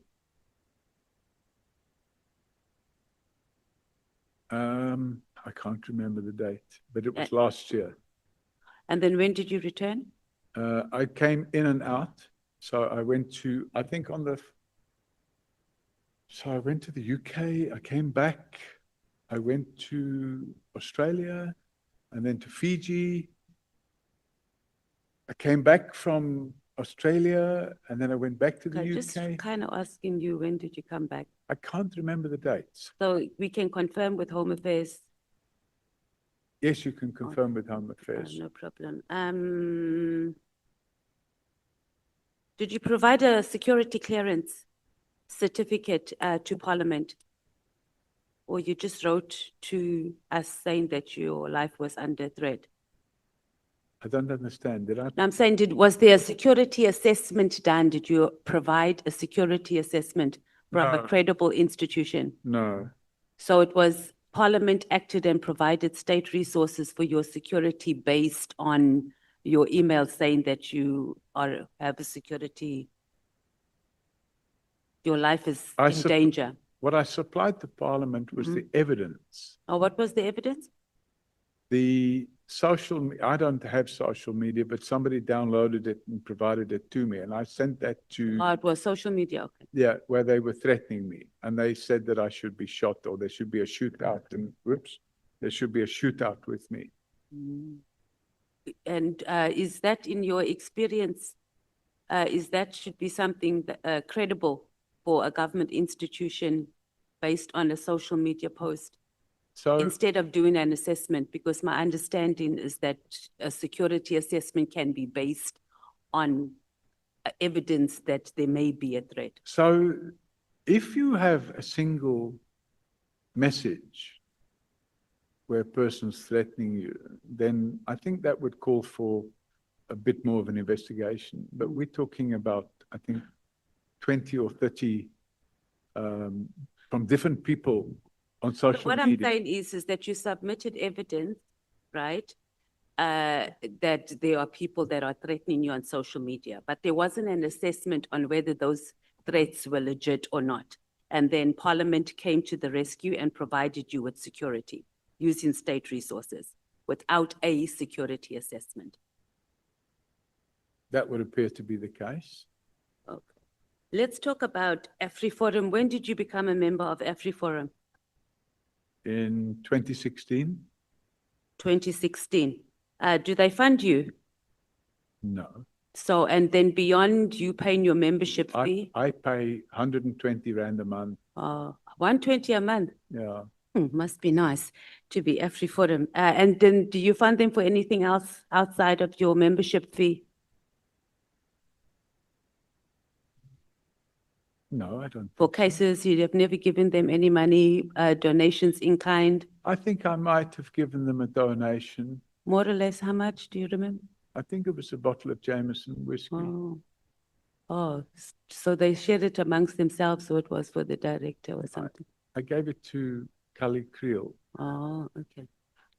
And you said in 2016?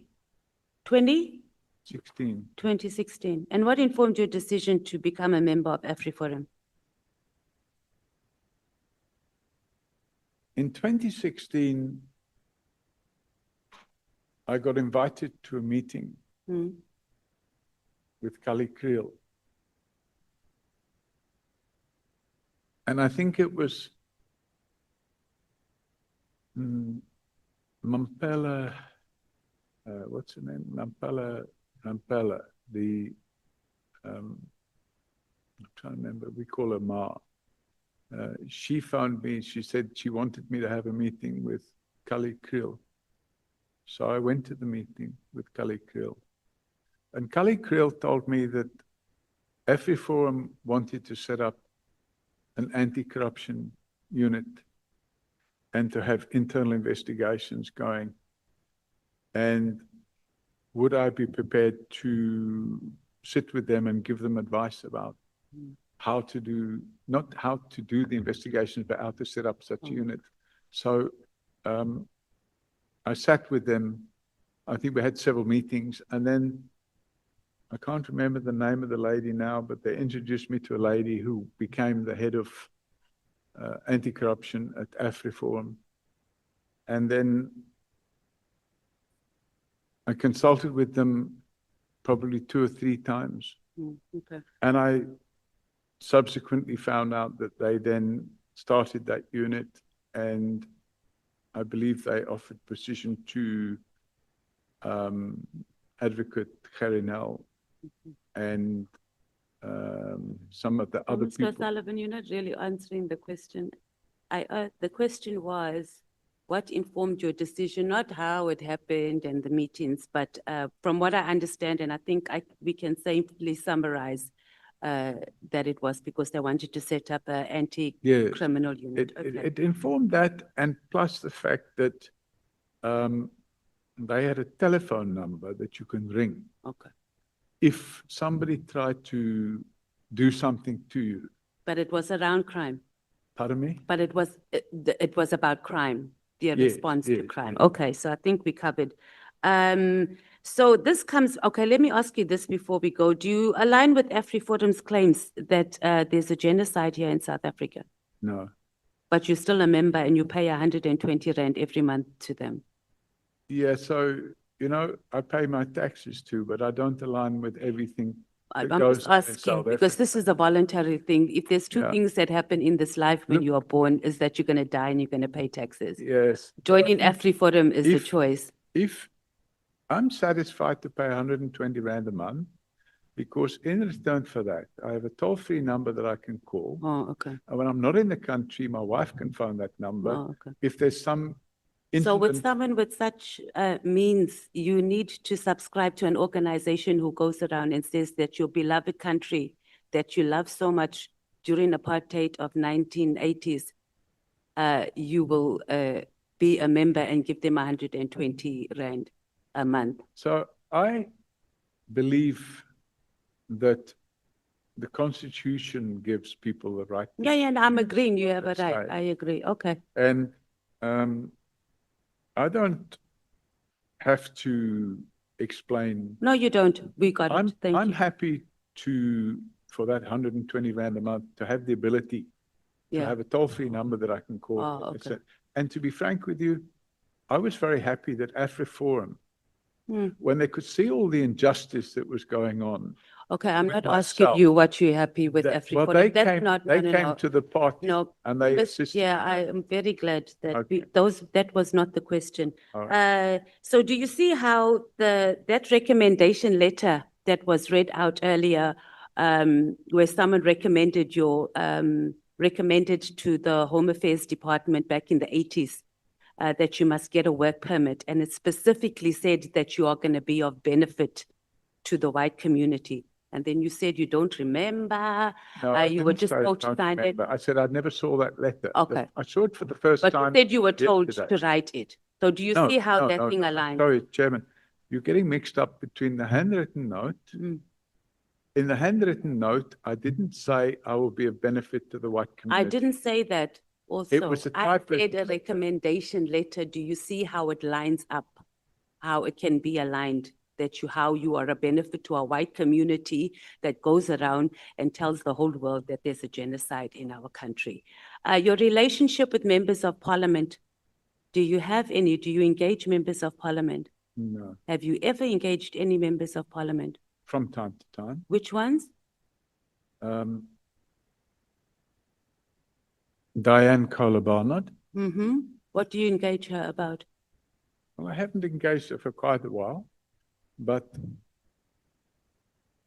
it would have been about corruption. I would have supplied her with evidence of the cases that we have opened, because at one stage, I'm going back quite a few years, Diane Kohler-Barnard was the, what do you call it? Shadow something to do with safety and security. And on that matter, did you, your communications, because she also was a witness here and we asked her the same question about her relationship with you. So your communication, was it also around the operation get rid of General Paghlani? No. Okay. And then who else? I think I might have said hello to Honourable Ian Cameron at a fraud conference last year.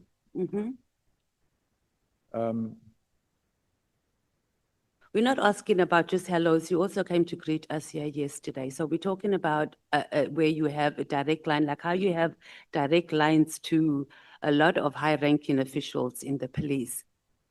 That, no, is there anybody else? Gillis Breitenbach.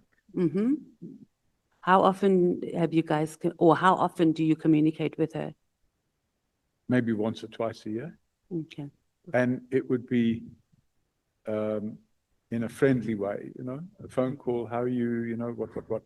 Because at the time of, I'm trying to remember what year it was. At one point in time, she was a director or deputy director of prosecutions. And She was targeted by others in the NPA. And my understanding, and you would have to ask her, my understanding is that she was targeted because she was doing investigations which related to. Did you assist her during that period? No, I didn't. So you just spoke, okay. I just spoke to her and I wished her all the best. Okay. And so are there any other MPs from any other parties that you have relationships or have engaged with? Because just the Democratic Alliance. Yeah, I think that's it. I think obviously my dear friend, Don't call Mr. my Malema, your dear friend. it's your besties. him and Ivory. I know. Him and I sit and have a whiskey once a week. He doesn't drink whiskey. Let's talk about the police. Your house was raided, or not raided. I'm just trying to find. Thank you so much. The 15 minutes has expired. Yeah. Honorable Sangwen. Thank you. Thank you very much. Honorable Souls, you are next. Thank you very much. Good afternoon, Mr. O'Sullivan. Good Sorry with the twisting and the turning there. Mr. Chair, sorry, I must understand. Sorry, I'm going. What happened? Chair, I must understand. Why am I next?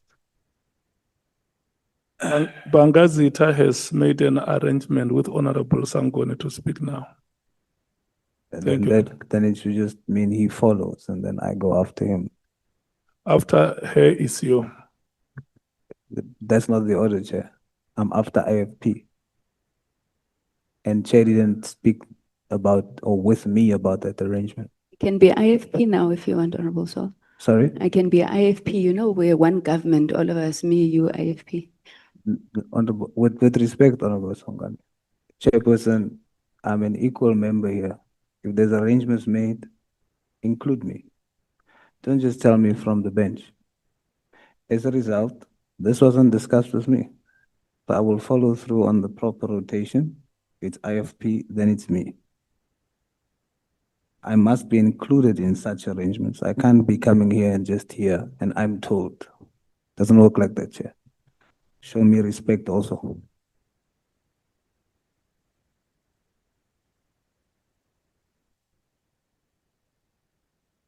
Thank you very much, Chairperson. Thank you, Mpangazita, for allowing me to go in your spot.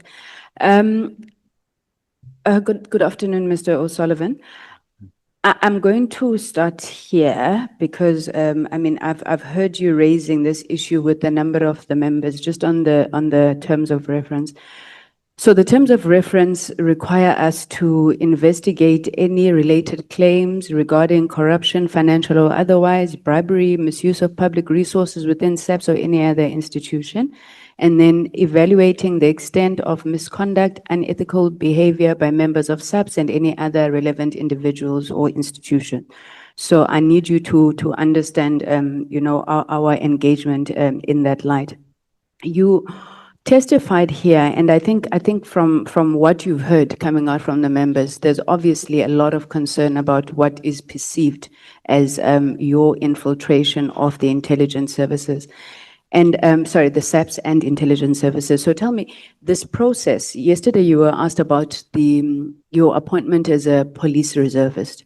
What was the process for the appointment of a reservist? You indicated the husband to your PA saw you, but what was the actual process?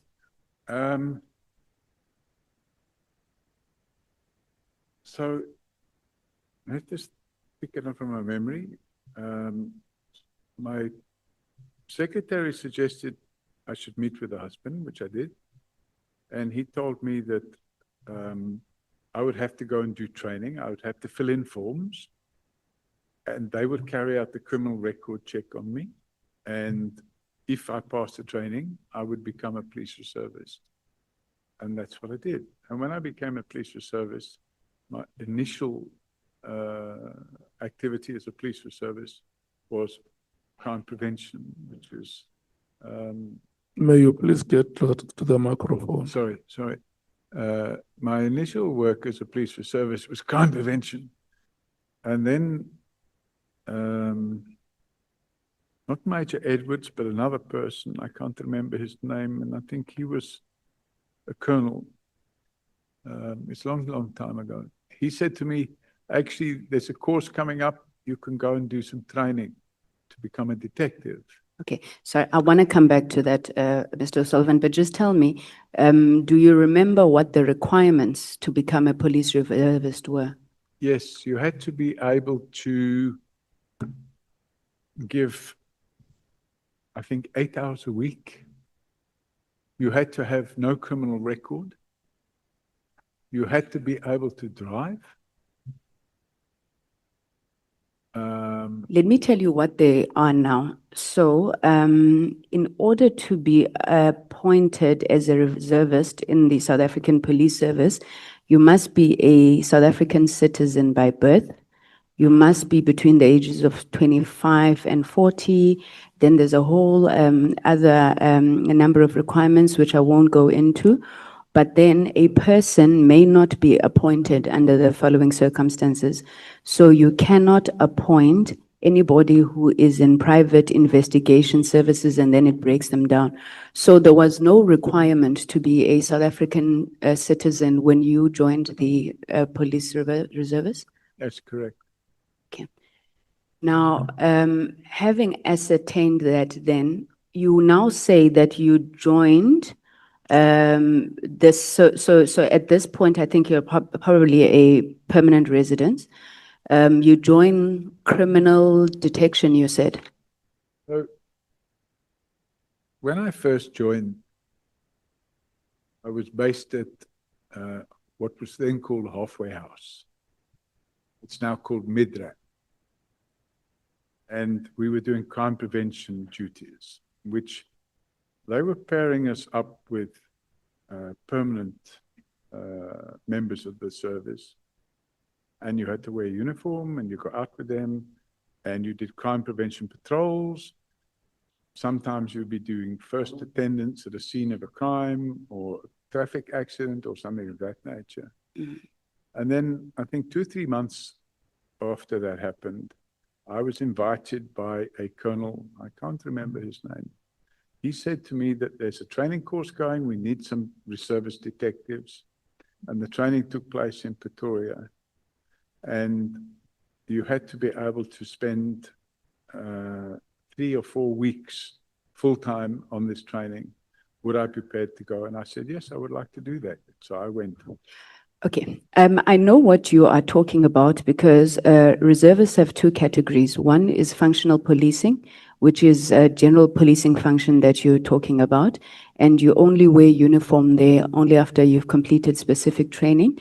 Then the second category is specialized operational support, which would then be the people who have particular skills or expertise, such as detectives. Now, my first issue is you saying it was only after 3 months instead of the ordinary 3 to 5 years that you can move from functional policing to specialized. Yours only took 3 months? That's what they asked me at the time. So I don't know what it is today, but then that's what they asked me to do. So I was happy to do that. And then after I completed that training, they assigned me to Boyson's police station. And I went and I worked there as a detective. Okay. So to now move from this category of specialized operational support to move to it, you must have had particular skills or expertise that could be used by SAP, perform specific functions within his or her expertise. So you joined essentially functional policing, you were identified for training, and then you moved to the second category, which is only reserved for people with specialized skills where you didn't have any. So I think at that moment in time, what you've just described now, and I mean, obviously I haven't been in the reservists for almost 30 years, so it's a long time ago. But I think the current situation isn't what prevailed back then. And I don't have any copies of what prevailed then, but I don't think it was anything like you just explained. Okay, so I suppose, you know, coming into a foreign country, you are a permanent resident, you move quickly. Okay, let's leave it. You're saying you don't quite think it was the same.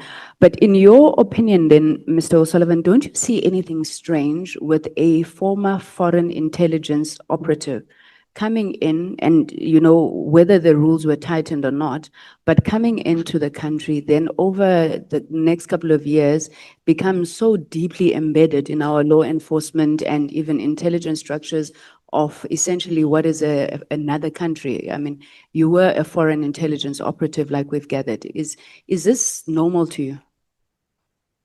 I don't know what's normal, but at the time I didn't see anything wrong with it because I wasn't going to be involved in any intelligence activity.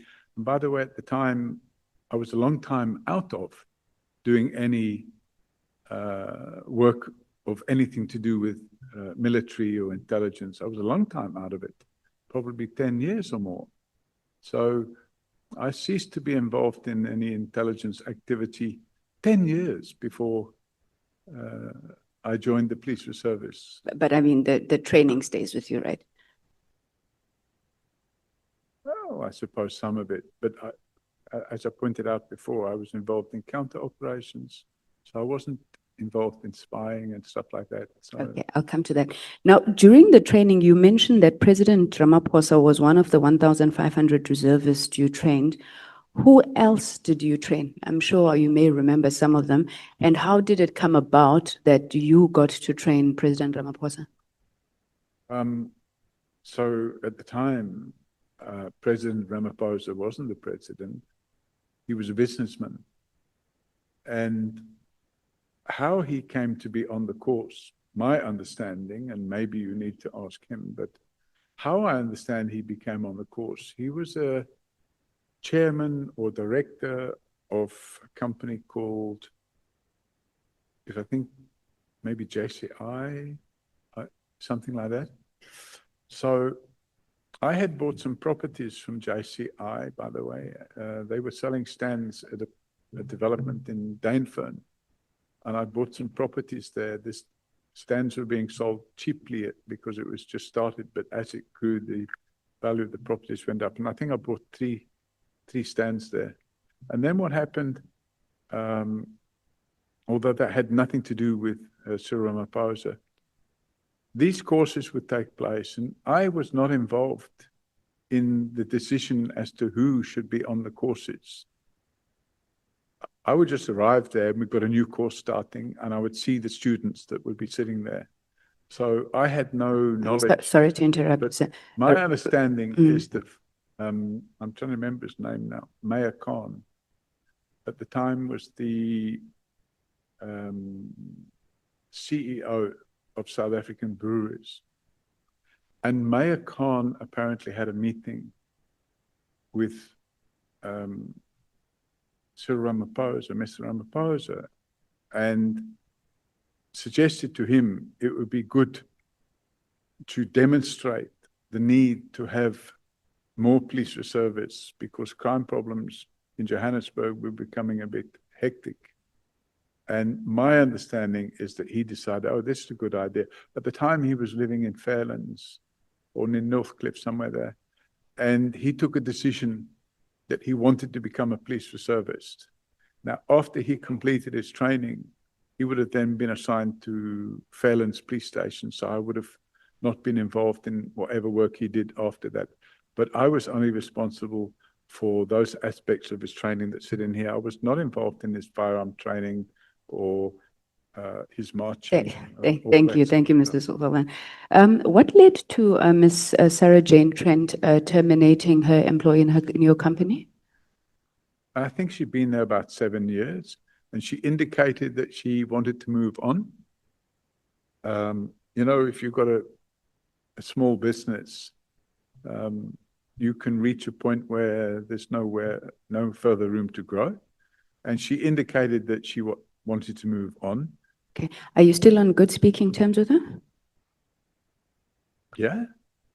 In fact, when she left, she said, oh, must I hand my laptop back or whatever? And I said, you know what? It's yours. You can keep it. She'd been using it for a number of years. Okay.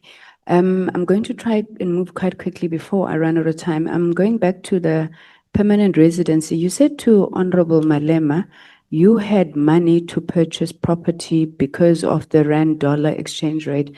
Now, around 1984, the exchange rate was close to parity. I think it was £1, rand pound. It was £1 to R1.60 for most of the decade.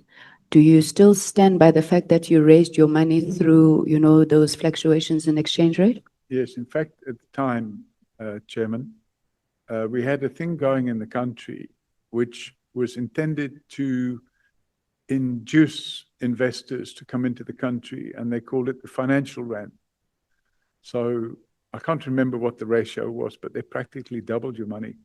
And at the time, when I brought the funds in, the first batch of funds, the exchange rate, if I remember, was 190 or 181 or something like that to the pound. And we ended up getting 3 rand to the pound. So it automatically boosted the amount of cash that you brought in. But you couldn't bring that cash in and then have it as cash. You could only bring it in if you invested. So you had to buy property or you had to invest in a company or something like that. So I brought money in on the financial rand. So let's talk about the investment then. So in 1986, you invest in property in South Africa. In 1989, you apply for permanent residency and you say as a person of independent means. Now, owning property or investing in property in South Africa does not automatically lead to permanent residency. I mean, regardless of how long it's been held. And I think you'll know the criteria for residency. So I think the only exception to that is if your property price or the property value is in excess of 12 million rand in today's money net worth, then you become this financially independent person who can then get a permanent residency. So is this the point that you're making, is that the portfolio that you held at that time was so large that it was only on the basis of it that you got your permanent residency? No, so it wouldn't be whether you have property or not property. You had to demonstrate that you're a person of independent means. And I don't know what the rules were that they used, but you sit down and you explain what assets you have and what liabilities you have. And they make a decision then that you either are a person of independent means or you're not. And they decided that I was a person of independent means. I had to attend South Africa House in Trafalgar Square in London and be interviewed. And I carried out the interview. And I think 3-4 months later, by that stage, I already owned a house here, but I only came as a visitor. And 3-4 months later, I got a phone call from the embassy and they said, okay, your application has been approved. You must come in and pick up your permanent residence certificate. So I went in and I picked up my permanent residence certificate. And then I had to activate it within 3 months. So I had to come and live here within 3 months, which I did. Okay.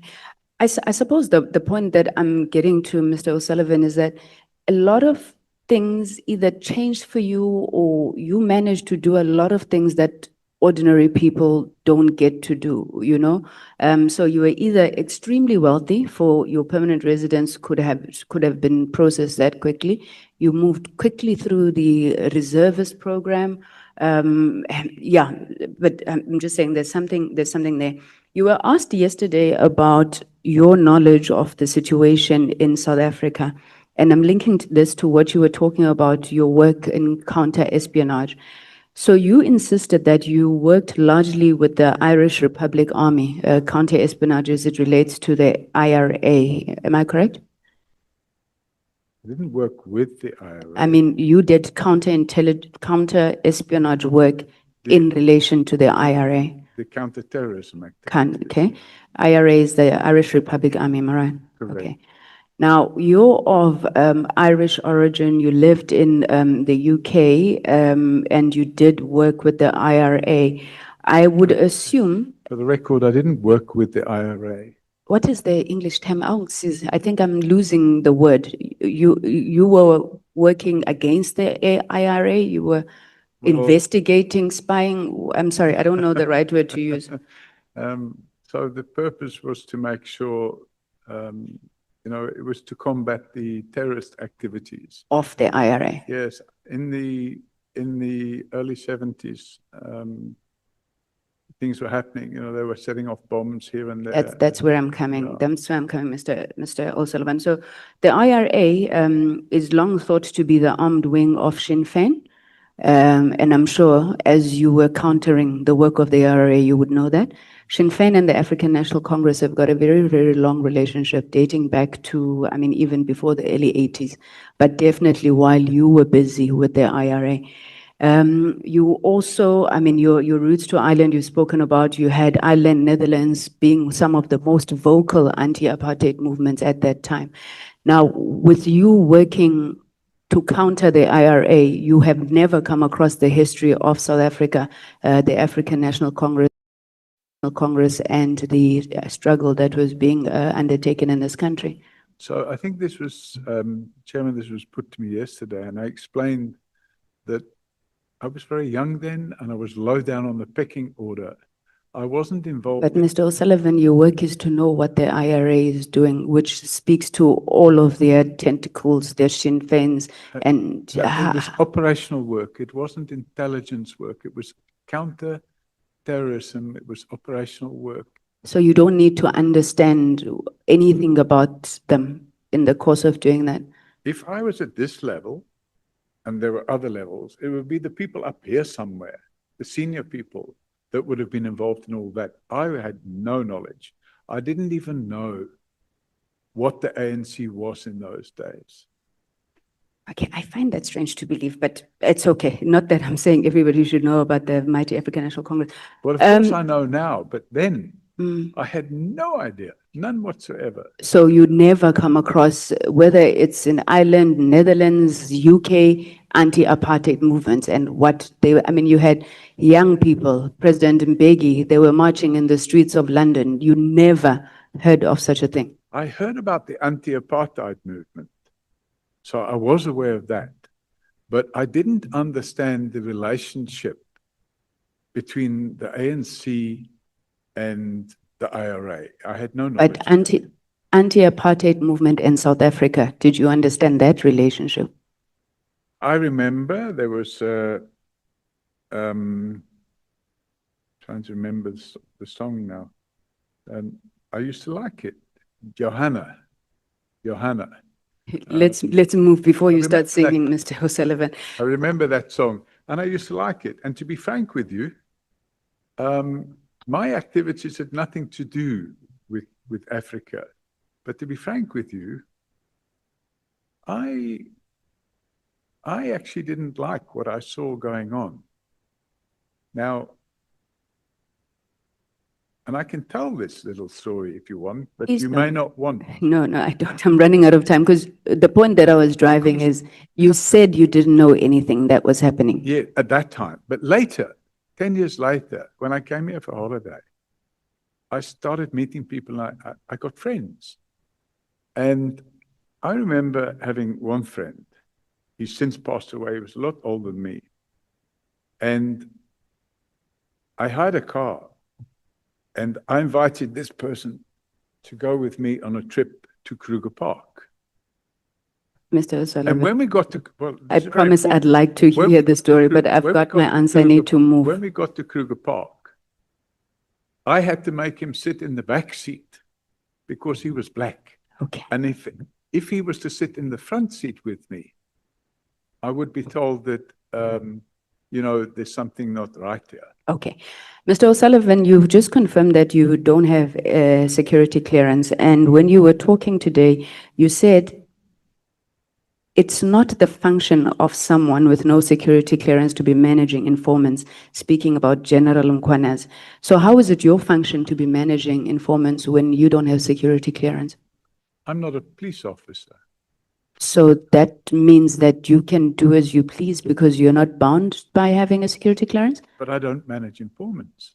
But you've been telling us about your informers and your No, so- informants and With all due respect, just so you can understand the difference, managing informants means that you have an informer who's working in a criminal syndicate and you're paying them and they're bringing information to you and you task them to go and find out this and go and find out that. I never did any of that.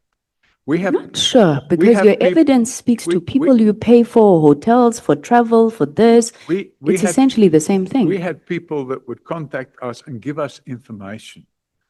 That's what we call casual informers. They come and give you that information. Okay. I never managed any informers whatsoever. The police, crime intelligence manage informers. Okay. How is the National Commissioner of South African Police Services appointed, Mr. O'Sullivan? If I understand correctly, it's a decision of the president. So why do you say in paragraph 90 that Ele pushed his favorite Masemula to be appointed National Commissioner if this is a decision of the president? Sorry, what paragraph is this? Paragraph 19. So the reason I say it, 90, sorry. the reason I say that, and again, you could say that that's probably speculation, but curiously enough, I met him again the day before yesterday, the Honourable Minister of Finance.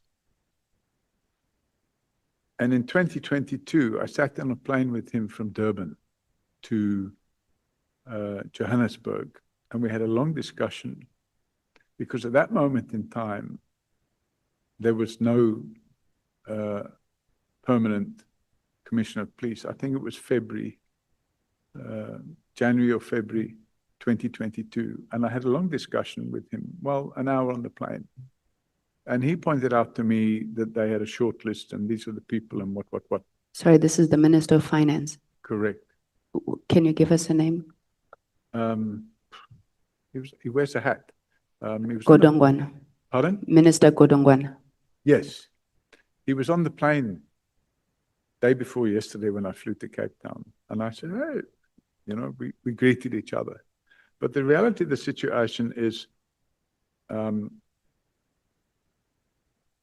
obviously receive information. And the information I received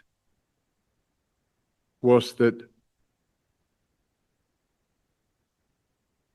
they wanted to push General Reed out from the police service. And General Reed, I can't remember what his exact position was, but he oversaw another general that managed procurement within the police service. Sorry, Mr. O'Sullivan, that's not what I was asking you. I was asking you why you would say, or maybe let me rephrase.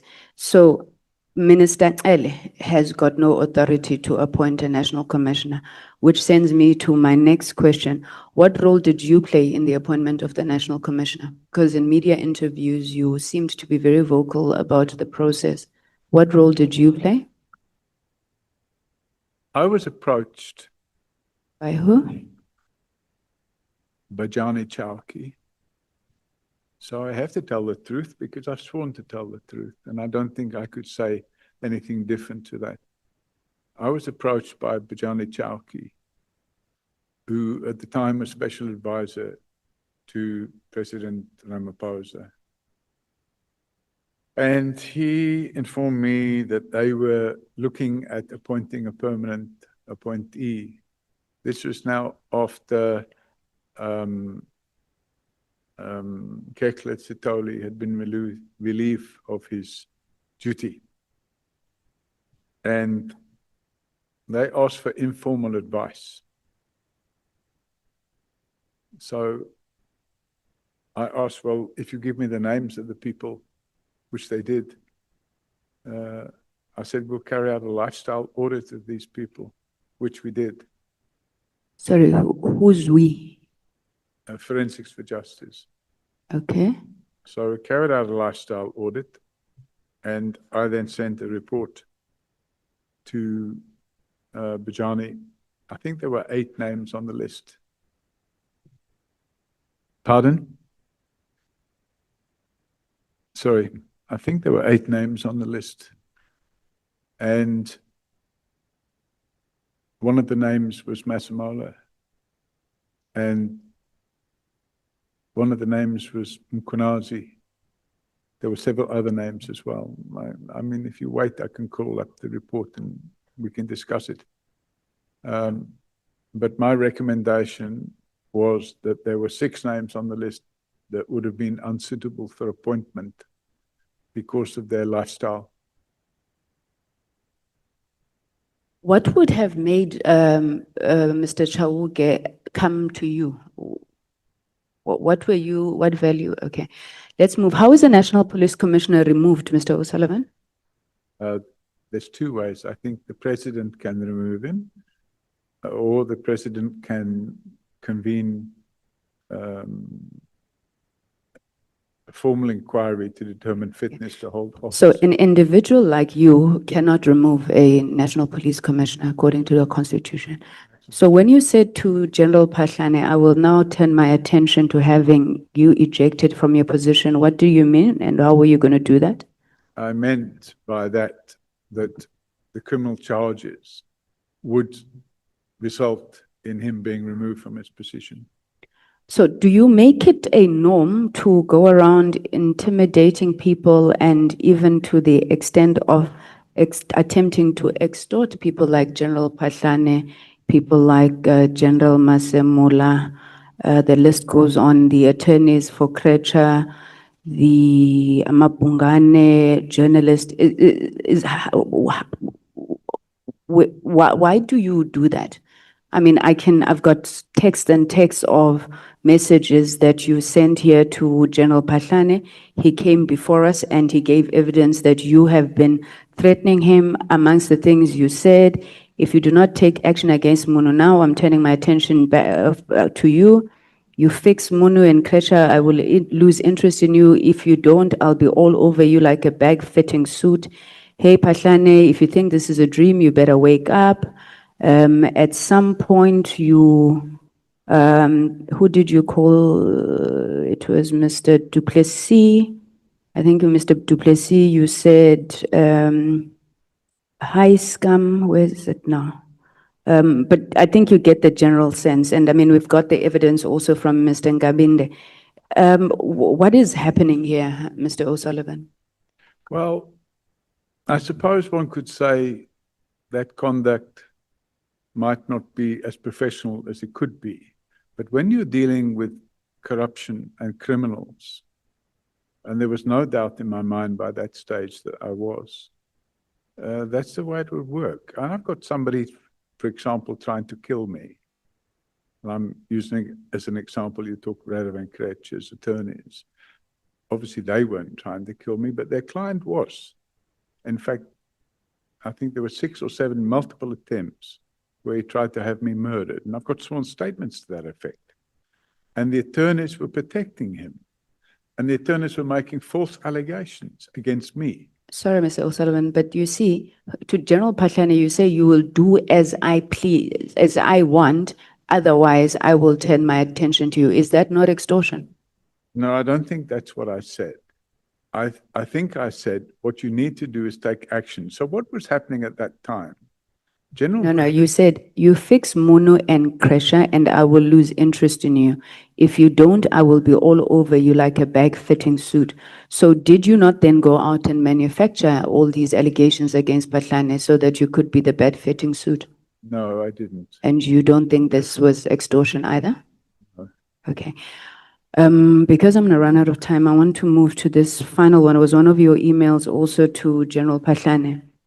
You said to them in an email as far back as 2016, and finally I should mention that I have now formally notified the British and the US Secret Services that the leadership of SAPS is knowingly supporting Al-Qaeda by protecting Al-Qaeda money laundering in South Africa. As your systematic corruption-driven failures are a threat to the Western world. Enjoy your weekend, Munu, and don't any of you or your accomplices dream of taking unlawful action against me. You'll wake up in a nightmare. Now, you have been pains to tell us that you left intelligence services, but in this email, which was 5th February 2016, I think I've seen, does this not demonstrate that you still have ties with British intelligence services? No, because in fact, you can go online now and you can file a report.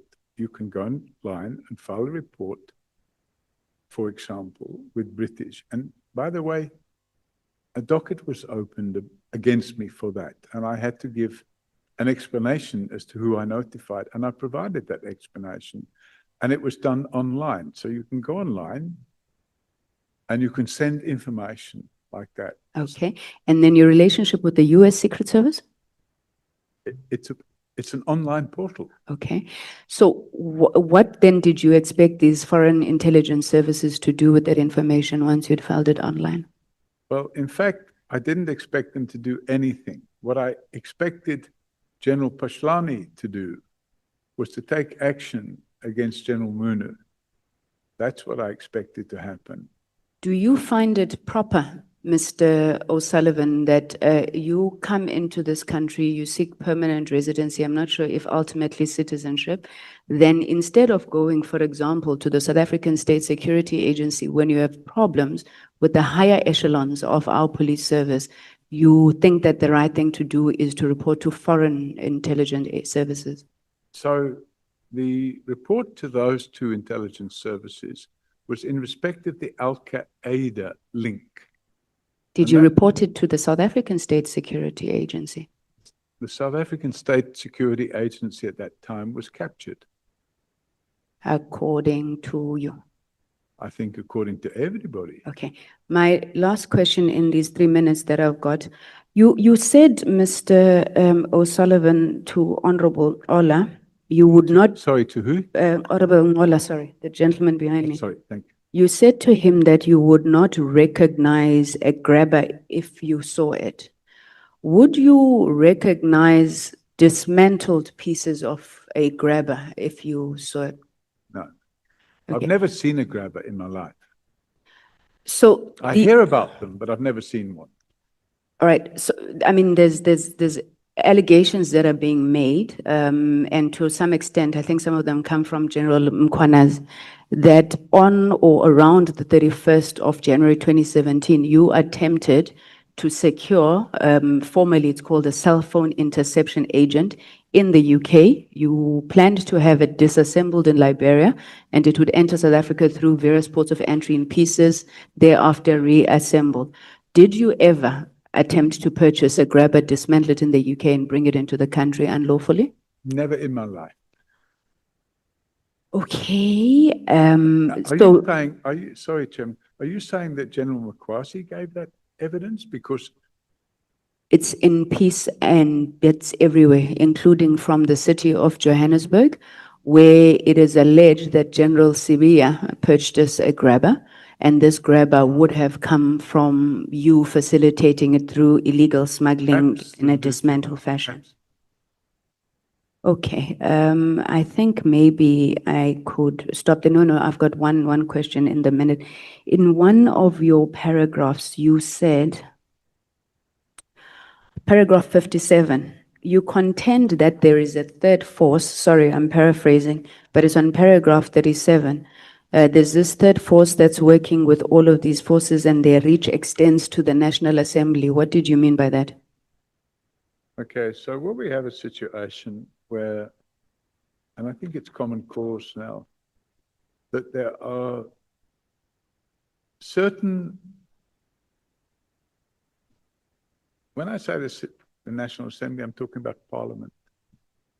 And I think it's a fact of life that if we turn the clock back, the intelligence services were being managed by a Minister, David Mkhlobo.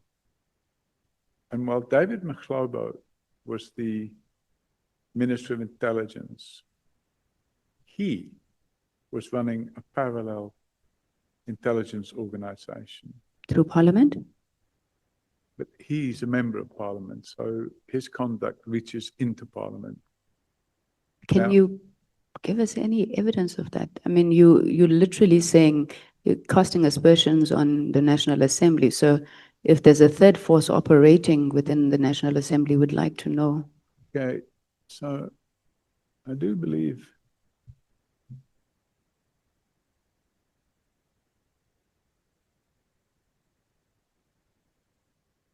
I'm going to refer to an email that I sent on the 6th of June, 2018 to the National Prosecuting Authority.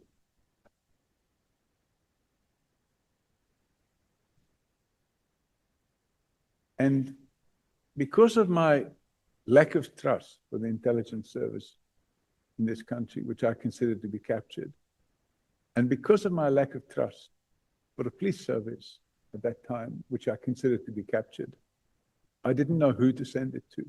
So I sent it to the Director of Public Prosecutions in Gauteng. And it's a sworn statement by an individual.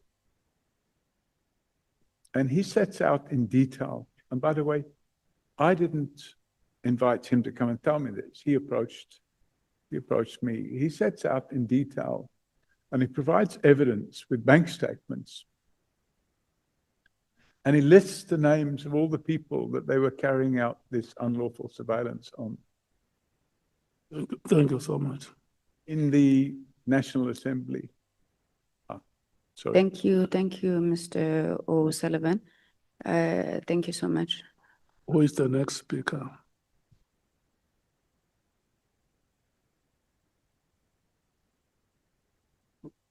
Yeah, I saw that I ran into trouble with Honorable Souls for speaking too much on things that I did not know. So can you please guide me? Who is the next speaker?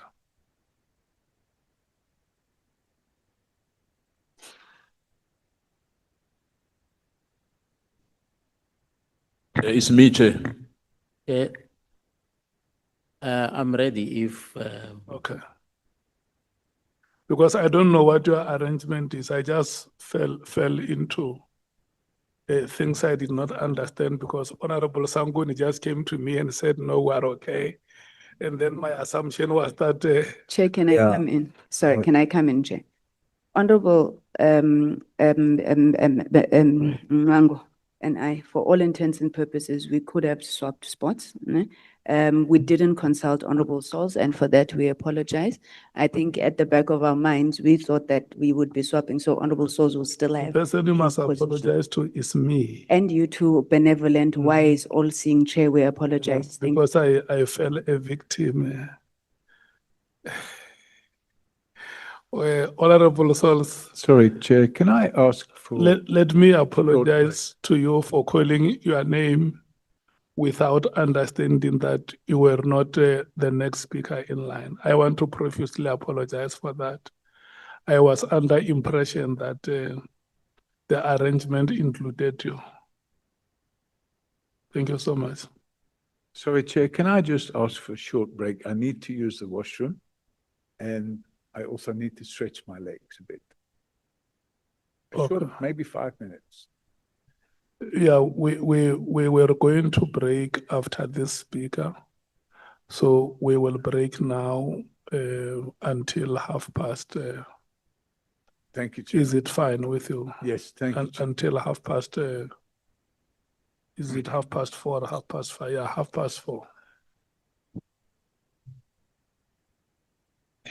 Can we stand up, members, and stretch our legs?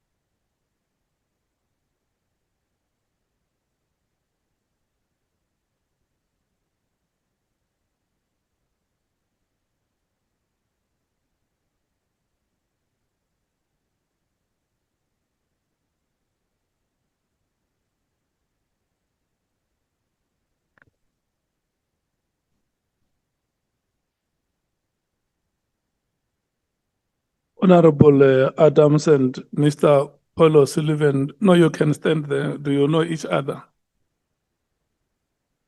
Eh? Do you know each other?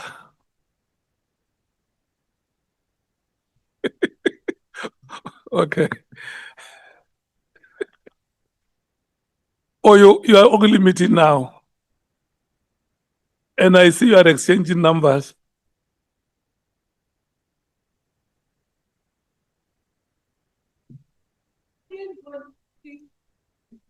Yeah.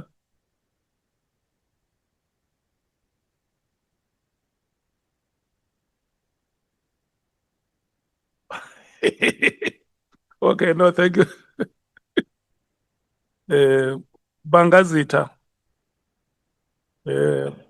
I think we had enough break. Thank you, Honorable It's Chairperson. until 20 minutes past 5, no? Thank you, Honorable, excuse me, Chairperson.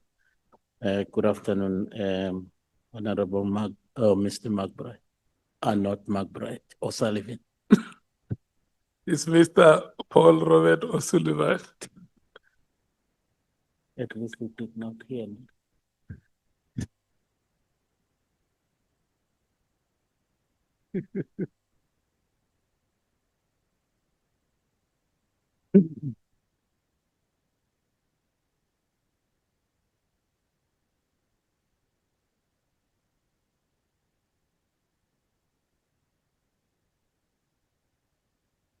Okay, thank you.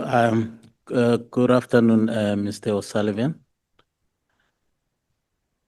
I'm greeting you. Thank you. Well, my first question would be, how did you become a certified fraud investigator?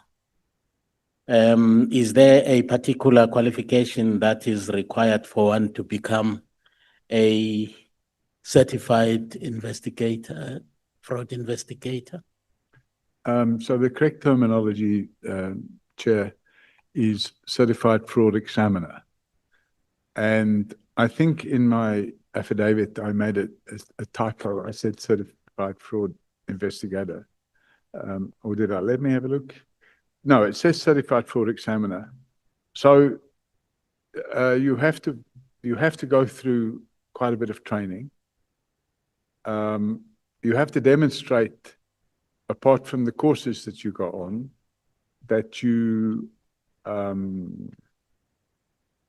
worked in fraud investigation, and then you have to pass exams. And I think the exams plus minus 2 or 3 hours each, and there's 3 or 4 of them. Okay, thank you. Who is the certifying authority? The Association of Certified Fraud Examiners. Thank you. Is there any difference between the certified fraud examiner and the fraud investigator? What is the difference? So you except have, in semantics. it's, I think probably there would be certain people that would describe themselves as fraud investigators, and they may have certain skills. And then the only difference being that the Association of Certified Fraud Examiners is a professional body. And if you have been certified by them, you're entitled to call yourself a certified fraud examiner and put the letter CFE after your name.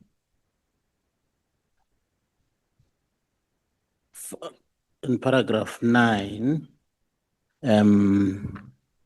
you say you actually joined the South African Police Service as a reservist in around 1990, 1991.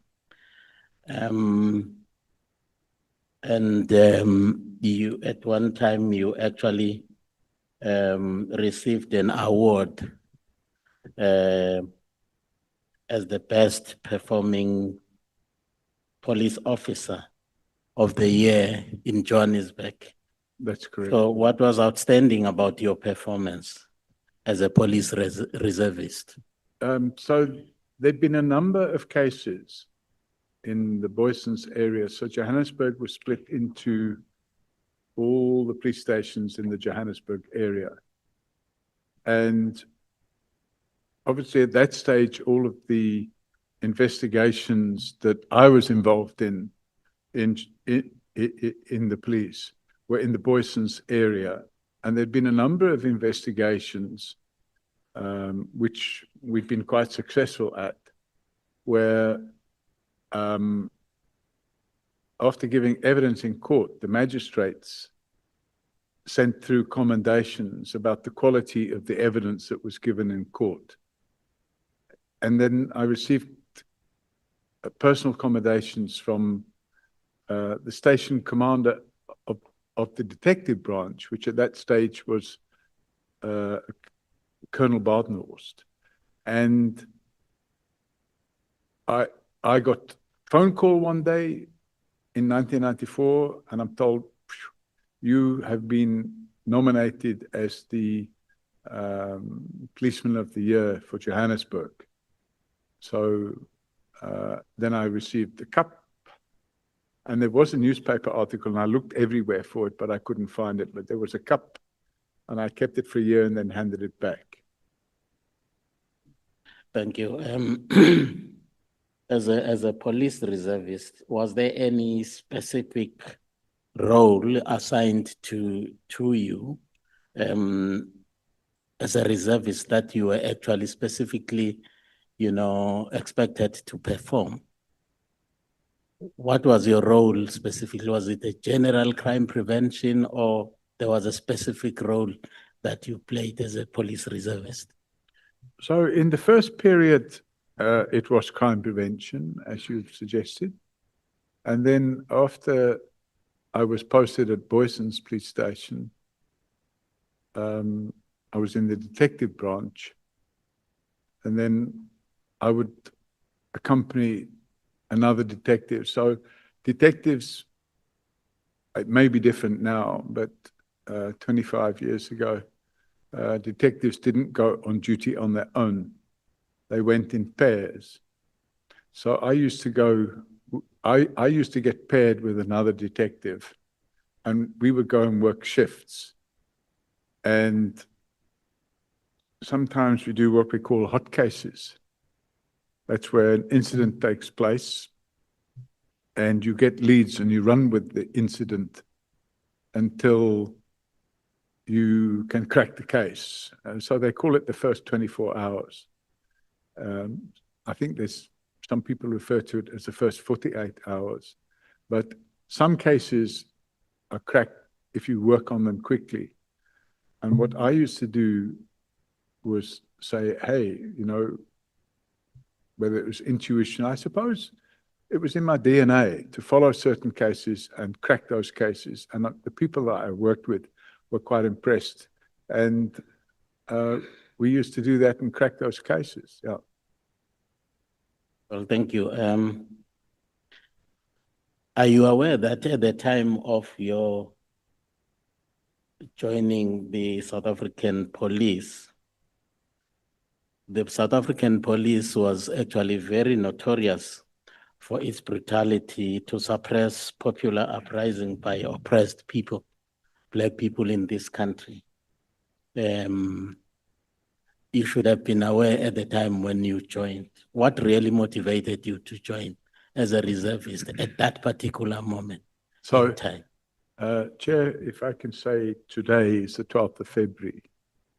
And on the 12th of February, 1990, Nelson Mandela was released from prison. And the country had started to move in a direction where it was moving towards democracy. And I think by 91 or 92, I was involved with a company called Sage Properties. We were running a large property portfolio. And I was approached by an agent who said they wanted to rent a building for the ANC.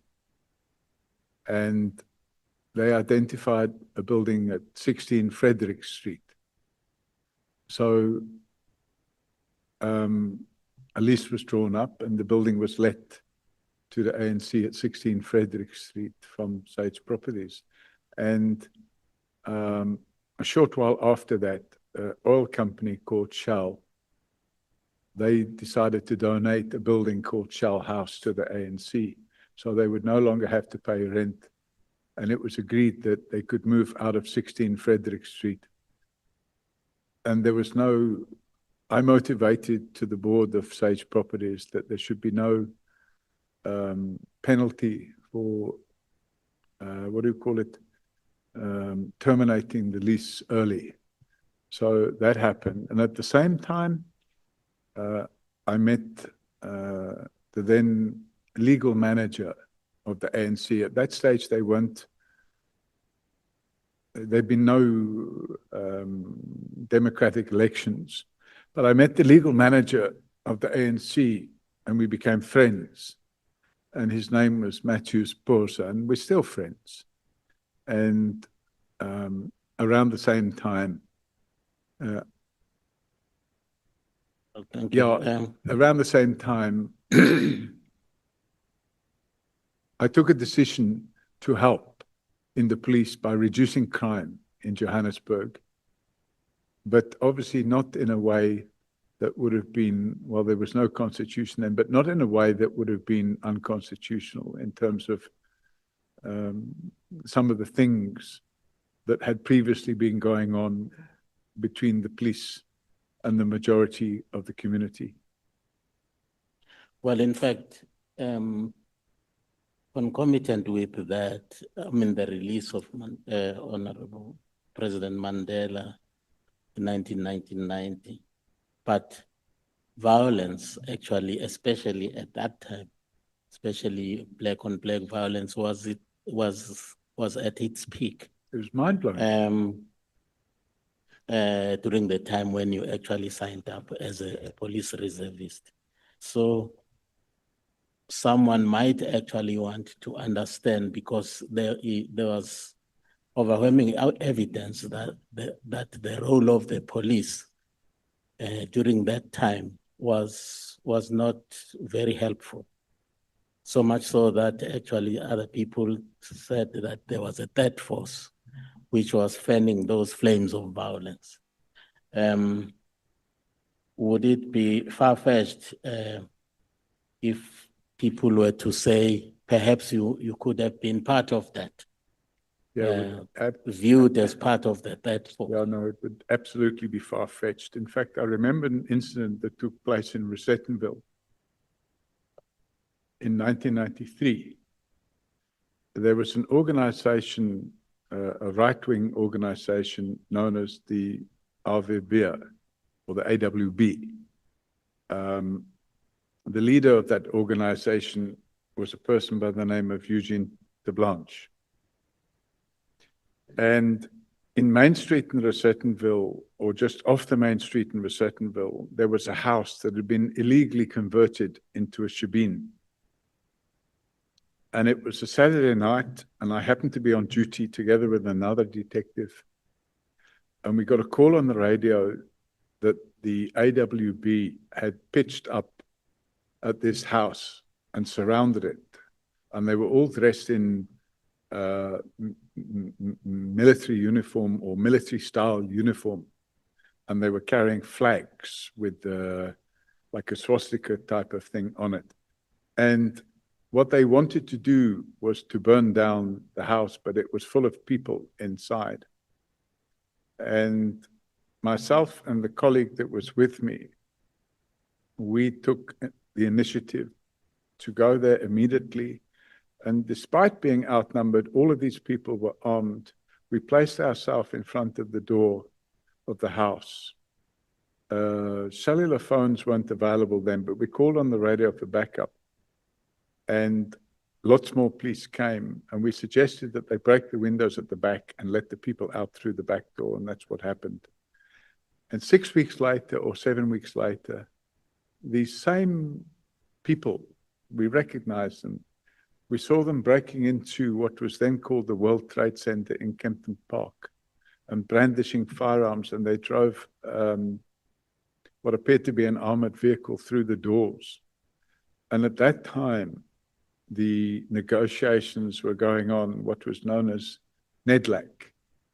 And those negotiations were intended to be part of this transition from apartheid to democracy.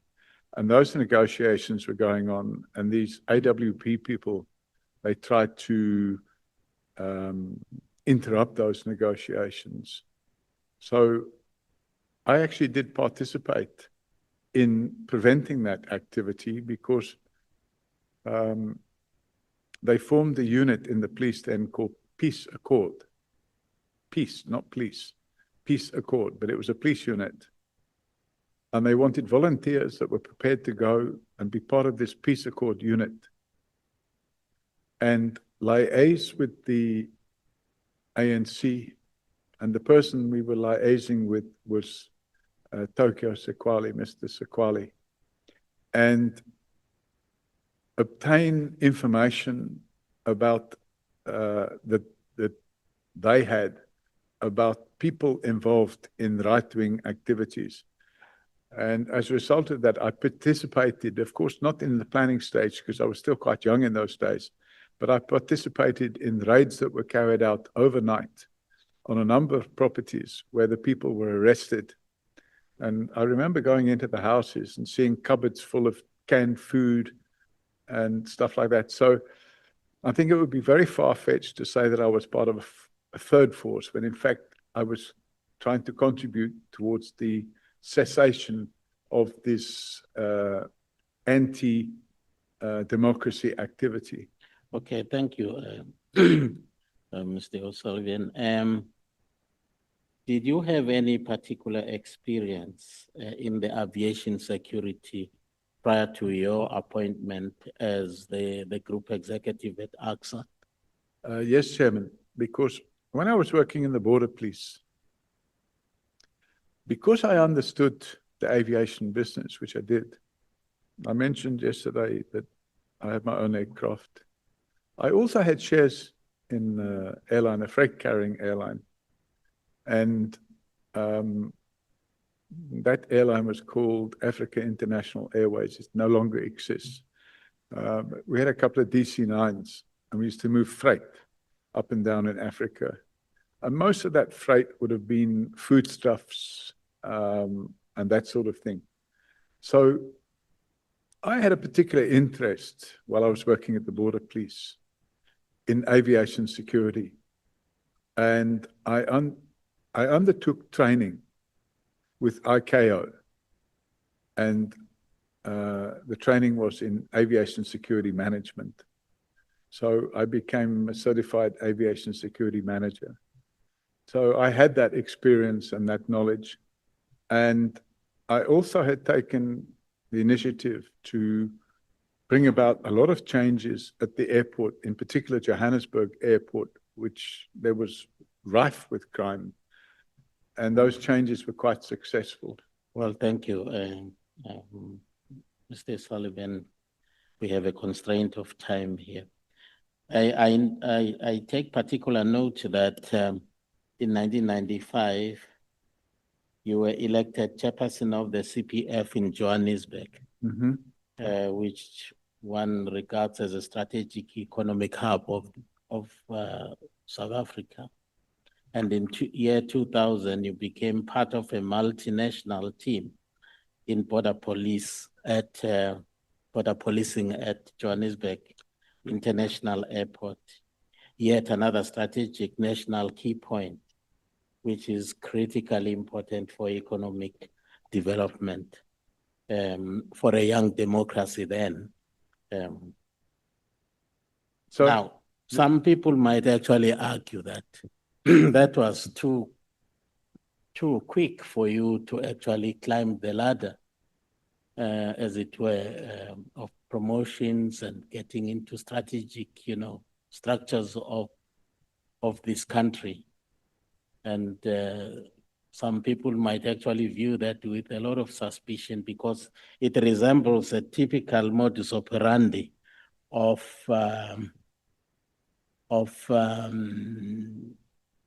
agents, if I may say so, of some dubious forces that were hell-bent on undermining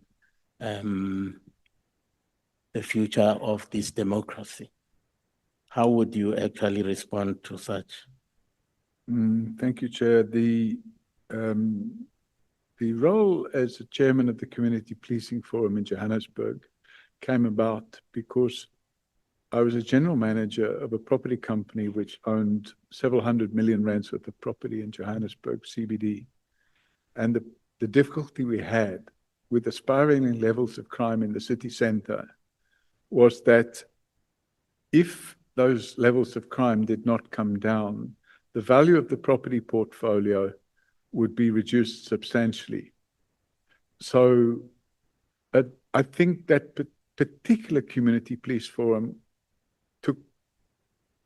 was formed as a result of us getting the property companies in Johannesburg CBD together to look at ways of reducing crime. And there were two initiatives.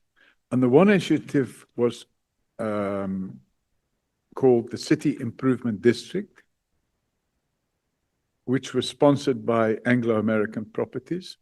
And the other initiative was to form a community policing forum, which was sponsored by Sage Properties. And when it was formed, we got a number of people who were property owners who joined the community police forum.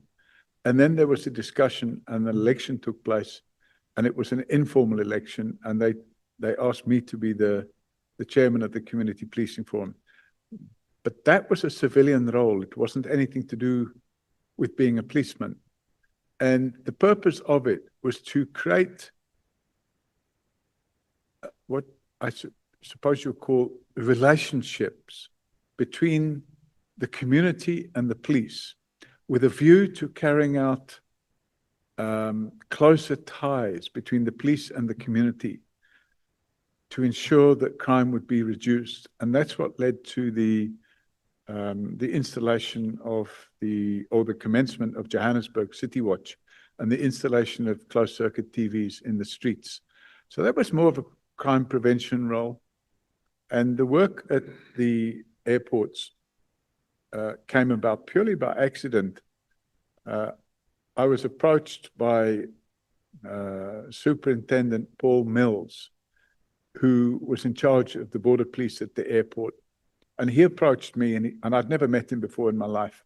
And he told me that they wanted to form a reservist unit at the airport.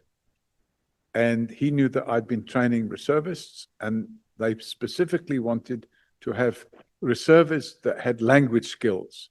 In other words, people that could speak French or German or Italian or Russian or Bulgarian, Gujarati, Chinese, that sort of thing. So obviously I had knowledge of some of the students that we trained that could do that. So I put word out, and we managed to get a few students together. I think there was about 35, and in fact, by that stage, they were reservists. We got about 35 reservists, and they were all brought to the airport, and we started that reservist unit. And the intention of that unit was nothing more, nothing less than to reduce crime. Well, thank you. In paragraph 33 of your testimony, there is where somewhere you mentioned that you were elected as vice chairperson of the National Aviation Security Committee. However, you were asked to resign. Why was NICOC not happy about your election to that position? So NICOC and The General Selebi. National Aviation Security Committee was a national committee that dealt with the implementation of the ICAO 17 rules. Now, the ICAO 17 rules is to make sure that the airports in South Africa would meet the global standard for ICAO 17. In other words, to prevent terrorist activity in the aviation industry. And because AXA owned 10 airports in the country, the head of security for AXA was automatically on that committee, because the National Aviation Security Committee dealt mainly with the airports that were owned by But now why NICOC was not happy with your appointment? Well, they didn't, including General Selebi. they didn't have a problem in the beginning. There were no issues in the beginning. We used to sit on those committees and everything went according to plan. But after a decision was taken to cancel the contract of Kusalani Security, that caused animosity. And the animosity led to Jackie Selebi going to, or having somebody else go to NICOC, because I don't think, I wasn't involved in NICOC.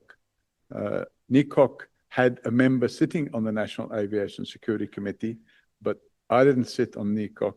And Jackie Selebi, I think, did sit on NICOC, and he raised the fact that there's a lack of security clearance for the people that sat on the national. He didn't mention my name, but there was a lack of security clearance for the people that sat on the National Aviation Security Clearance, and National Aviation Security Committee. And he believed that all the people sitting on that committee should be in possession of security clearance. And they then started a process at the beginning of 2003.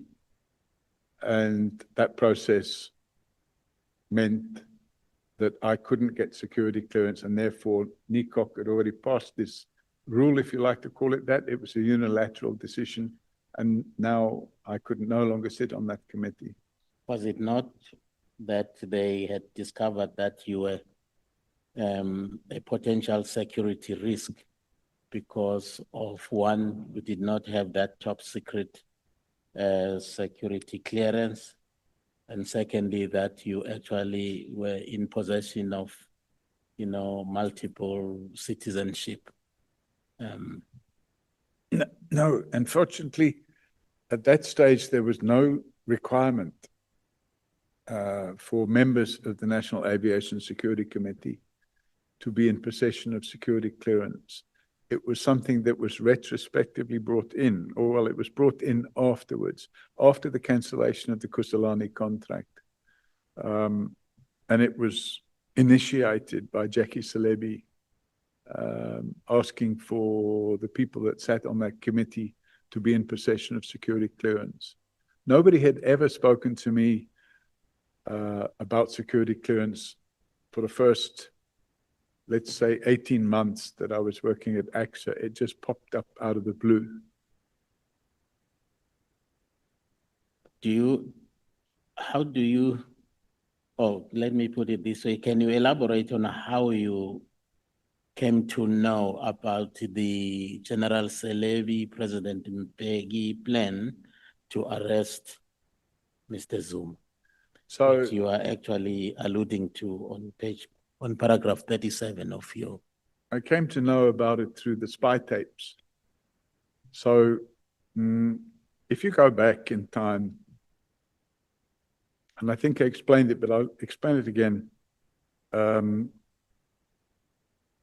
The attorneys of Jacob Zuma approached Mokoteri Mshay after Vusi Bikoli was suspended. And when they approached Mokoteri Mshay, they made a representation in terms of, I can't remember the section now of the National Prosecuting Authority Act, where you can make a representation about criminal charges. And they made a representation. And in making that representation, they played the tapes and they provided copies of the transcripts of the tapes themselves. And that wasn't the only thing that happened, because around the same time, and I can't remember if it was before or after that event, but around the same time, Nomkhoba Jiba had been suspended. And she was the deputy or acting national director of public prosecutions. She had been suspended, and she brought a court application to have her suspension set aside. And when she brought her court application to have her sentencing set aside, she attached to that court application the transcripts of the so-called spy tapes, the same spy tapes. So now it was in the public domain because somebody gave that to a journalist at the Mail and Guardian, and the Mail and Guardian published the details of those spy tapes. And that's where, in those spy tapes, you've got these conversations that were going on between a person called, codename Luciani, and another person called Leonard McCarthy. Okay, thank you. In paragraph 56 of your testimony, you say that, and I quote, Mkhwanazi was not truthful. That is Lieutenant General Mkhwanazi was not truthful when he made press conference on the 6th of July, 2025, and when he appeared before this committee. Can you at least identify two untruths that you identified in his testimony? Just two. Well, of time. There were several, but the ones that come to my mind immediately are that General Mkhwanazi created the impression that I would call it a criminal enterprise, that a criminal enterprise consisted of members of the National Prosecuting Authority, judges, senior members of the police, and that the purpose of that criminal enterprise was to derail investigations that were allegedly being carried out into another criminal enterprise known as the Big Five cartel. And ironically, nobody could produce any details of who this Big Five cartel is. And when the questions were asked, when the media asked who's this Big Five cartel, nobody's been able to say. When they give evidence, who are the Big Five cartel? No, we can't tell you. So that's the first point. Second point is it was alleged by General Mkhwanazi that I had captured IPID. That was a complete lie. It was also alleged by General that I was a foreign agent. With regards to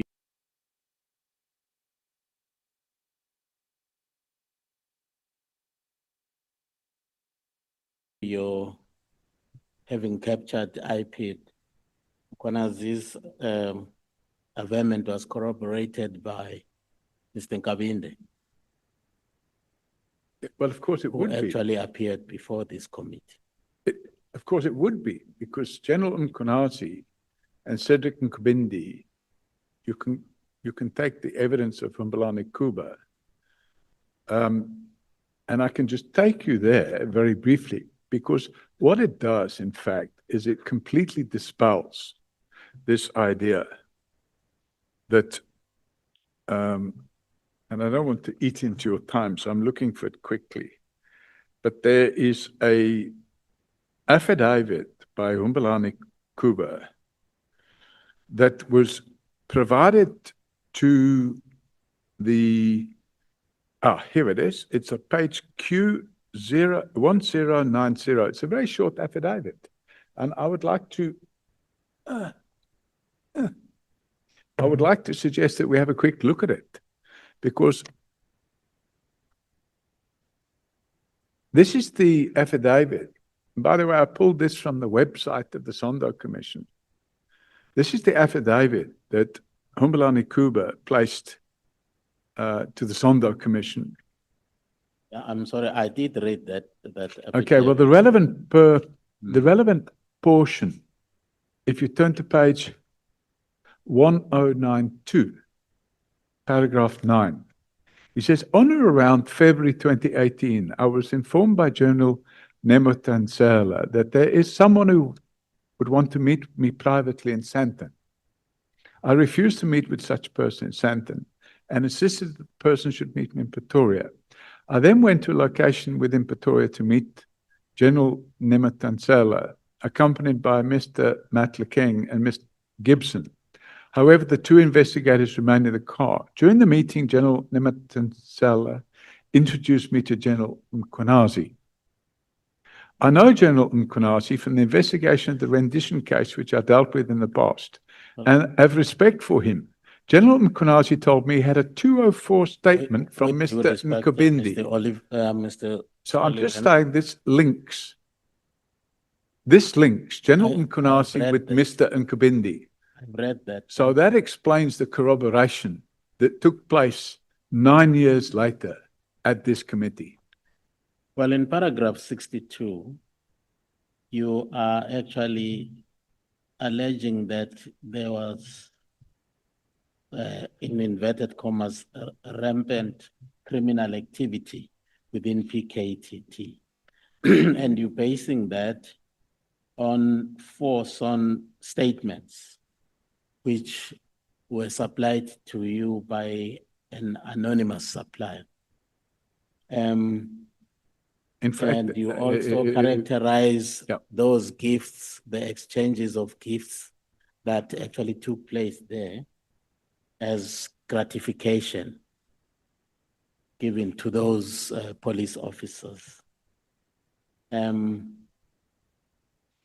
would be interesting to me to know how did the entire investigation in Fort Hare end up, because those gifts were actually coming from Mr. Plaiki, who had been introduced to the team as a contact person because he was director of internal investigations in the university. And he was introduced to the team by even the rector of the university, that in the event they needed anything, he is the contact person. That's the way I understand it. How did the whole investigation end? Are you aware of that? No. Now, let me tell you, the very same Platke who actually I know that part. He was arrested and charged with murder. You know, gifts was actually the one who was arrested by the very same people. Would you therefore say that those gifts were gratification? Correct. Why so? If you look at Act 12 of 2004, it's defined in Section 3. It defines what a gratification is. And those gifts, whatever you want to call them, they amount to gratification in terms of Section 3 of Act 12 of 2004. Thank you. On paragraph 69, and if I may quote, you say one of the central players in the capture of the criminal justice system is Mr. Peggy Tel. Can you substantiate this allegation? So I've actually given some examples. I don't know if I can reach that example right now, but I've given the example of a gentleman by the name of Chamani. If you bear with me a second while I look at my index. Sir, I have only 5 minutes left. No, I'm sorry, I can't find it quickly, but there Okay, are now let's in here a letter where Commissioner Masemola introduces everybody in the police to the new head of legal services in the police. And it's a gentleman by the name of, I can't remember his first name, but his surname is Chamani, C-H-A-M. Here we go. It's page 242. So if you have a look at that 242, there's a file note, and I sent this file note back then.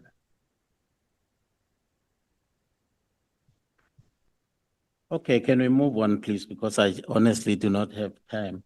In paragraph 160, we are characterizing Lieutenant General Mkwanas as a criminal. What are the bases for your allegation? So he entered into a corrupt relationship with, first of all, Nkabindi, secondly with, or attempted to enter into a corrupt relationship with a person by the name of Humbalani Kuba. And he attempted to enter into a corrupt relationship with the late Mr. Mandla Mashlangu. And that attempt went to the extent of drawing up an affidavit for him. And that affidavit, Mandla Mashlangu had got cold feet and decided not to sign the affidavit. And that affidavit would have been an affidavit that would have impugned the character and integrity of Robert McBride. In the case of Cedric Nkabindi, he offered him a job as a brigadier in the police, in return for which Cedric Nkabindi would supply him with an affidavit which would impugn the character of Robert McBride. And he attempted to do the same with Humbalani Kuba. So that activity alone would be classed as corruption as defined in Act 12 of 2004. Thank you. I went through your testimony here, and it has actually amazed me how easy you find it possible for you to just throw wild accusations against the character of people, and without actually any substantiation. You actually call people criminals. You actually even alleging that Ms. Mieni was Mr. Zuma's mistress, and you can't even substantiate all of those things. Why do you find it easy to actually put people in such bad light without any evidence? Well, I suppose you would call it tit for tat. So if we go back to the 6th of July, the conduct started by, as an example, General Mkhonazi. General Mkhonazi then went to the Madlanga Commission And my, Honorable Souls, can you grab the microphone and start questioning the witness?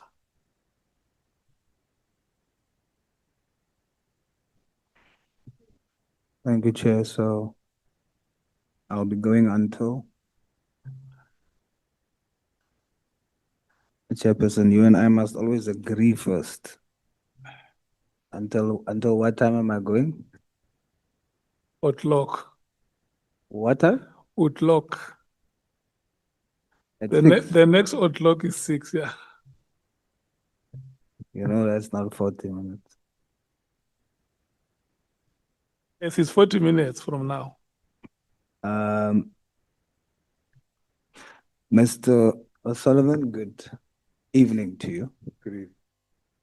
You must indulge me for a few minutes as I just provide context for how I'm going to approach this. So indulge me for a minute. I must be frank with you. How I was introduced to you, not in person, but through the committee engagement of you having to come here. And I must be frank with you, I hate how you introduced yourself to us. As someone who encountered you for the first time, you came across as very rude. You came across as someone with a disregard for us in the legislature and the executive. Then when I listened to you when you testified, you further confirmed that here in how you addressed our leaders, for example, our President, His Excellency President Ramaphosa, by addressing him on a first name basis. Then your posture of dictating conditions to us created a perceived expression of a default colonialist mental setting. But Mr. O'Sullivan, no matter how I feel personally about how you've been introduced to me, and it's important that I remind myself why I'm here. I'm not here to assess how your behavioral conduct is or the lack thereof, but I'm here to test the submissions that you put before me or before us. And when I look at the submissions that you put before us, no matter how I feel about your posture and your demeanor, I cannot ignore, when I read your submissions, your heroism. I cannot ignore your sacrifice and your immense contribution in your fight for justice in our country. And so if I strictly just look at that and look away from how I was introduced to you and your perceived posture, I want to say to you, based on what I read here, thank you very much for your sacrifice. You're a hero. But like I told Mr. McBride, even heroes have holes. Our shared Christian faith teaches us about Jesus, who's more than the hero, is an actual savior. Yet even Jesus had holes in his body. But the difference with Jesus was when Thomas doubted him, he was willing to let Thomas feel the holes and test it for authenticity. And he still ascended into heaven with holes. Now this committee process, I feel, is here to test those holes and also to affirm the truth and test what you've put to us, whether it's the truth. So that's how we're going to start, Mr. Sullivan. My first question to you given your access, Pardon? given your access and your executive appointments without tertiary qualification, did you benefit from the apartheid system in terms of opportunities because you are white?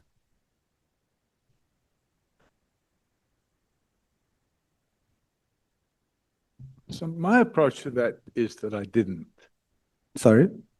My response to that would be that I did not approach or benefit from the apartheid system because I'm white. However, I want to qualify that, because if I have to be brutally honest with you, in the initial years when I came in South Africa, and sorry, I'm in a bit of pain. When I first came in South Africa, it might be construed that I did benefit from the apartheid system, because it might be that after 1994, it might be that I would not have received permanent residence. It might be that the rules changed and I would not have qualified for permanent residence. But after democracy took place, I threw myself headlong into trying to help the previously disadvantaged community in South Africa. And I'm still doing it today, by the way. And I don't publish any of this. I don't go to the media and say, look at what I'm doing here. There's an informal settlement near my house in Sandton. There's about 175 people living there, and some of them are school children. And every Christmas and every Easter, we put on parties for the children. In addition to that, they don't have electricity. So I purchased solar panels and put them on the roofs. And the year before last, I donated a very large gas braai facility for them. I communicated with the city of Johannesburg and asked them to put in, and they did put in, 3 toilet blocks and sewage. I managed to get that done for them. And I still, to this very day, communicate on a regular basis with those people. And I've been trying to assist them, but that's just one project. There are other projects as well. Mr. Sullivan. Okay, sorry. No doubt. What you've now added is you're not just heroic, you're not just a hero, you're also a compassionate one. Yeah. And I'm not disputing that. What I'm dealing with that question is that, let's be logical. When someone like me sits and I look at how is it that you held executive positions without the necessary qualifications, the only answer that's plausible is that the system at the time benefited you because you were white. If I look at the letter that was written on your behalf by the Member of Parliament, the tone of the letter also speaks to the fact that there is an understanding that because you're a white man, there would be some concession and benefit in terms of opportunity. The MP says in the letter, you'd be a great benefit to white people in South Africa. When you write, you make sure to stress that you are learning Afrikaans. There's an undertone of intentionalism based on how the apartheid regime would give opportunity to white people in senior positions without qualification. Now let me qualify to you that I put that to you, that the reason why that was overlooked is because you are white in an apartheid system. But what you did with it is that when you entered the door, you then used your entry to fight crime, to fight corruption, and to do what you've just explained to me now. Even in our system now, the system benefits certain people that hold senior positions without the necessary qualifications. But some of them are using it for corruption.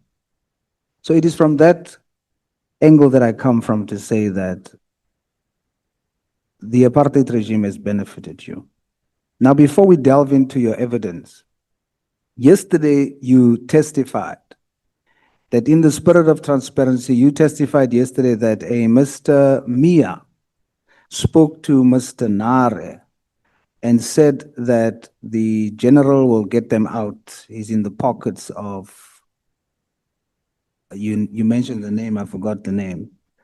I received a message yesterday from Mr. Mia's wife stating, after she heard your testimony, somehow found my contacts and shared with me that her husband says, when Mr. Mia was arrested on the 9th of January 2014, there was no instance at any stage where he met Jacob Nare during the arrest process. At the time, he was not even aware that Jacob Nare had been arrested. He only first saw him later at the Weinberg court on Monday, the 13th of January. What's your response to that, Mr. Sullivan? Chair, I wasn't involved in that took place at that moment in time. My involvement in that was that at 5 or 6 o'clock in the morning on the 9th of January, at 5 o'clock or 6 o'clock in the morning, it was daylight, the sun was just coming up. I had received information that there would be an attempt to kill me that morning. So I had decided to evacuate my family from the house the night before. I'd moved them somewhere else. And I left my cellular phone inside the house. And the reason I did that was because the information I received was that crime intelligence individual who has since been arrested and detained was working with the people that were planning to kill me. And the team of people that were planning to kill me, it's alleged, and there's a trial going on. One of them is this chap, Mr. Mia. And when they were all arrested, unbeknown to me, this fellow called Nair or Neri, Jacob Nari or Jacob Nair, I don't know how you say it. I used to call him Jacob Nair. The crime intelligence colonel, a person by the name of Kimber, I can't remember his first name, but he had a nickname which was Killer Kimber. And they had already been working together with this chap, Jacob. And he had provided, and he had made recordings of discussions he was having with them. And he made a sworn statement stating that which I alleged yesterday. And I've seen that because it's part of the docket against Radovan Krejcir and the 7 other people that were out that day to have me murdered. All right. So that's, I have no first-hand knowledge. I wasn't present when these things were said, but I've seen the sworn statement. All right. Now let's begin by debunking the allegation here that you were paid from the Secret Service Fund. Now I've read this statement and I have a different view from what has been said earlier. So just so that we confirm, the document that you have that we were given by Honorable James, that document, You did not produce it to the committee. It was brought by Honorable James, and today is the first day you see it, correct? The first time I've seen it today. Right. So you are not using this document in order to make us see you in a certain way, because you've never seen this document. That's correct, sir. Now let's go. I think it's important for us to debunk this. This document says a request for an advance from the DSO confidential funds. But if you look at what you produced or gave us on page 282. 282. Let me have a Yes. If you look at that attachment, So let me just go to it. 282.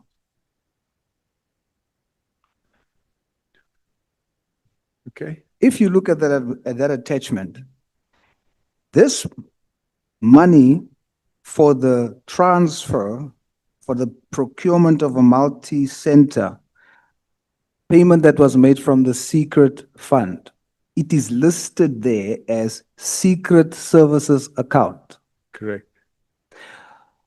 So would you agree with me then that if this document that you were given, if this money, this 100,000 came from the secret or the slush fund, it should have had written on it the secret services account and not what is written on here, the DSO confidential funds. Would you agree? So the money that you were paid was not from the secret services account. No, it came from now. I didn't know where it came from then, but now I can see it came from the Scorpions confidential funds. Absolutely. Which And was that's the not, National Prosecuting Authority. and that's not the secret services fund. No, the Secret Service account is run and managed and controlled by the police, not the NPA. Yes. So we are debunking the notion that you were paid from the secret services account based on what was produced here. Yeah. Let's go a little bit further. If you look at the document, it says that because of your information, cannabis weighing 1,114 kilograms was discovered. Cannabis or hashish? Both. Okay. So I haven't. On page 4, I don't want us to say I haven't read this document. Mr. O'Sullivan. Okay. I don't want us to spend a lot of time here. I just want to use what was given here, not by yourself, to debunk the notion that you're not a credible witness. On page 4, it says there in a document, not that a document that you produced, it says the combined value of the 767 kilogram of hashish and the 1,114 kilogram of cannabis confiscated by the DSO amounts to 56 million, which is only part of the full consignment valued at more than 200 million rand. So your efforts and what you have provided has allowed the DSO to seize money or things to the value of 56 million in comparison to 100,000 that you have been given. I end with this. On page 5, the document that was produced here by Honorable James says, Mr. Solomon, for this, he made use of his own camera, vehicle, and aircraft rental. O'Sullivan funded all his own operational costs. O'Sullivan effectively beat SAPS at what they were expected to do. Sorry, what page is this? That is page 5. Not a document that you produced, evidence that was produced by others. This document says of you on page 6, it says Mr. O'Sullivan did not give this information for financial gain. With him, it is a matter of principle. It is acknowledged that O'Sullivan and Commissioner Celebi are at loggerheads, but this information has been properly handed to the DSO and independently verified by Mr. O'Sullivan. Mr. O'Sullivan has a motive of revenge against Commissioner Celebi, but this case, other than him being a policeman, does not at this stage aim in any way to implicate Celebi directly.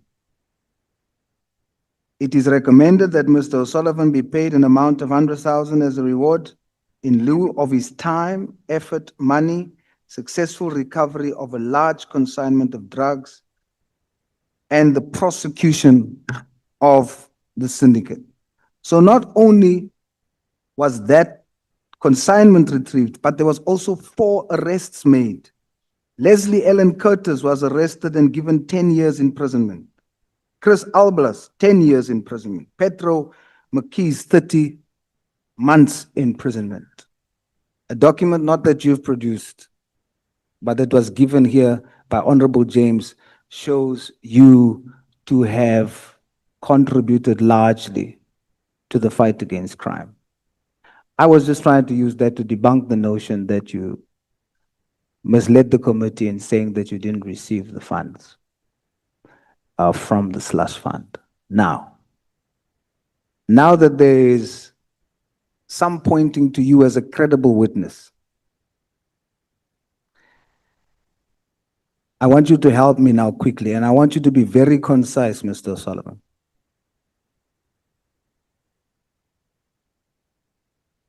When you looked at the press conference of General Mkhwanazi, what impression did that give you? Very concisely. It gave me the impression, and I stated this, it gave me the impression that he was planning a military coup.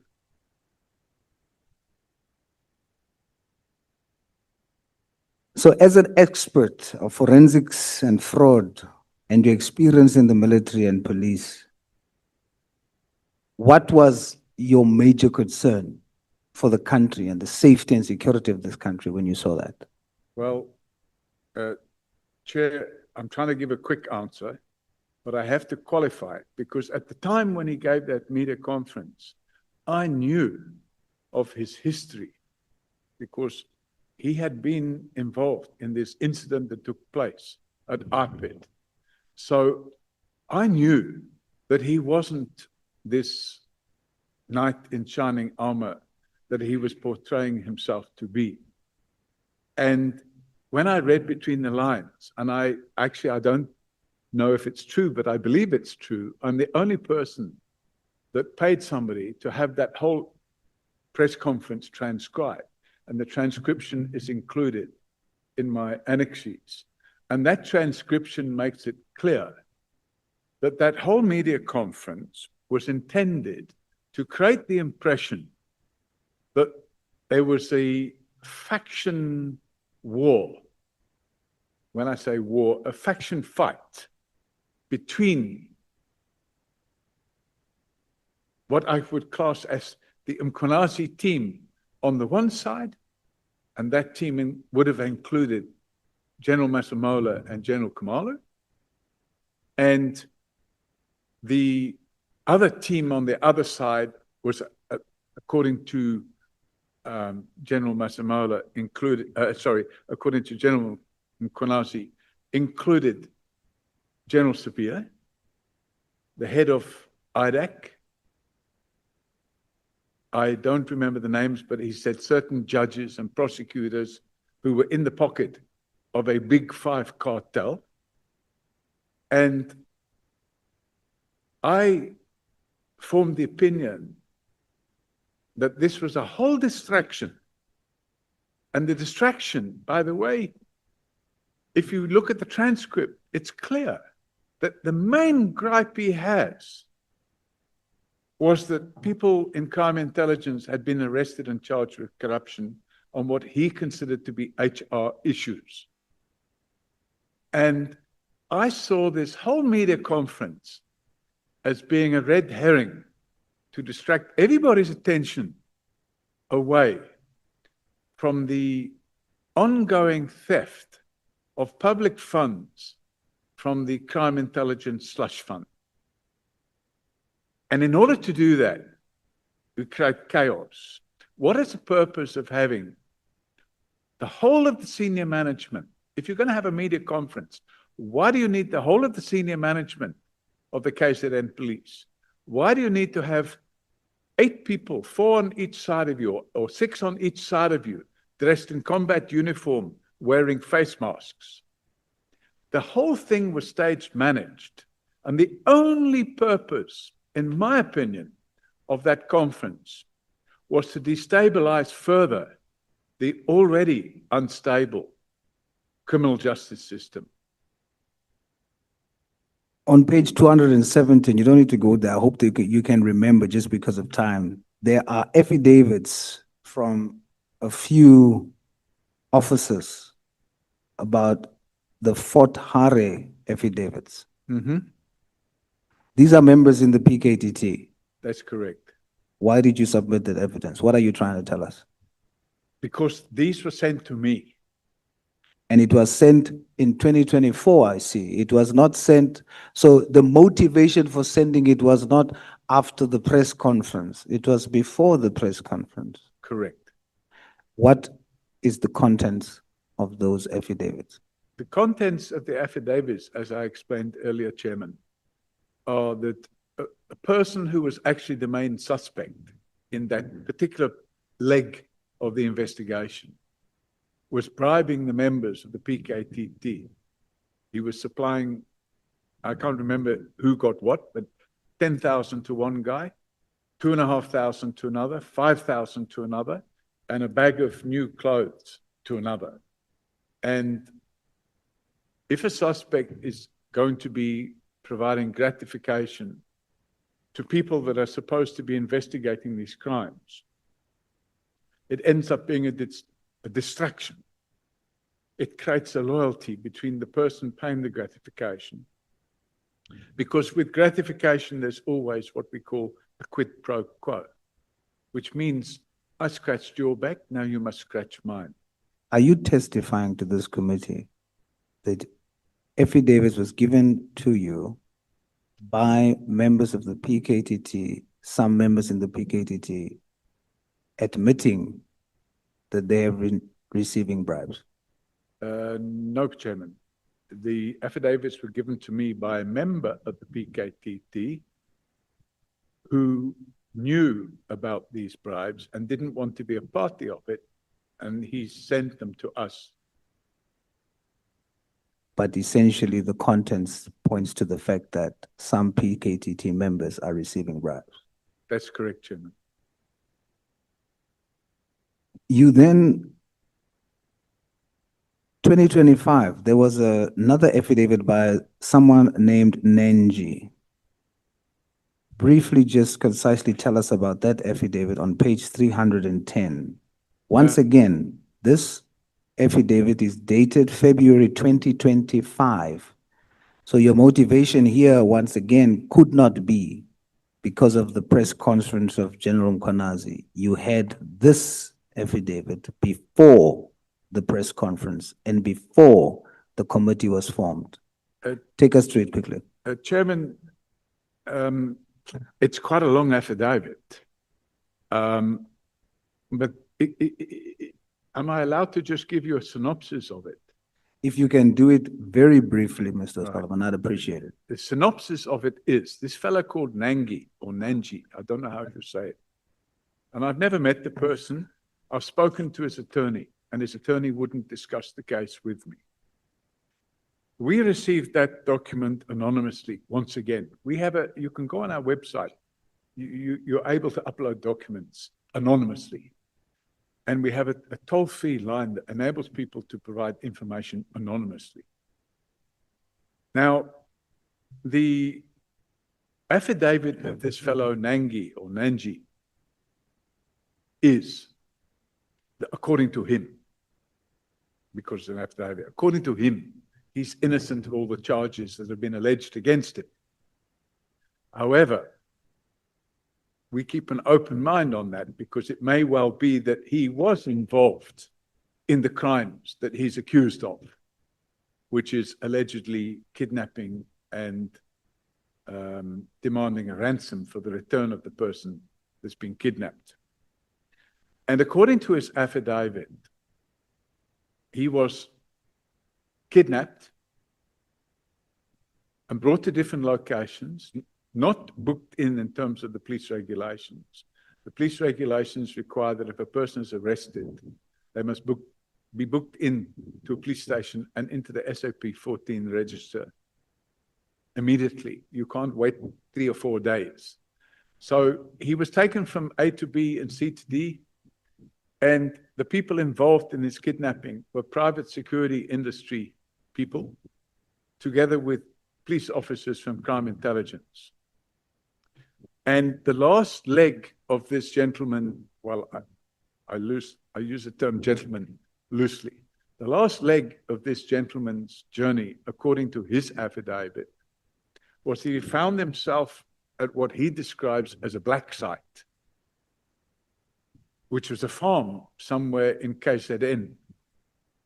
And whilst he was on that farm with another co-accused, the two of them were kept in separate rooms, and they were alternately tortured. And the torturing he describes in detail included what's known as waterboarding, where they put a plastic bag over the head and they put a tube in the bag and pour water into the bag so you feel like you're drowning. And you can't breathe, so you actually can lose consciousness. And that he alleges that happened several times. He alleges that he was very badly assaulted, and there's photographs showing the nature of the assault that took place against him, and that a pair of garden scissors, I think he means these shears that you cut the grass with or the hedge with, were used to assault him in his testicles to the point that he was bleeding in his urine. And finally, he said that while all this was going on, the senior cop that was there, Colonel Darwood, who has, to my knowledge, a history of this type of conduct, and I know that for a fact, because that's the same Colonel Darwood that kidnapped Sarah Jane Trin from our offices in February 2017. And the same Colonel Darwood was involved in an unlawful arrest of me. And the same Colonel Darwood was involved in the unlawful arrest of Advocate Gerry Nel about the time when he wanted to prosecute Jackie Celebi. But the most telling part is that at this black site, this farm, he alleges that General Mkhonasi was there. And in General Mkhonasi's presence, Darwood continued assaulting him. He doesn't allege that General Mkhonasi assaulted him, but he did allege that General Mkhonasi told him that the other co-accused, a person by the name of Malotshwa, he said Malotshwa should have been better off committing suicide because of the torture that he's going to be facing. And Darwood allegedly, according to the statement, phoned Nangi's wife on the phone without realizing that Nangi's wife recorded the call.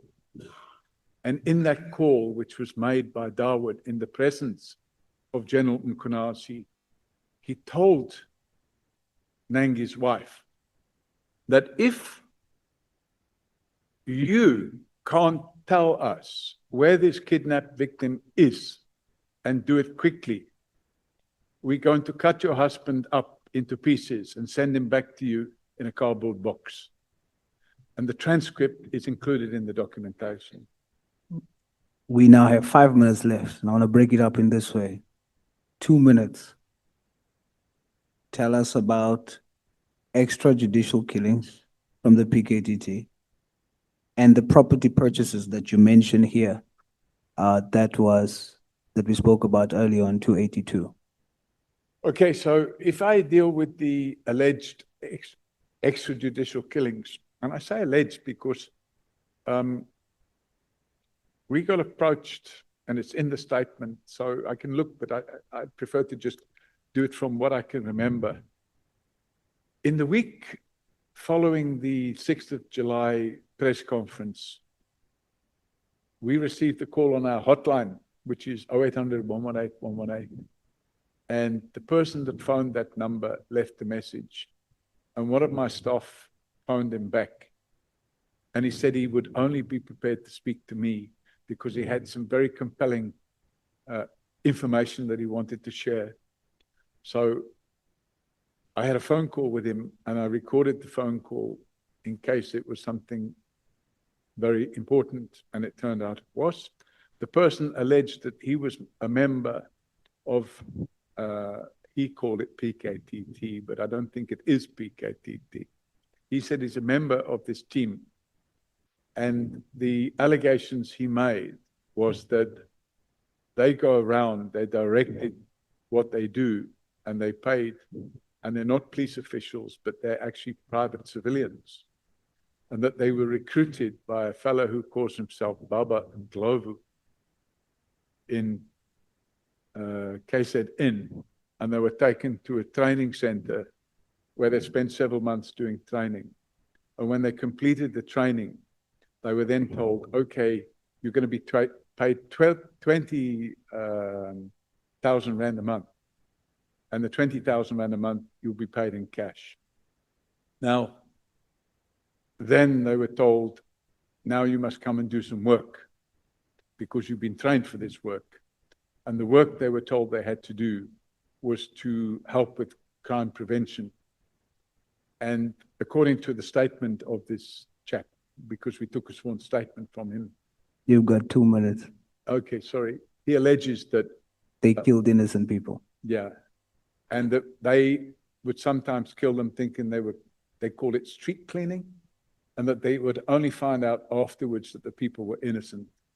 And we therefore decided to provide a copy of we provide the originals in terms of Section 27 of the NPA Act.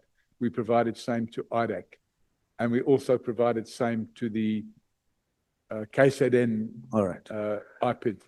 In our last 2 minutes, 1758, in our last 2 minutes, tell the country the slush funds used to purchase properties. Yeah. And then who approves those purchases and for what reasons it is.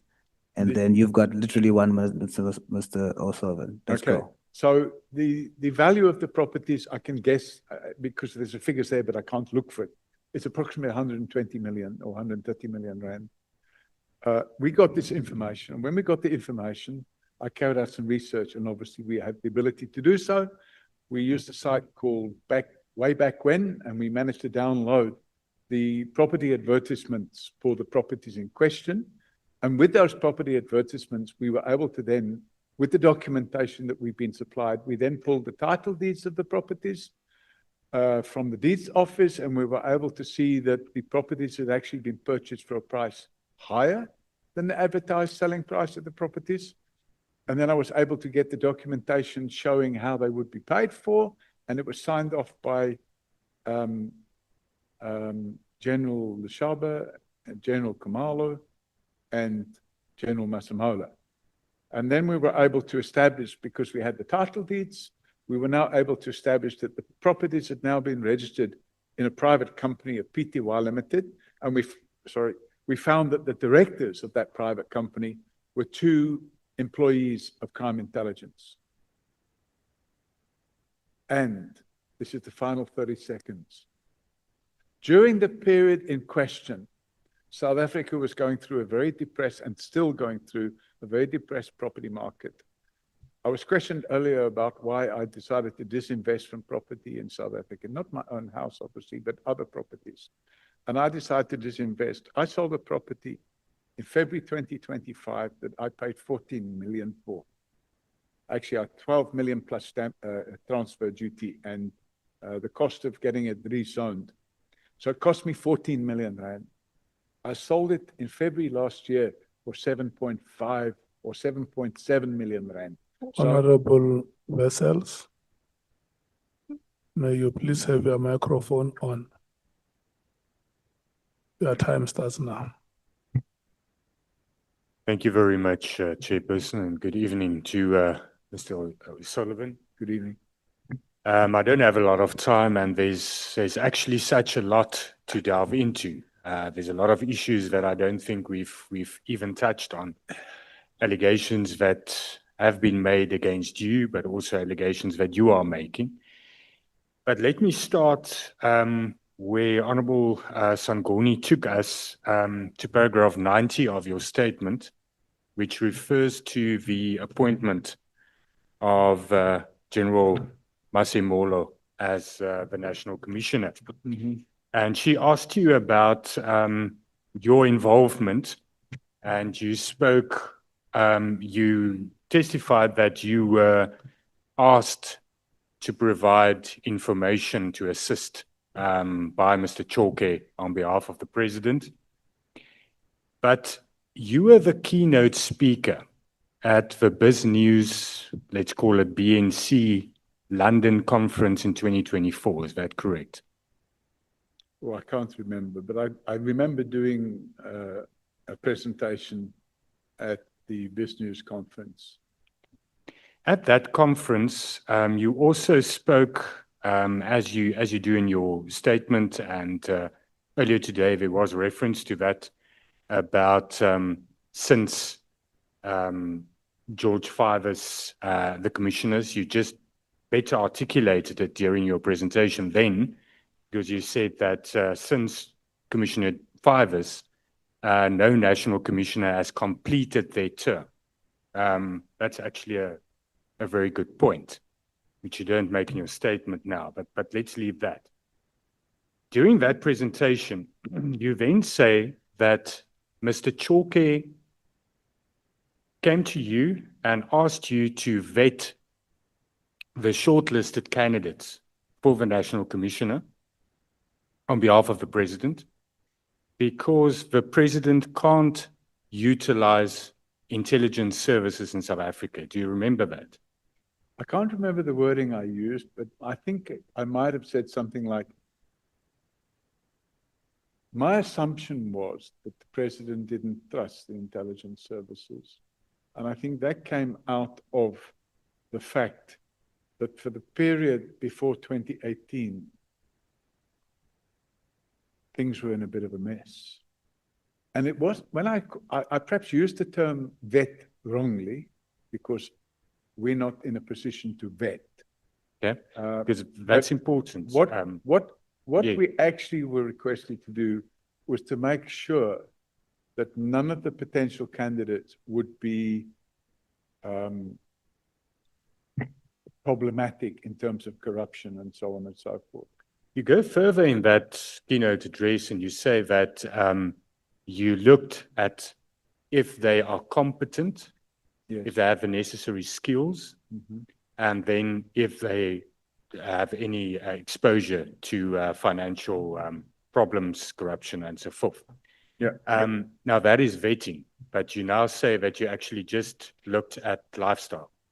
Well, that is a form of vetting. So we call it lifestyle vetting. So if you want to do a thorough vetting, you would also do what we call security vetting, which we can't do. That would only be able to carry it out by National Intelligence Agency or whatever it's called now. Can we agree that you are not and were not in a position to look at a shortlist and advise if a candidate is suitable for the position of National Commissioner in terms of skills and competencies and so forth?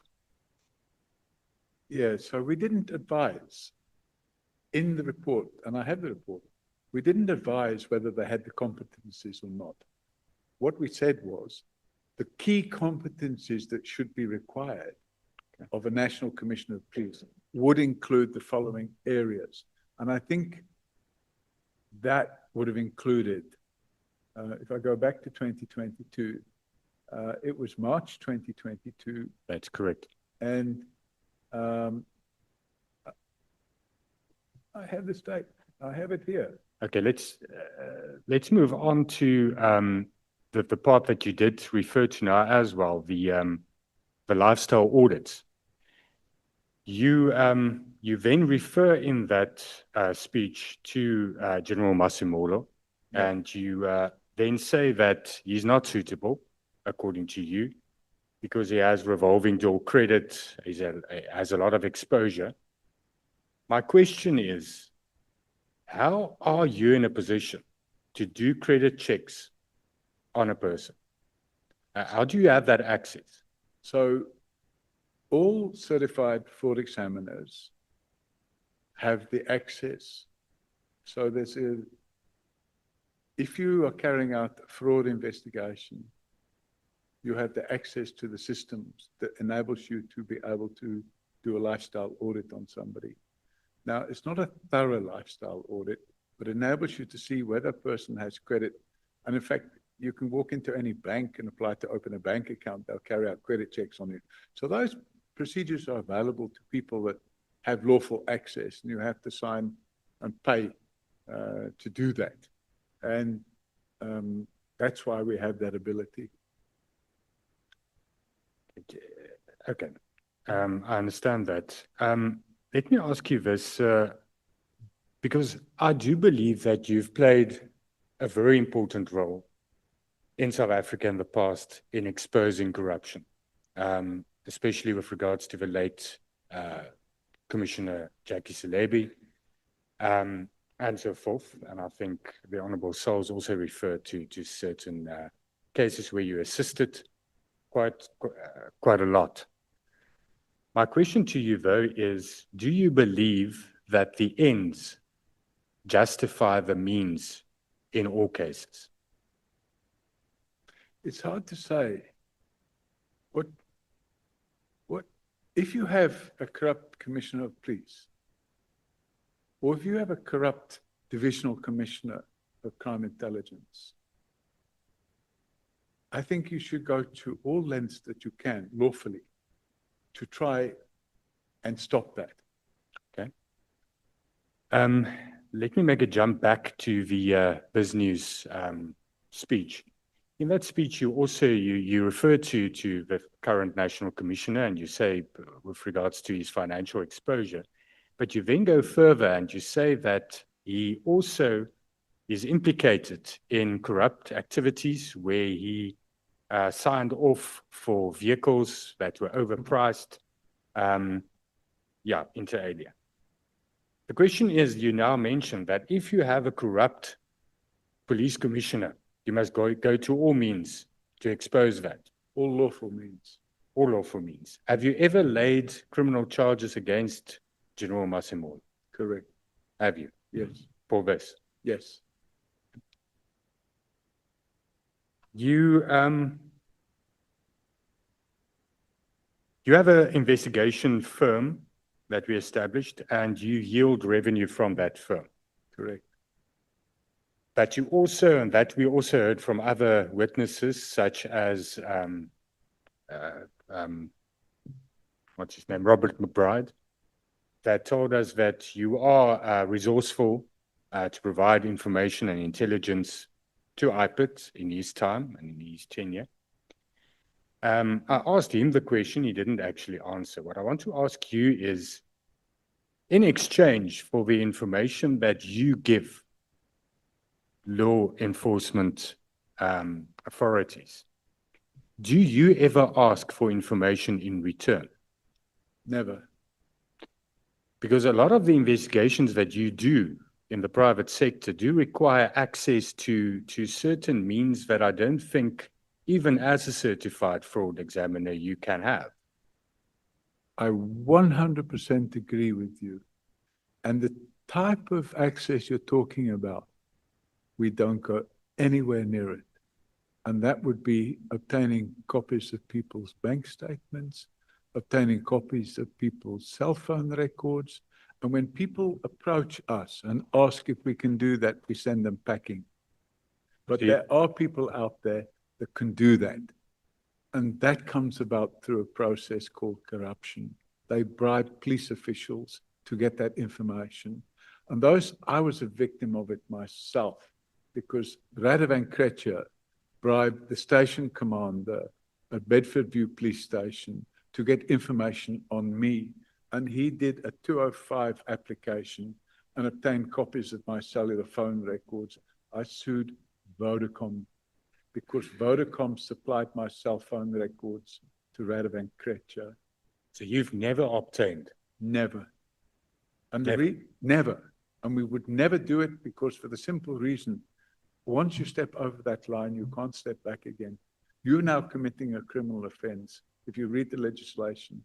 So if you commit that criminal offense, aren't you now lowering yourself to their level?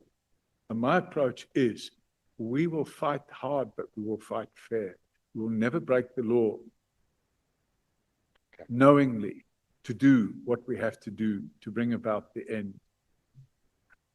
Then very quickly, I want to refer you to paragraph 113 of your statement, where you speak to General Mkwanazi that purchased a company known as Dream Deal Trading and Investment, Pty Limited. Correct. What is the relevance of that? And I understand you say that this company was owned by someone, a convicted fraudster. Correct.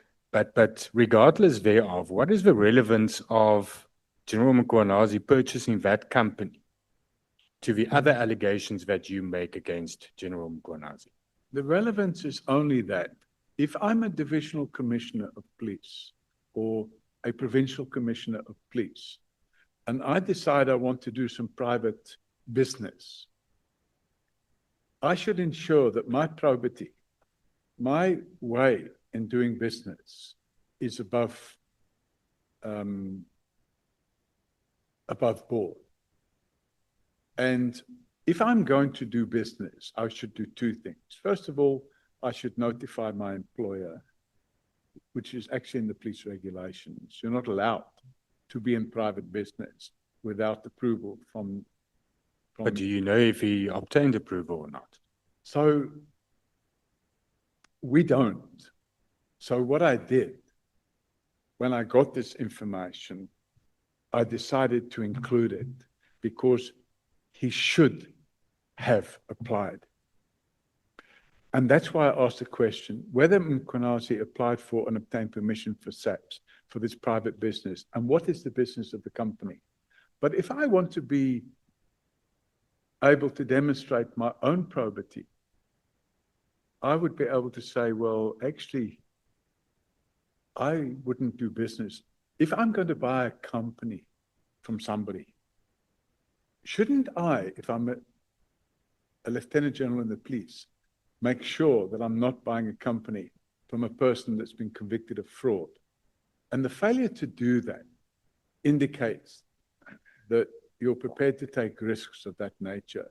We have a number of clients, and when clients come to us, most of them are corporate clients, but we have a few private clients that come to us. And when a private client comes to us and wants us to carry out an investigation, the first thing we do is we invite the client to enable us to carry out the probity check on him, because we want to make sure that he himself is not involved in criminal activity. And a classic example I can give you is a man by the name of Robillard, who approached us and asked us to carry out an investigation and offered to pay us. In fact, made the bank transfer right there and then. And after he made the bank transfer, we carried out our probity, and I immediately refunded the money to him and said, we're not prepared to work for you. I have a minute left. You deny that you're a foreign intelligence operator? Absolutely. And I'd qualify that. If I'm a foreign intelligence operator, I haven't done a very good job of keeping a low profile. I'm getting to the profile. You deny infiltrating IPIT? Absolutely. You deny impersonating IPIT officers? Absolutely. And we have tape recording to prove that. But can it be plausible that what motivates you is the one simple thing in the world that motivates the majority of people, and that's money? And can it be the public image? Because you got a platform from the Jackie Celebi case. And does that in Honorable- return and in Honorable exchange Vestal, to revenue? See, Chairperson. May you that's up. please switch off your microphone? Chief Whip. I didn't hear the end of the question, but the answer Mr. is Paul Robert O'Sullivan, sorry. this is the time for the chair. You look at me. Chair, I'm in a lot of pain. I need to get away. I'm in a lot of pain. No, let's take a break. Let's take a Can we 10. not finish? How long, Chairman? Those who are still to speak, may you please raise your hands. Look at the hands.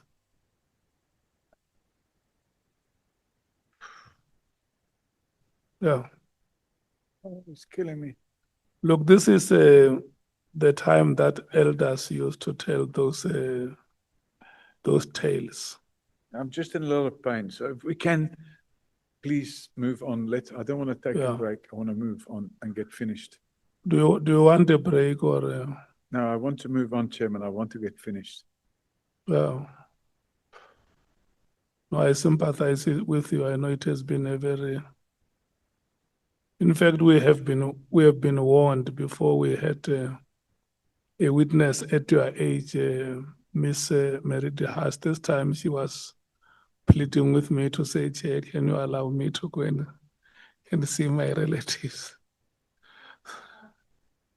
Yeah, my sympathies. Let's take this. We are very close to the finishing line. Can we twist your arm a bit and get to the finishing line? Let's try it. I really want to get Yeah. away because I'm in a lot of pain. Yeah.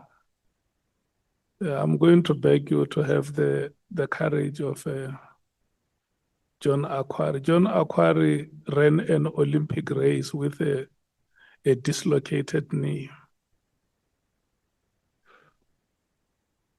Chief Whip? Chief Whip. Must we give you a stretch break? The Chief Whip says we must give you a stretch break. Well, maybe I can use the bathroom. Yeah. So maybe 5 minutes. Yeah. Okay.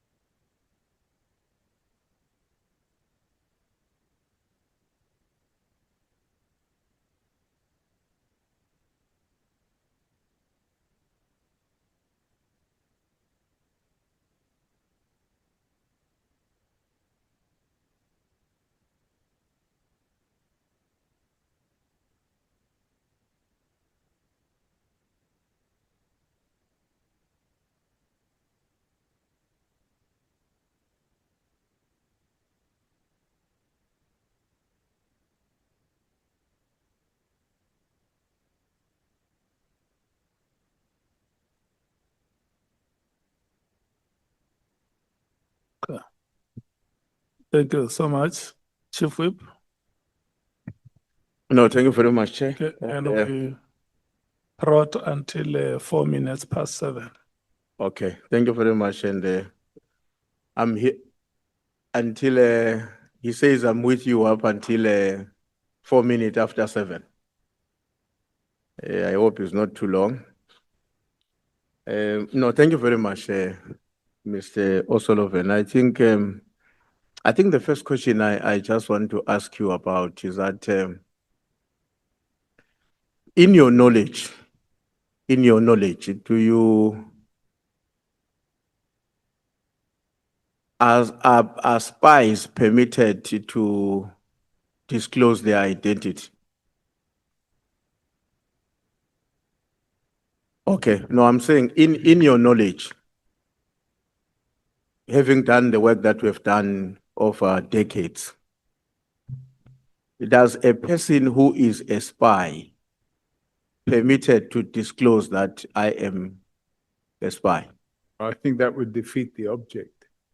So a person, if he's employed as a spy, it would be very silly to come around and say, by the way, I'm a spy. So what would be the purpose of disclosing his career as a spy? Okay. So in which case, that answer is also saying to us, even if you were a spy infiltrated into South Africa, you are not going to tell us that. Well,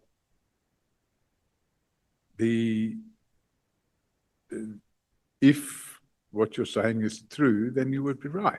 But I can't imagine for the life of me that a person could be a spy for 36 years and get involved in the charitable activity that I've been involved in and all the other things that I've been involved in. Yeah. And for the record, this is exactly what the late Jackie Celebi said, is that I was a spy. Now, if I was a spy, let's just take a hypothetical position. If I was a spy, after Jackie Celebi had exposed me for being a spy, wouldn't I then have been recalled and said, oh, he's been exposed, let's get him out of there? They call it an extraction. And then, unfortunately, it wasn't just Jackie Celebi either, because General Pashlani came along and said exactly the same thing. And that was 10 years ago. And now we have General Mkhonasi alleging exactly the same thing. So it seems to me that it's like every 10 years, there's an allegation that I'm a spy. And it's clear that if I am a spy, I'm a very bad one, because I've allowed everybody to tell every 10 years, there's a whole big lot of media attention on the fact that I'm a spy. So I can categorically state that I am definitely not a spy and never have been. Yeah. Well, I also hope that you will accept the fact that it is not always the case that when you are a spy, you are prohibited to engage in other activities as a cover-up. Well, I suppose that's possible, but those. I think that should be the case, not even possible, because if you are not engaged in other activities that are intended to cover up who you are, then somebody makes an allegation against you, it will be easy for that allegation to be believed. But in order to rubbish that allegation or to work against it, you've got to intensify on this other aspect of your cover-up in a manner that confuses the society between what you are real, what you are, and what other people are saying. Shouldn't that be something we can also expect? But then shouldn't my cover-up jobs be something like a cutlery salesman or a refrigerator salesman or something of that nature? If my cover job, as you call it, is to be a reservist in the police, isn't that like a bit obvious? So I think the mentality of saying because that person was a volunteer in the police and because he took a decision to start exposing corruption, he must be a spy. Are you aware of the statement that was once made by one of the US senior officials? I'm told, I read about it, that he made that statement with reference to his discussion to President Oliver Tambo, that South Africa is too important to be left to South Africans. Are you No, aware of that statement? I'm not aware of that statement. You're not aware of that statement?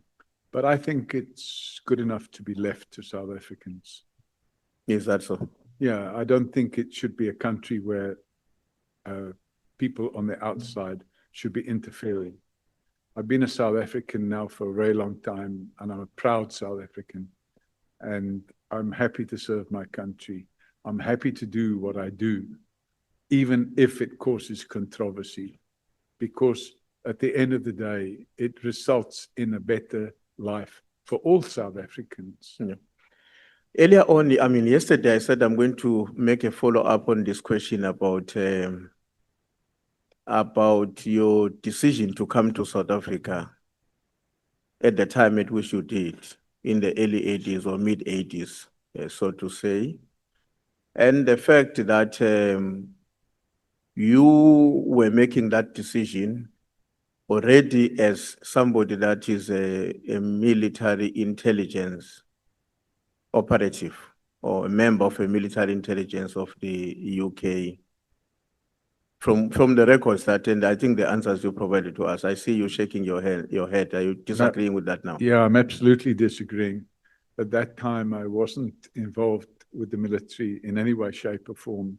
I was on holiday, and my work at that time, which was back in the UK, was with a company called IBM, which is a computer company. So And you had left your service from the long time before military that. intelligence A long time before that. at the time. A long time before that. Are you familiar with the book that is titled To Catch a Cop? That book, are you familiar with it? That book wasn't written by me. Yes, but I'm saying, do you know of it? Yeah, I know about the book. You know of what one of the what is said in that book? I want to quote that paragraph and hear your comment about it. Go ahead. It says that Paul first visited South Africa in 1978, and on a break from a secret mission, doing intelligence work for the United Nations Police Service in what was then called Rhodesia. And while he says he likes South Africa as a country, he didn't like the politics. And then you are quoted as saying, so I quote, I like the place. I liked the place and came back in 1984. I liked it some more and came back again in 86 and liked it a bit more. And in 1987, I bought a property here to use as a holiday home. Were you quoted accurately here? No. It's a distortion. So I think the book was written by a journalist, and it's like the movie script. I don't know, I can show it to you if you like, because they wanted to make a movie about this book. And if you look at the movie script, in order to sell these things, what they like to do is put what they call spice in there, make it sexy. But I can assure you that was either a misunderstanding, but you know, a book is written. I can't tell a person, no, you can't say that they wrote it, but it didn't bother me. Okay. If it bothered me, I would have probably stopped the book from being published, because why on earth would I want to have all that in the public domain if I was a spy? Why were you unbothered about somebody saying you came from UK to visit a country in the continent of Africa on a secret mission? Why are you unbothered about that? Because the book had already been published. No, but you're saying you would have challenged it. Well, if you're going to challenge, let me explain something to you. Oscar Wilde is probably the greatest example of somebody who takes on a person who publish information that's not correct. And Oscar Wilde sued a newspaper called The Times of London. And he sued them for making defamatory comments. And eventually, I think somebody said, you know, it's better not to sue people that buy ink by the barrel. So I see a lot of defamatory things said about me in the media. And if I had to sue each and every one of those persons, I would have a team of lawyers working 7 days a week with litigation. And what would it do? It'd be a very big distraction to me because I use this following analogy. Okay. If I have to stop and throw stones at every dog that barks at me, I'm never going to get to where I'm going. And my approach is very simple. I ignore all this stuff because I just haven't got time to deal with it. And that's probably one of the reasons why I don't bother with social media. Okay. Let's come back to this question about, you spoke with authority about the fact that a meeting took place between the then President Thabo Mbeki and then Minister Bridget Mabandla, in which they discuss and sorry, what paragraph is that? No, don't go to paragraph here because it might take longer. I'm just going to refresh your memory. Yeah, but I need to see the paragraph because... Okay, but it's okay. You can look for the paragraph, but I will explain what I'm talking about. It has to do with the issue that former President Mbeki, when he was president at the time, and Minister Mabandla, sought to persuade, they were involved in an effort to stop the suspension. I mean, to avoid the charges being laid against Mr. Jackie Slip. So there's a conversation that you gave us here. You were explaining that they interfered politically. Let me summarize it that way. That there was a political interference against actions that should have been taken on Mr. Jackie Slip. I opened the docket in that regard. We opened the docket in that regard. Yes. But on what basis, how did you know that there was that involvement, which included your assertion that this also has to do with what ultimately was supposed to be done to charge Mr. Zuma? Because... How did you know that this thing was happening? Were you in the meeting or one of them told you? No, because at the time when this took place, but it only came out later. At the time when this took place, Jackie Celebi, there was a arrest warrant issued.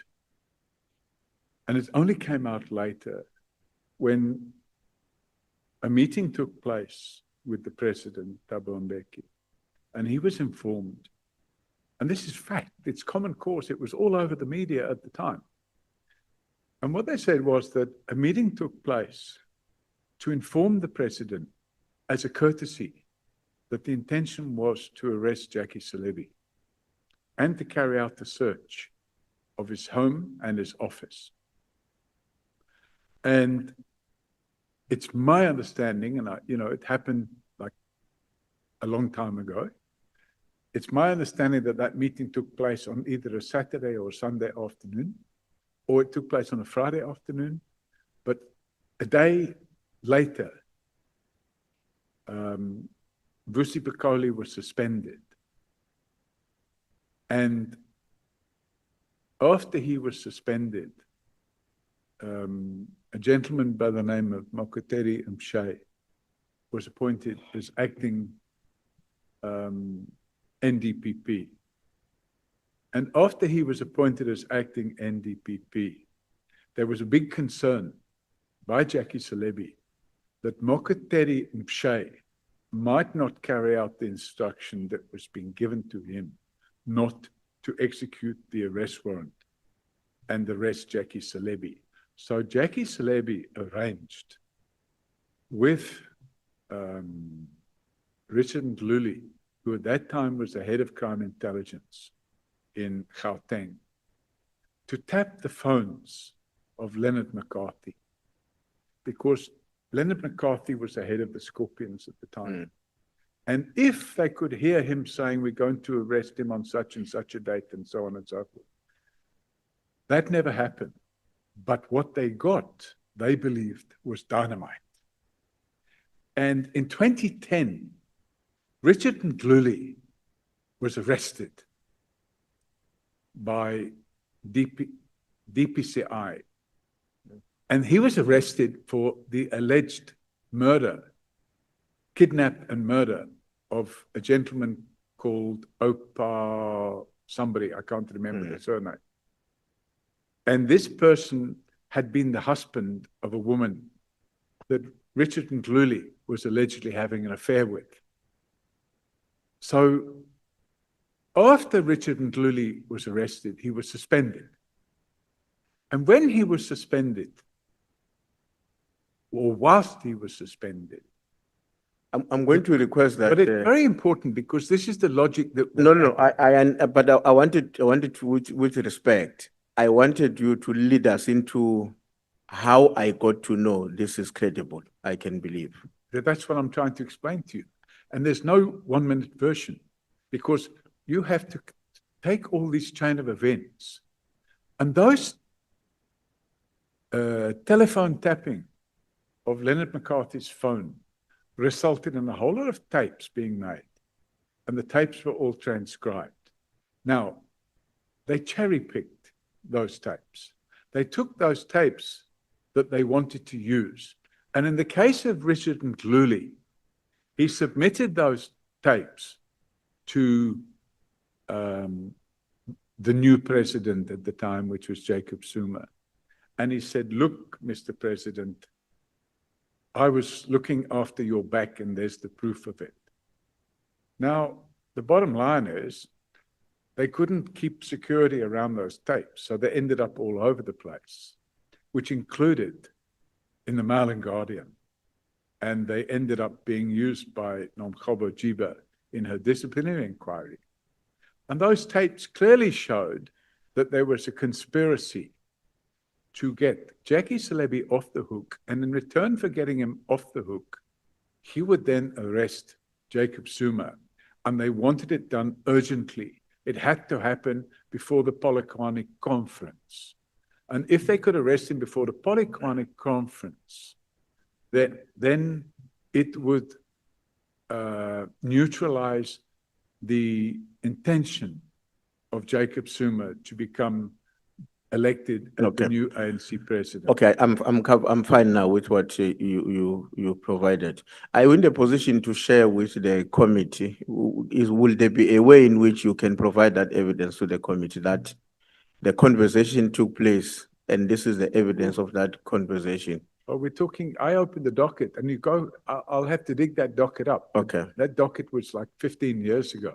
Okay. So I'll have to go looking for that. I want to request, Chair, that we ask for that information to be submitted, because that is the evidence we are standing on to justify that even at that time, there was a political interference.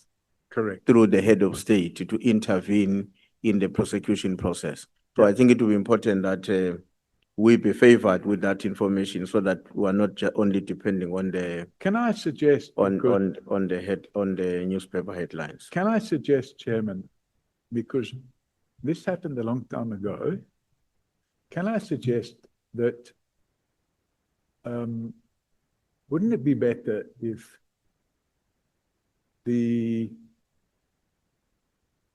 get a copy of that docket? It's okay. Maybe let's deal with that when you are answering questions from the chairperson. I want us to proceed because you are eating on my time if you are searching for it now. Yes. Carry on. Just a follow up on this audit, lifestyle audit.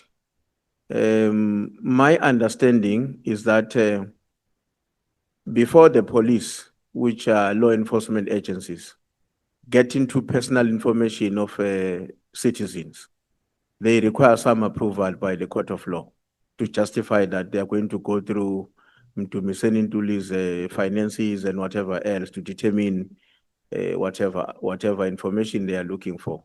Yeah. When you conduct a lifestyle audit and you are not, why are you insulated from that requirement? There's no such requirement. The National Credit Act provides for, and it lists the circumstances in which credit information can be obtained. And we obtain that credit information for fraud investigation purposes. So your limitation with lifestyle audit Mhm. has to do with credit information. It ends there. Well, the credit information indicates the credit exposure of the person, the loans the person has taken out, the bonds he has, that sort of thing. Okay. So it's not a lifestyle audit which involves, for example, knowing where you go and eat or where you go for holidays and stuff like that. It's not that invasive. That type of lifestyle audit would require the cooperation of the person that's being audited. Yeah. Now, on your statement, the affidavit, your statement on paragraph 42, you make references to the fact that the then President Zuma and other politicians tried to stop you from fighting corruption. Who were the other politicians? And how did they intervene to stop you from fighting corruption? The then Minister of Intelligence was a chap by the name of David Mkhobo. And what did he do? So we had all these police officials that were attacking me at the time. And they said that they're bringing all these criminal charges against me. And in fact, I was unlawfully arrested and charged, and I was held with my handcuffs behind my back, and I was told, you're going to spend the rest of your life in prison. This is going to happen, that's going to happen. And then when they start bringing all these criminal charges, General Mokateri told me to my face, we're prepared to cut a deal with you. I've discussed it with the prosecutor. If you give up your citizenship and pack your bags and leave South Africa, we'll drop all the charges against you. So that kind of explains what the motive was going on. So I decided to start the process to try and get evidence of this conspiracy. So we asked them to put it in writing.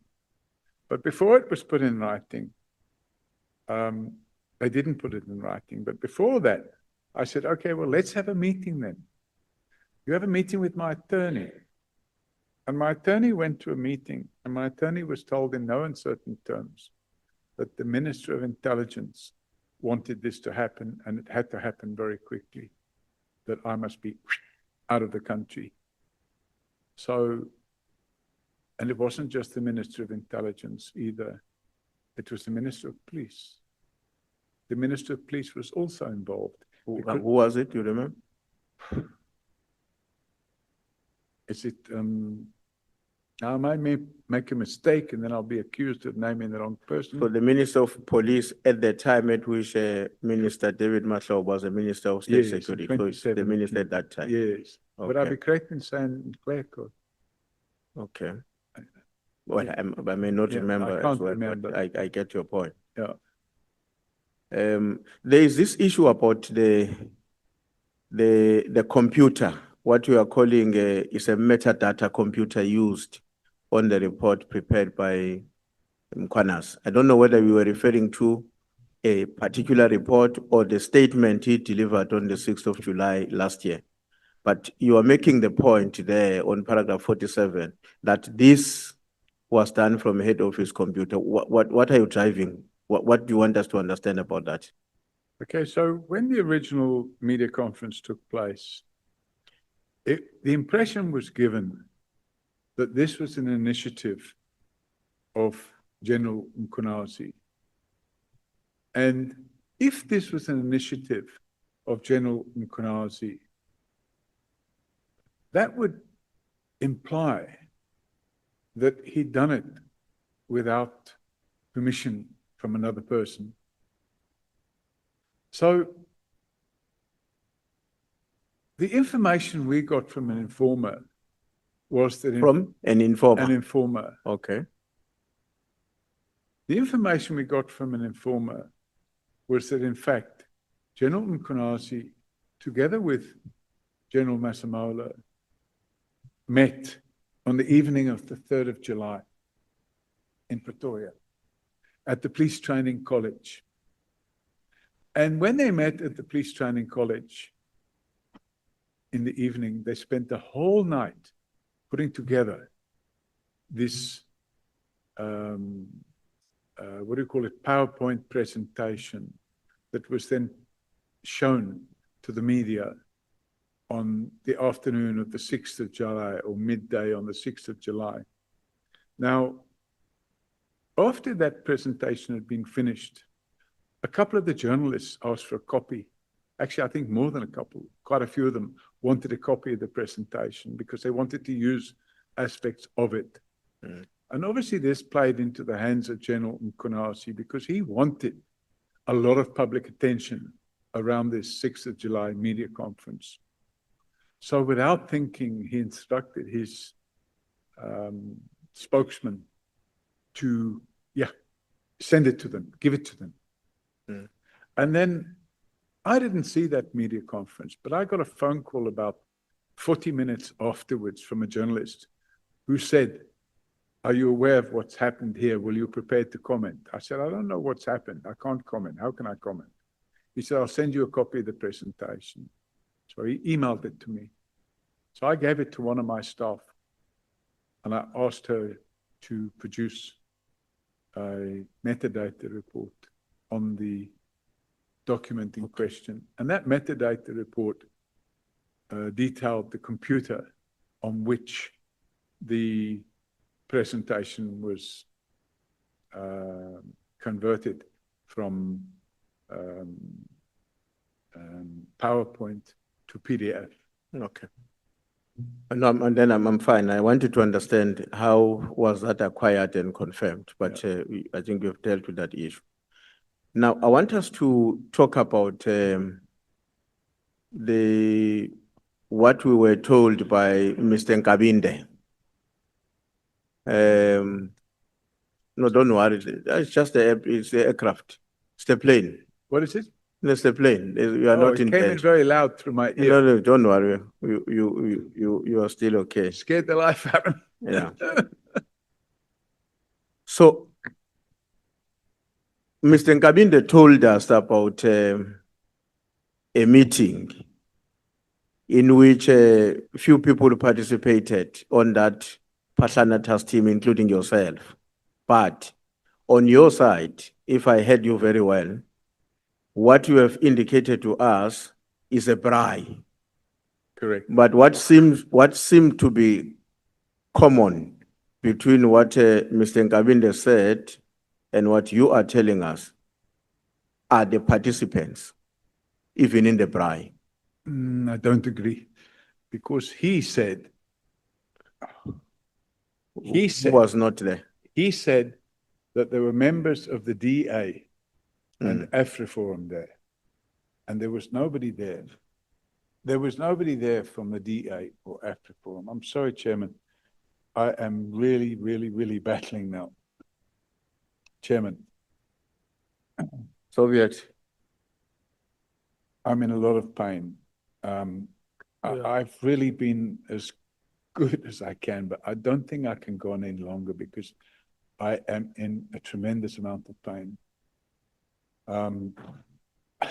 If I sit another 5 minutes, it will be the best I can do. I'm very sorry, but I just can't sit any longer, and I can't stand. I need to go and lie down, and I need to do it soon. Otherwise, I'm going to be in agony.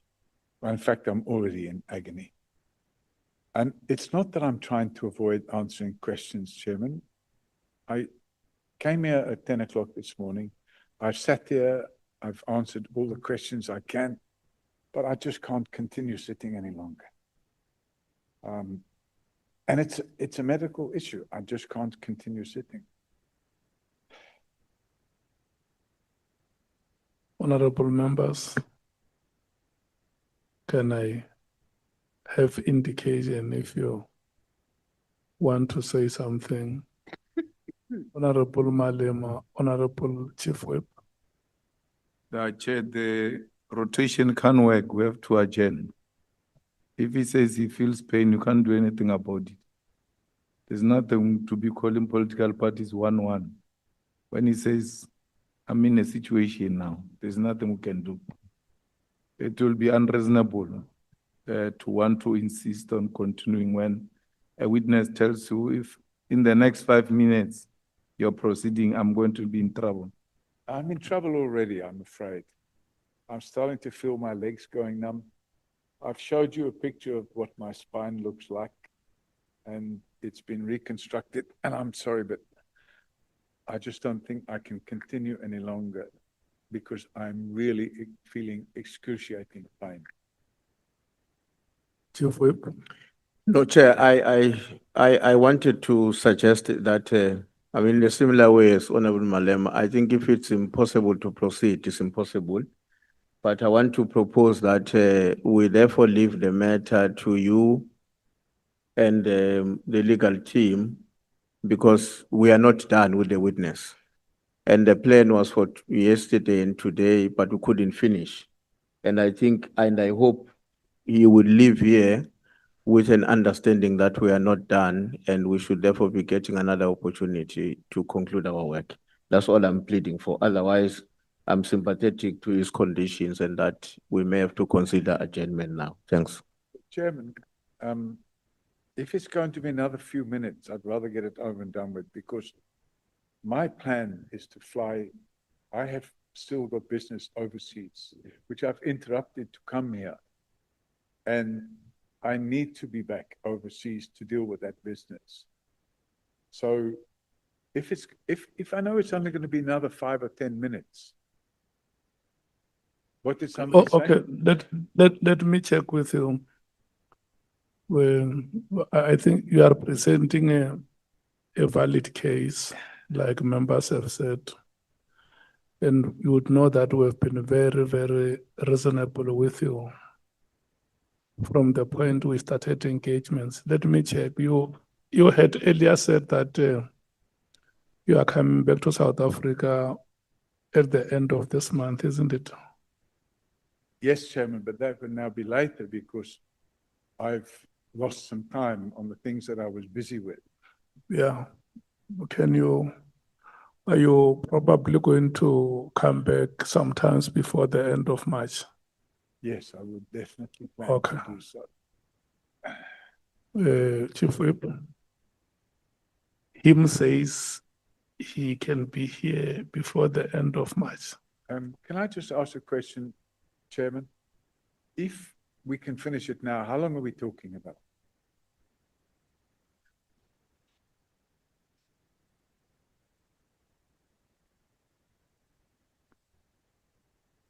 Chair, I think the ANC is still on the platform. When it finishes, the MK must take another 40 minutes.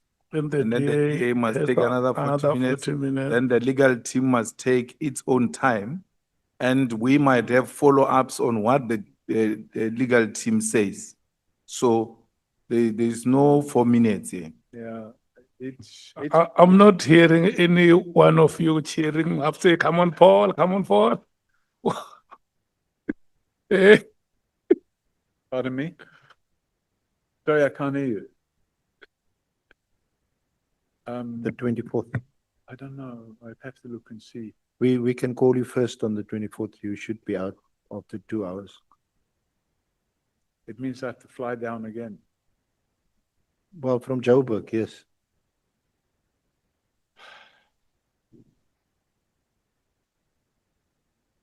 You know what? Let's just soldier on. I need to get this out of the way.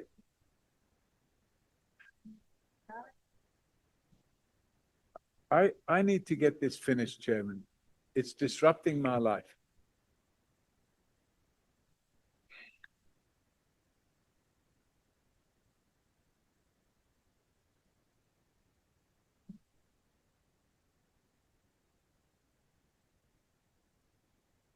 Pardon me?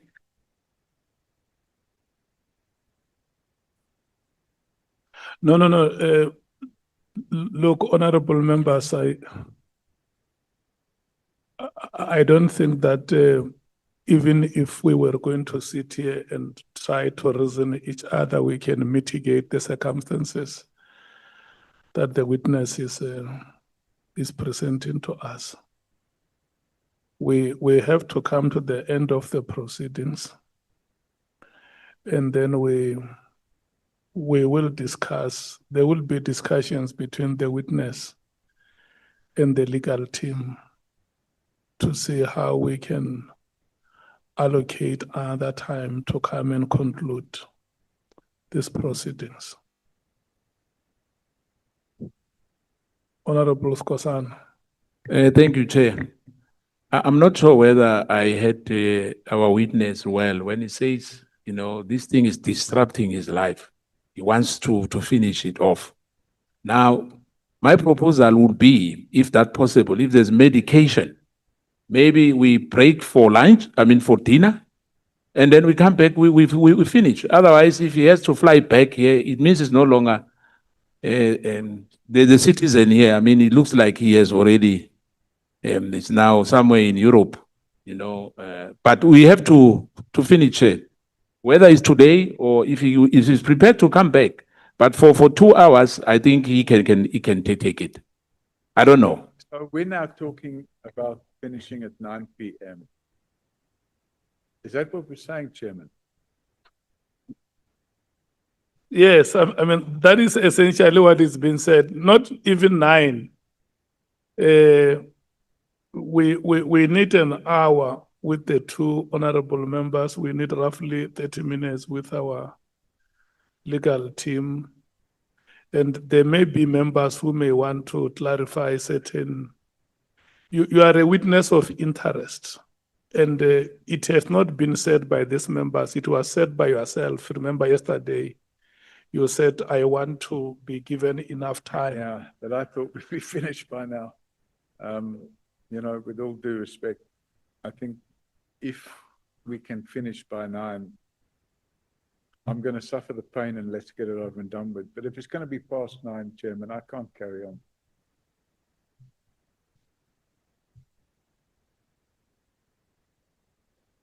Let's try and make some accommodation. I've been as flexible as I can.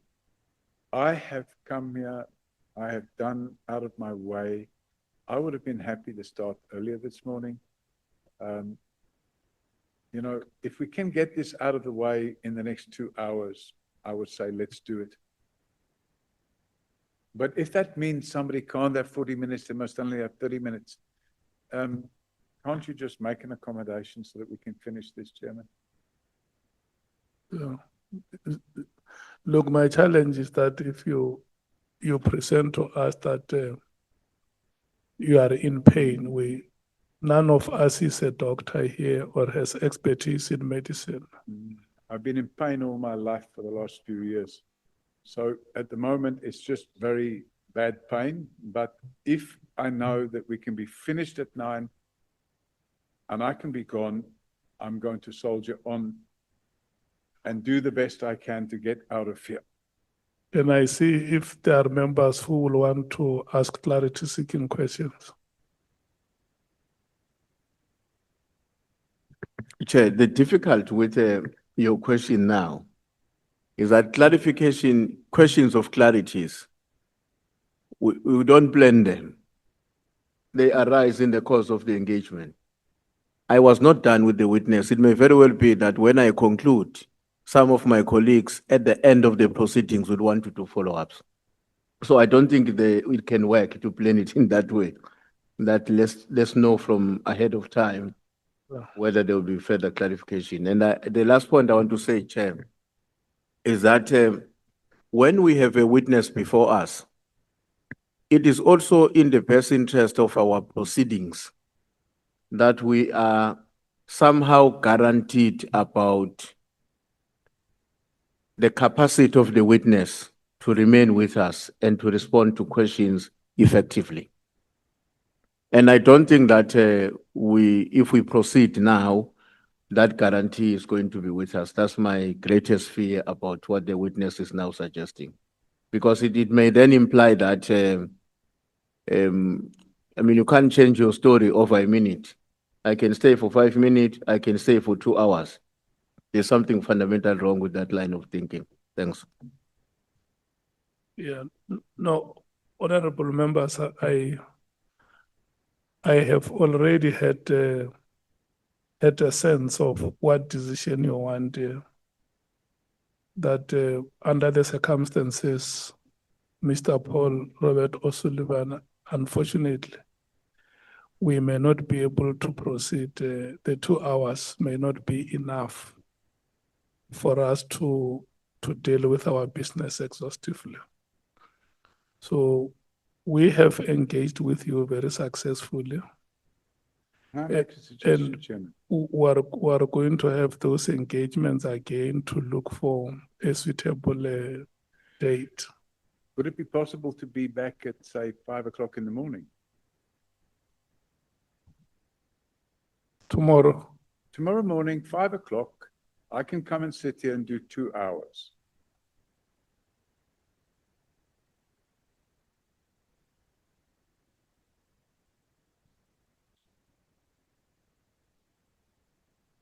I will have had a few hours lying down. Pardon me? I don't know about that. Oh, yeah. Thank you, Chair. Hence, I was saying, Chair, I think if we can go for a break, he takes medication I don't have any. for more than an hour, or you relax for an hour. Then we can finish around 10, 11. Well, I'm not able to finish at 10 or 11. Sorry, what I need to do. Mokgalaka, Mr. Paul O'Sullivan, you are the one who put us in this thing. We're proceeding very well. And you said to us you are in pain.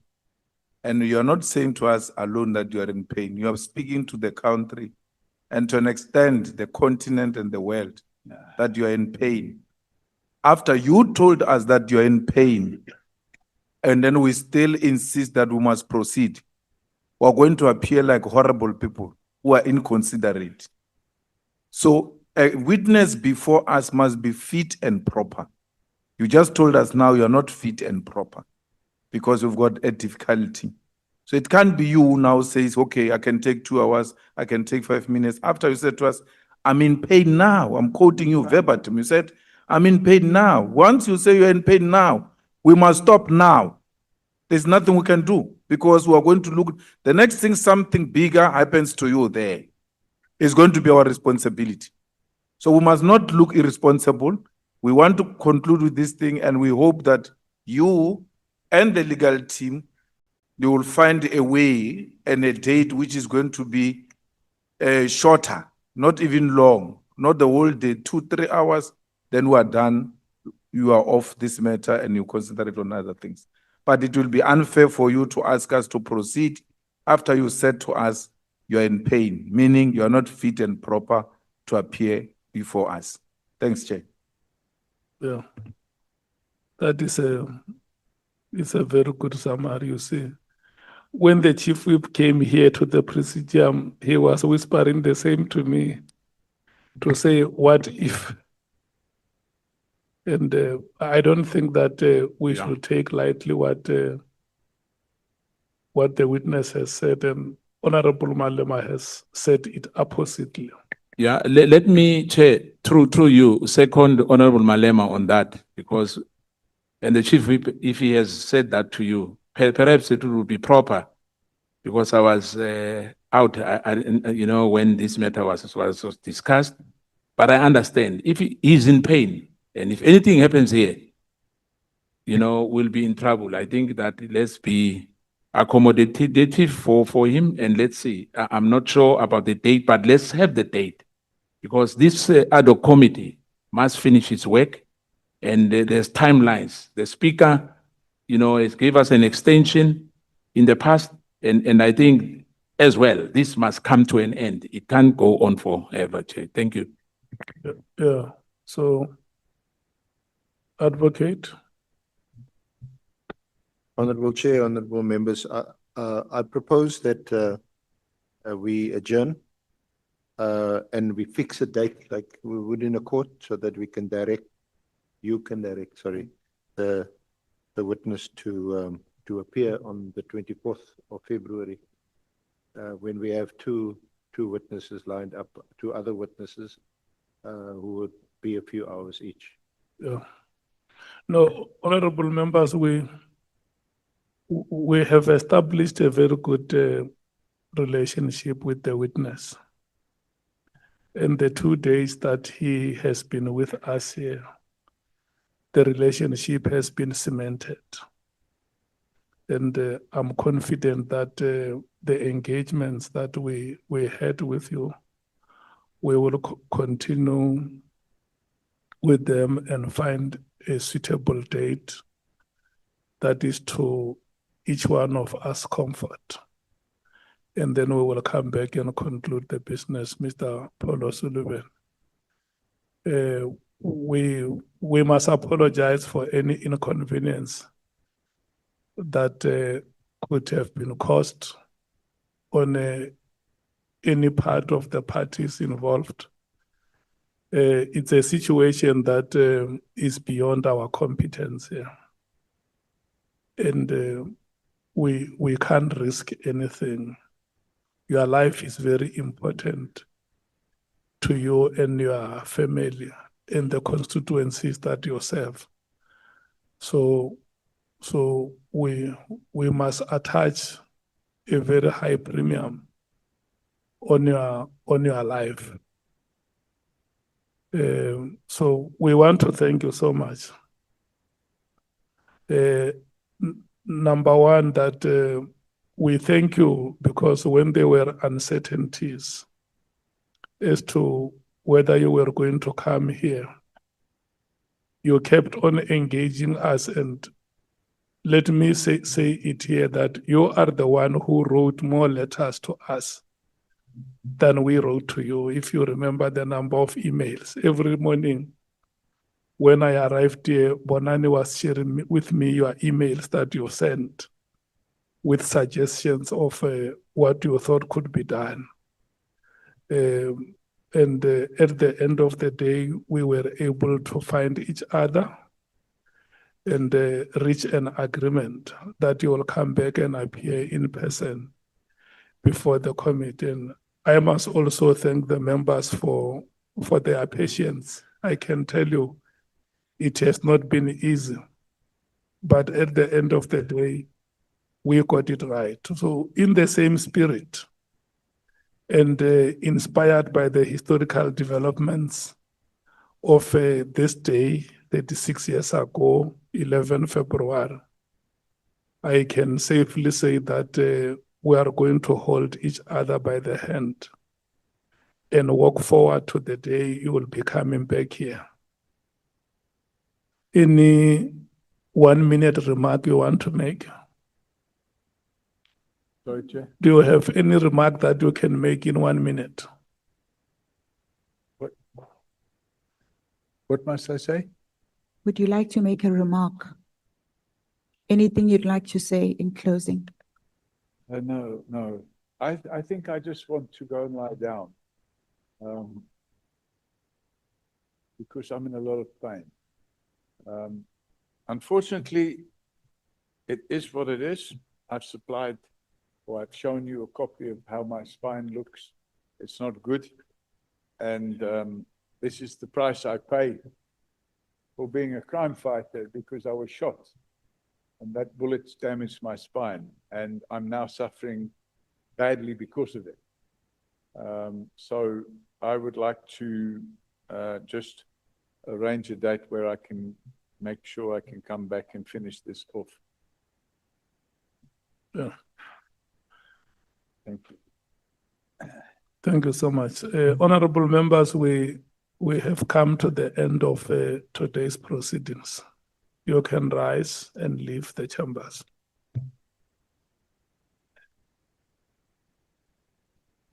Sorry, I just can't go on any longer. I'm in too much pain.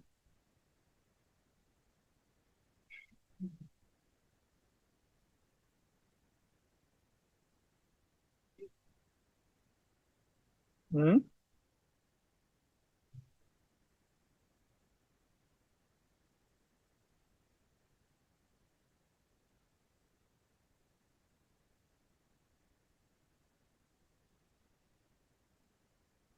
What must happen, Bongi, what must happen about these files?